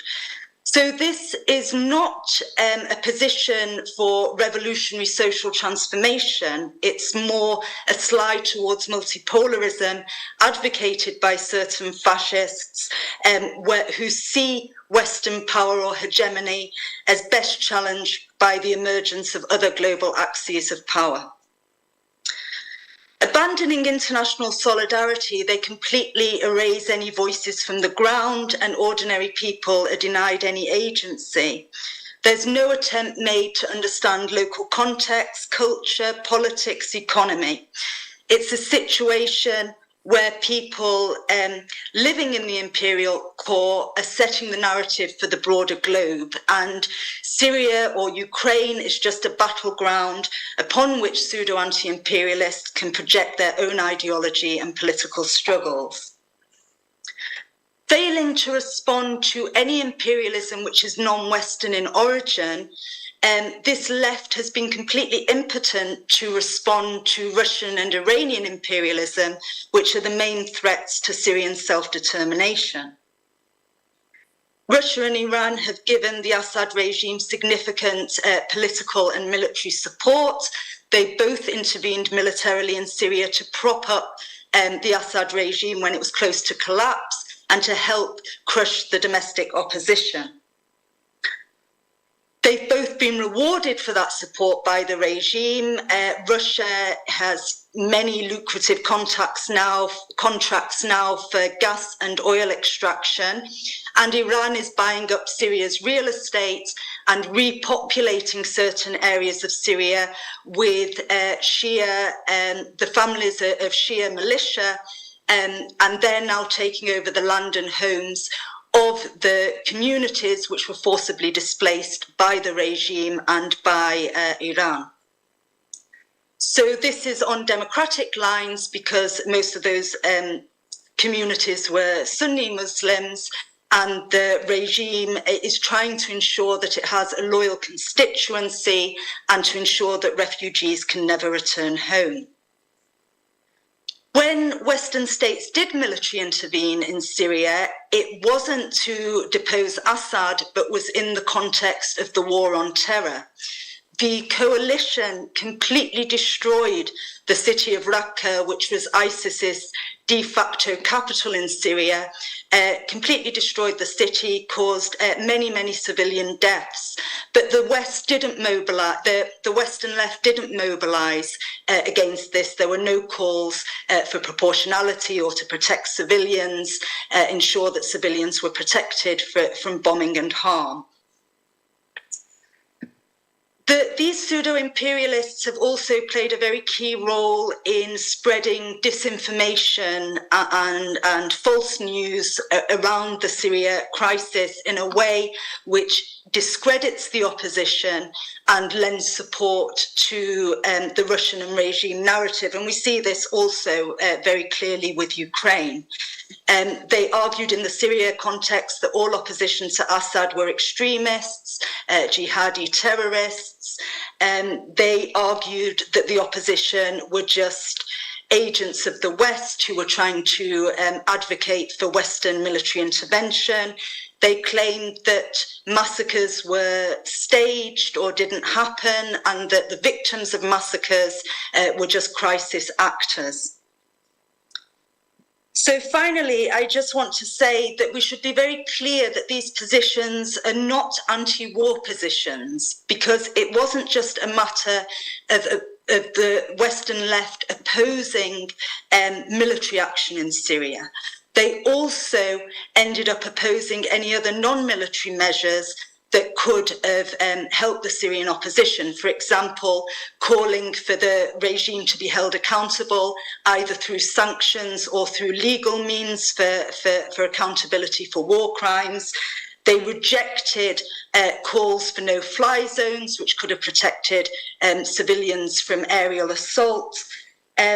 So they took no actions at all, even principles which you think are kind of non-negotiable, like releasing democratic protesters who are in Syrian prisons. Even calls like that they failed to support.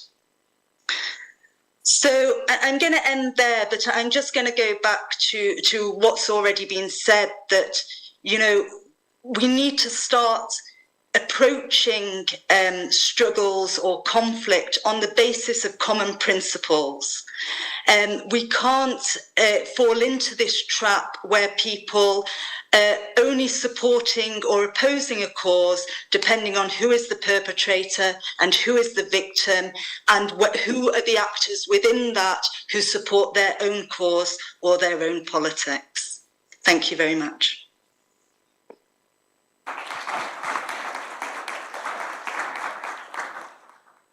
Thank you very much, Leila. And yes, I think we would all completely agree that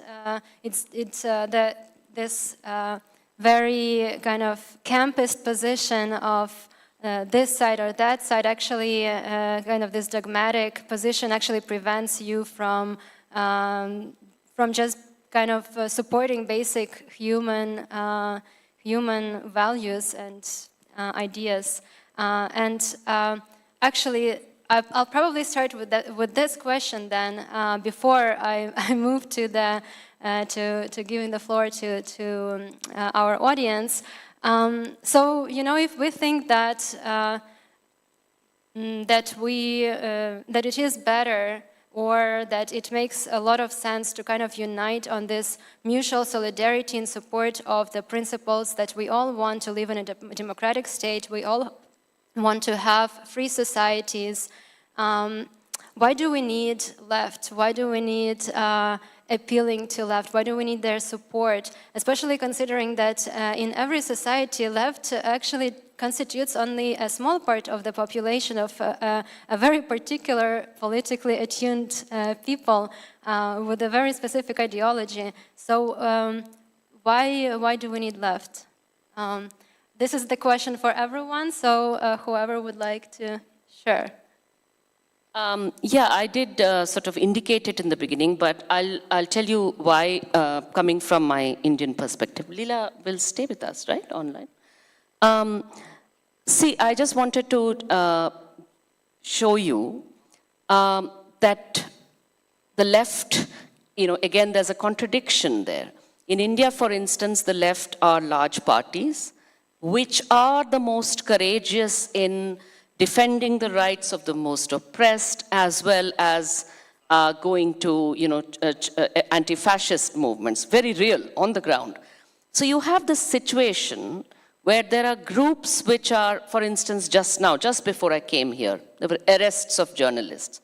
Now, these are left-wing journalists whose paper carries the complete, propaganda, Putin and Xi propaganda, when it comes to international issues. It's all there. Except that in India, because that is the common sense anyway, the left's doing it doesn't really make a big difference. They're not saying the right thing makes. But the person, a 76-year-old editor, he's arrested, he's put away in prison on an anti-terror charge for telling the truth about India. So you have a situation where the left is two things. At the same time, they are defending the most awful regimes, and they're also opposing an awful regime. And therefore, I say that we need the left to understand that by supporting Putin, they're doing themselves damage, not themselves, doing the anti-fascist struggle in India damage. So I think what Leela said about consistency and defending principles, not camps, I think that is crucial, because then one realizes that, you're not defending something because of some abstract ideas that you have. You are defending people. You are defending human beings and justice for human beings. That makes it easier, much easier, doesn't it? If anyone would like to add something? I would simply like to connect to what was being said about Syria. She talked about the Iranian regime's involvement and how the active presence of the IRGC units in Syria, in fact, helped Bashar Assad and stopped the revolution from reaching its aim. I think that one of the elements that should make us, I can't say laugh, cry, is that certain elements in a certain part of the left world, they claim that they are against imperialism, but then when a state like the Iranian regime has a slogan which is from Karbala to Quds, which literally means from Karbala, which is in Iraq, to Jerusalem, and has this policy of expansion in the region, the policy that she was talking about, and meddling in other countries' region. In that case, we see that that part of the left is not taking a stance against that kind of, if we want to call it imperialism. And so it's a double standard. We have seen this double standard many times. And one of the questions I would like to ask is, why hasn't the European Union taken a firm stance against the IRGC? We know that it was actively involved in crimes against humanity in Syria. We know that it's actively involved in this war by sending, we're talking about war crimes, by sending weapons that are killing civilians in Ukraine. We know that it's the major sponsor of terrorism, the Iranian regime, in the region. Yet we have so-called activists who are Iranian regime's lobbyists in the West, especially in the USA, who claim to be part of the left wing, and they push this narrative against sanctions in favor of appeasement, against the blacklisting of the IRGC. So I thought it was important to underline this. I just wanted to add this. Thank you so much. I think we have a few more minutes for the questions from the audience. I see a hand over there.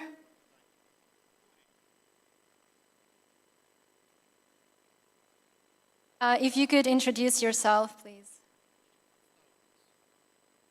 Hello, my name is Mario, and I'm the guy on the right. That's not always right. I just want to thank you for your leadership, for your experience. I just want to say that the same thing happens in the right. I mean, we have people in Spain that they consider themselves from the right. I think that they are not, they are fascist. And fascist is not right, as Leninist is not a leftist. But, and they think that Vladimir Putin is a defender of the family principles and yada yada. And I mean, they are jerks, and I'm just describing them, not defining them. But it's a struggle that we people from the right, conservatives or liberals, must assume. I mean, to call dictators doesn't matter to whom political familiar they depend on and rely on, what they are. Dictators, fascist, communist, Leninist, I mean,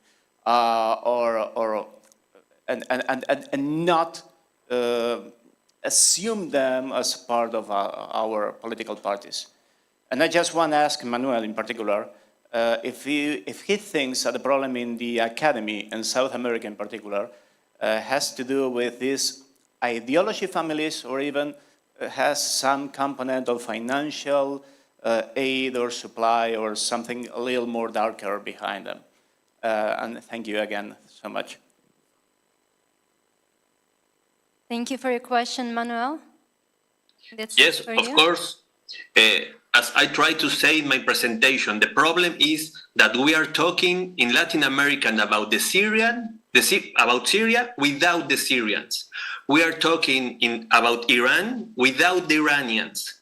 And now we are talking inside all our universities and in our media about Ukraine without Ukraine. How to start to solve the problem? The problem is an abstract. You can, when you have an abstract about the Syrians and Iranian and Palestinian, Israelis, Ukrainian people, you can make all kind of propaganda above that. But if you have a process of humanization of that people. If we have Iranian professor in our universities, if you have Latin American professor in your universities, Ukrainian professor, if you have books, it's so simple as that. I went to several libraries in very good universities in Chile, and they don't have enough information about Ukraine. It's impossible to make contact and empathy and solidarity, all that beautiful words that all the panelists are talking about, but without knowledge, it's not about information, it's about knowledge. Without knowledge, all the propaganda from Assad, from the Ayatollahs, from Putin, will work in a very good way in our university. So we must do an effort to have here in Latin America voices from Iran, voices from Syria, voices from Ukraine in Latin America, not far away. So we must think a creative way to deal with this lack of empathy and solidarity beyond the beautiful words. We need to make specific processes to put in contact academics from Latin America with academics from Ukraine, from Poland, from Finland, from Syria, from Palestine, but also from Israel, from Turkey, from the Kurdish. So we need to address the issue in a very basic way. We don't have in Latin America enough information about this problem. So it's my humble opinion. Thank you so much. May I very briefly add to that? that actually we Ukrainians and Ukrainian universities are open for these contacts. I'm talking about Kyiv-Mohyla Academy, where I'm professor of comparative politics, and that's why I know a little bit, but about everything. So we would be happy definitely to have webinars, to have joint publications. We are ready to provide interviews directly about physical presence. You know, it's more difficult, but at least I know that in mid-December there would be a delegation of Ukrainian civil society in Brazil.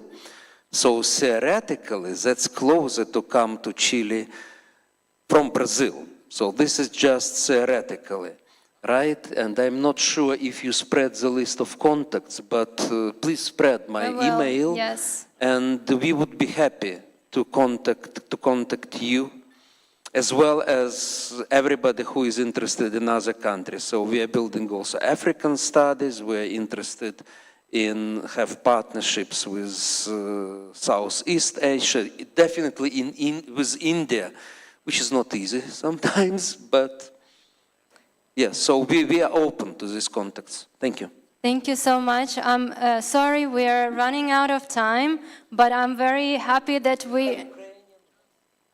Yeah, but we are running out of time. We can continue answering the questions over coffee, over lunch.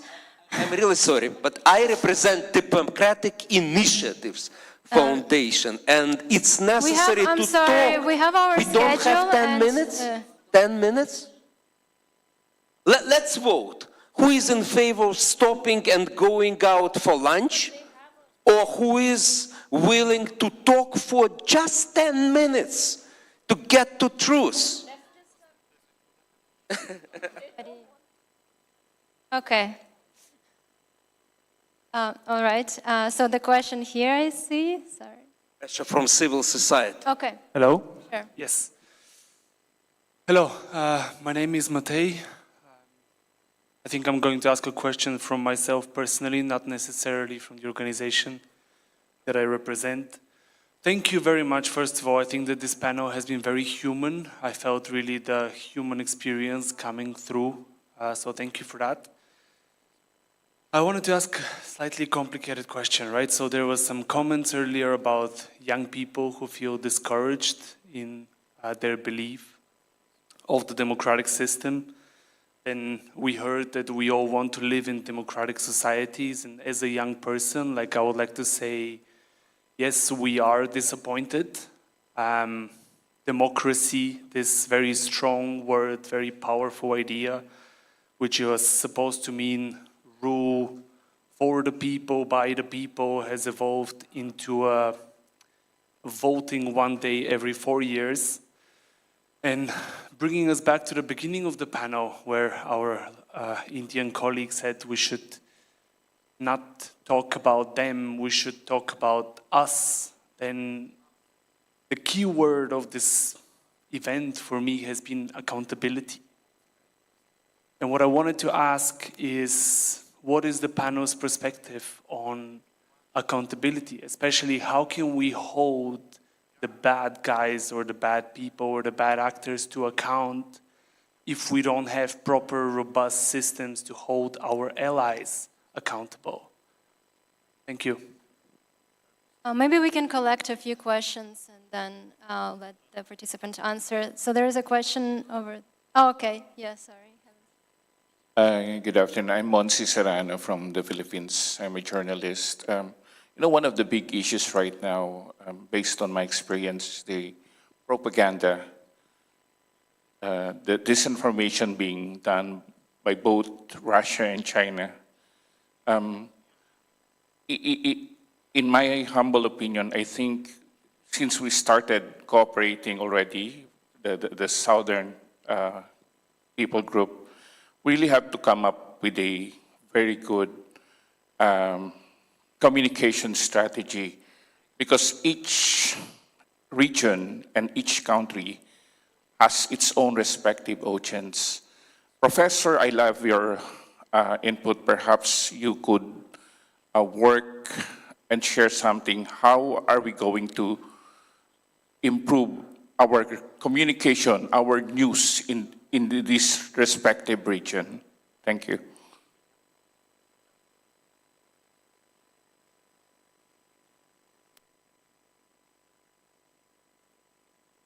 Okay, a few more questions.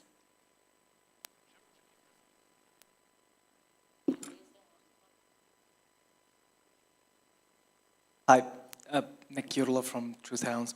Thanks again very much for coming here and bringing this perspective. This is something that we really lacked, especially talking about this global left, if you can call it. And Kavita, thanks to you personally for sharing your experience as well. One challenge that we have, and I see, is finding the right platform to engage with the thinkers of the global left. I remember going as far as to the left subreddits, and you only can imagine what I was unleashed upon there when I was trying to explain that this is not, Ukrainians are not neo-Nazis, even if somebody wears a chevron, a patch with a wolf's angle. That Ukrainians are fighting the war for survival against the genocidal aggression, that Ukrainians were a part of the Soviet Union, and during this, Ukrainian diplomats, which were Soviet diplomats at the time, fought against apartheid, for example, in South Africa. And now we hear that Russians who were against decolonization during Soviet times monopolize the legacy of the positive things the Soviet Union did for your people. My question is, which platforms are we missing to deliver this message? Because we want this open talk, we want this open engagement. Thank you. All right, and last question.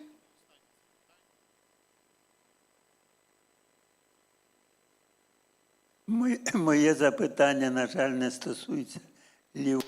Unfortunately, my question will not be associated with either left or right. I would like to deliver to the honorary, esteemed audience the idea that I personally, as well as my organization, has the idea to stop military actions, but not in the sense of the war, but rather in the sense of stopping the infliction of death in any kind of conflict, not necessarily the war and warfare, but whether or not such process could be enabled, and if so, then how. My name is Golubko Andrei Alexandrovich, so is there. I represent the International Society for Human Rights. So this is the question which never had a clear answer produced so far. So please contribute to finding such answer. Thank you. Okay, so let's go very briefly and answer. Oh, okay. One more question. Given Professor Harany has mentioned Commons Journal, so I have to speak. So, Denis Pilash, I wanted to pick up with this point that the problem with those on the left who have abandoned the solidarity of the oppressed, who have abandoned the solidarity of working people in favor for this geopolitical nonsense, campist way of thinking that enemy of my enemy is my friend, is also often coincides with these are precisely those people who don't bother to speak to actual people on the ground, to actual people in Syria, in Ukraine, in other places. But at the other hand, there are lots of people from across the left spectrum and organizations who did real solidarity, and we experienced it. So maybe those on this really internationalist left, what forms of networks of solidarity can we do to really make these voices significant and not those ones fake anti-imperialists? Okay, thank you so much. You have another question? Yeah, let's do that. Thank you for giving me this small opportunity. I just wanted to reflect on what my predecessor said, that perhaps we don't have time, but maybe next time we talk of the new left. There is an emerging new left movement all over the world. It is expressed through different ways, through grassroots. In Europe, it has this green movement, the other perspectives. So they are termed, political science terms them as center, but they are really center-left. So maybe that is one answer, and they are quite having big solidarity with Ukraine. But my question to the panelists is that the dogmatism of the left, in India especially, the very big dogmatism, I need not reflect, and the bifurcation into several parties starting from 1964, which led to multiple left parties in India, which is one of the factors, and they're very, very, very dogmatic about several ideas. And to Professor Haran is that, do we need a very healthy Ukrainian left in order to balance the political spectrum? Thank you. Do we need a healthy political left party to have the, political spectrum balanced? So let's have just a very, very brief responses, please. Sure, just one by one, very quickly. I'm not going to respond to everything, just to the question you asked. And I do think that there is a need, and no such platform exists now. Again, I say that this need not and must not be a left platform, because as we can see, those labels are not things that really describe everyone here. I think, and that's literally a one-line suggestion that I have on this entire conference, in fact, that you see, we are here to figure out how to create solidarity for Ukraine in the global south. Do you know who are the leaders who are presenting themselves as the leaders of the global south? Narendra Modi of India, as well as Vladimir Putin of Russia. And the latest instance which is allowing them to do this is their loud, Putin is doing this loud, propaganda for, Palestine, but actually Hamas. He is doing it. And Modi is doing it by saying, we are a country just like Israel facing Muslim terrorism next door. These languages, different, but they are trying to usurp the space that we people should have. And I therefore beg that if, the most effective way, the one solid way we could build solidarity for Ukraine at this moment, like today, now, would be for a statement calling for international rule of law to prevail in the Middle East between Israel and Palestine, and just say rule of law, which means you cannot kill civilians, you cannot abduct children, you cannot kill civilians, you can't, cut off electricity, water, all of that. That would be a huge gesture. And that's not something a government will do and diplomats will do, but people can. And if we leave alone the ifs and buts and the history, of all the speakers here, look at the social media pages of those of us who've defended Ukraine and are on this panel. Our social media pages now are full of the pain of Palestine and the Gazan people awaiting ethnic cleansing. Look at Leela's, look at mine, look at... So please, do that as well, because otherwise it's very distressing to see that exactly the same blind spots we see on the left, we also see on those who don't count themselves on the left and count themselves on the side of justice. Thank you. Anyone else would like to add something very briefly? Questions to me. So first of all, how to improve communication? Well, if I were right, I would say this is $1 billion question. If I'm left, I cannot talk about money. But look, definitely more knowledge in your countries about Ukraine. And here we need to be inventive, because some things are working in one country, they will not work in other countries. So for example, look, in South Africa, it's so difficult to talk to the ruling party. Okay, because in other countries we talked to ruling parties, to opposition, but South Africa was very difficult. But there is civil society, there are universities, and there are experts, think tanks, and it's possible to deal with. So in other countries, definitely, in Muslim countries, definitely, we need to send, to include in the delegations Crimean Tatars. Somebody said it during previous panel. Definitely, yes. We need also to send religious figures, and not only Islam, but also Christian. You know, Archbishop of Cape Town was in Ukraine last winter, actually, in Lviv and Kiev, and he was so vocal about Ukraine, and he's so interested. He boarded 4 a.m. flight in Cape Town to visit our delegation in Pretoria. 4 a.m. flight, you know.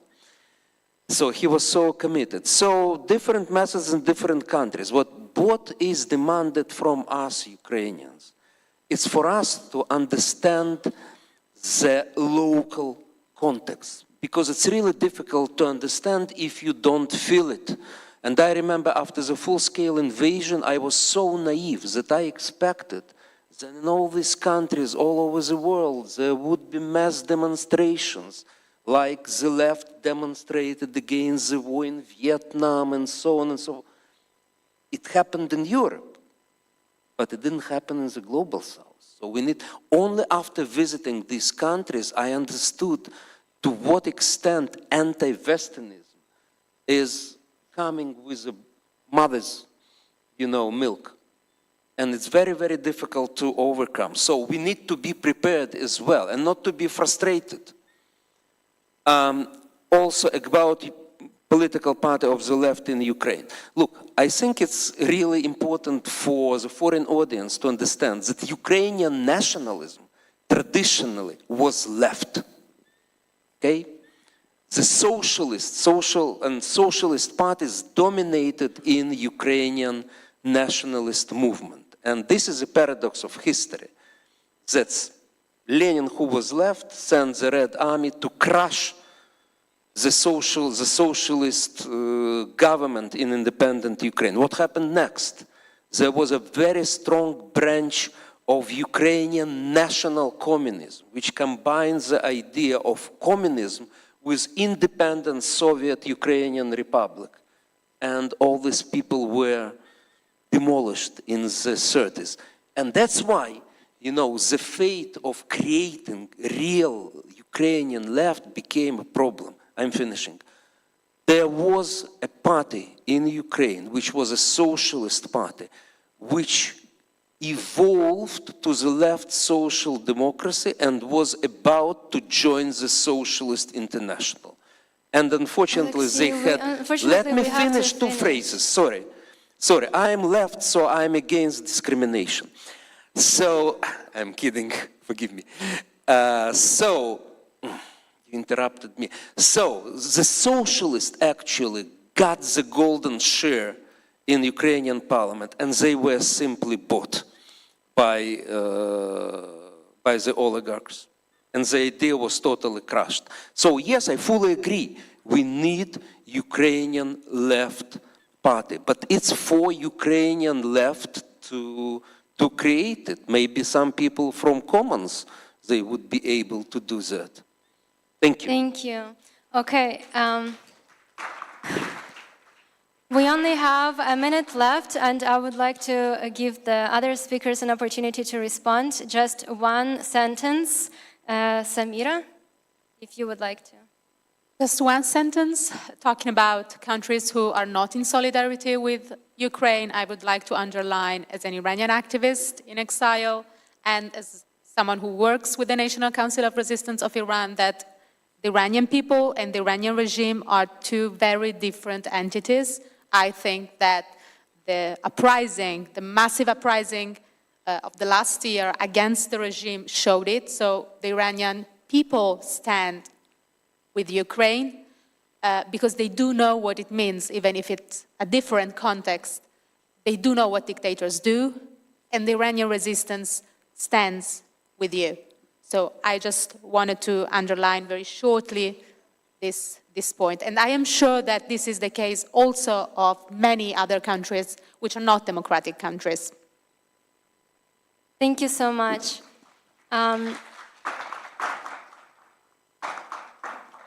I think we're really running out of time, and I just want to thank everyone, the panelists, the audience, for coming and for staying so long, even beyond what we were all supposed to stay. Thank you for your interest, and have a great day. And many thanks to our moderator. We feel it was very, very difficult to moderate this session because of some speakers, but you did it well. Thank you.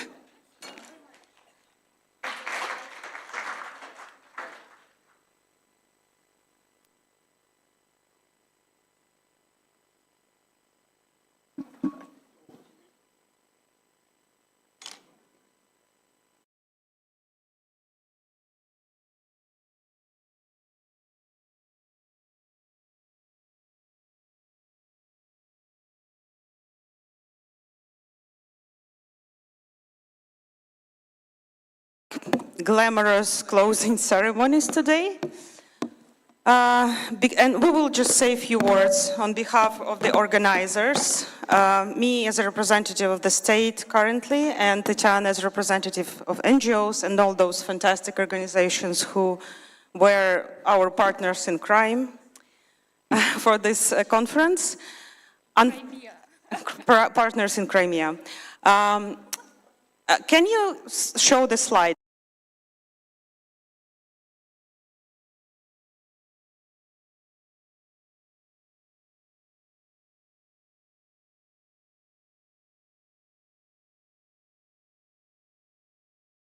Because of all the organizational issues, to talk with every and each of you and to extract your knowledge, your understanding of what's going on. But I'm so happy and proud that you are here with us today, that we made it, and I'm sure that we will think about all of those things that were told on this stage, and I'm especially proud with the latter panel. That was fantastic and that brought lots of attention, even though it's the last panel, but it was really very important. And I think that it should be just the beginning, and we will think how to process it all. But I think that so many, even more than I thought initially, things that unite us with every context of every country that was presented here. And we should work on this more, and I feel like maybe the main thing about this conference is that Ukraine is getting our subjectivity, right? So thank you for this feeling. This is fantastic, and I'm sure that it's not the last time that we meet, but next year, you know, please get prepared to travel to Crimea. Thank you so much. Thank you, dear colleagues. There is no time for closing remarks, but we do think it is better to have more space for questions, for discussions. And thank you to all of you who were with us all these 3 days. Our conference covered many issues, starting from food security, Wagner Group, energy infrastructure, international justice and human rights, left ideologies and how they reflect Russian invasion to Ukraine, and many others. We hope that every one of you found something interesting during this conference, and many thanks for those who were staying with us all these 3 days. And especially to the guests who travel from many countries, which are thousands and thousands kilometers from Ukraine. For us, it was very challenging. We did this format of conference for the first time. We had several co-organizers, and we hope that it is not our last conference. We hope that next one will be in Crimea, as my colleague Maria Tomak said.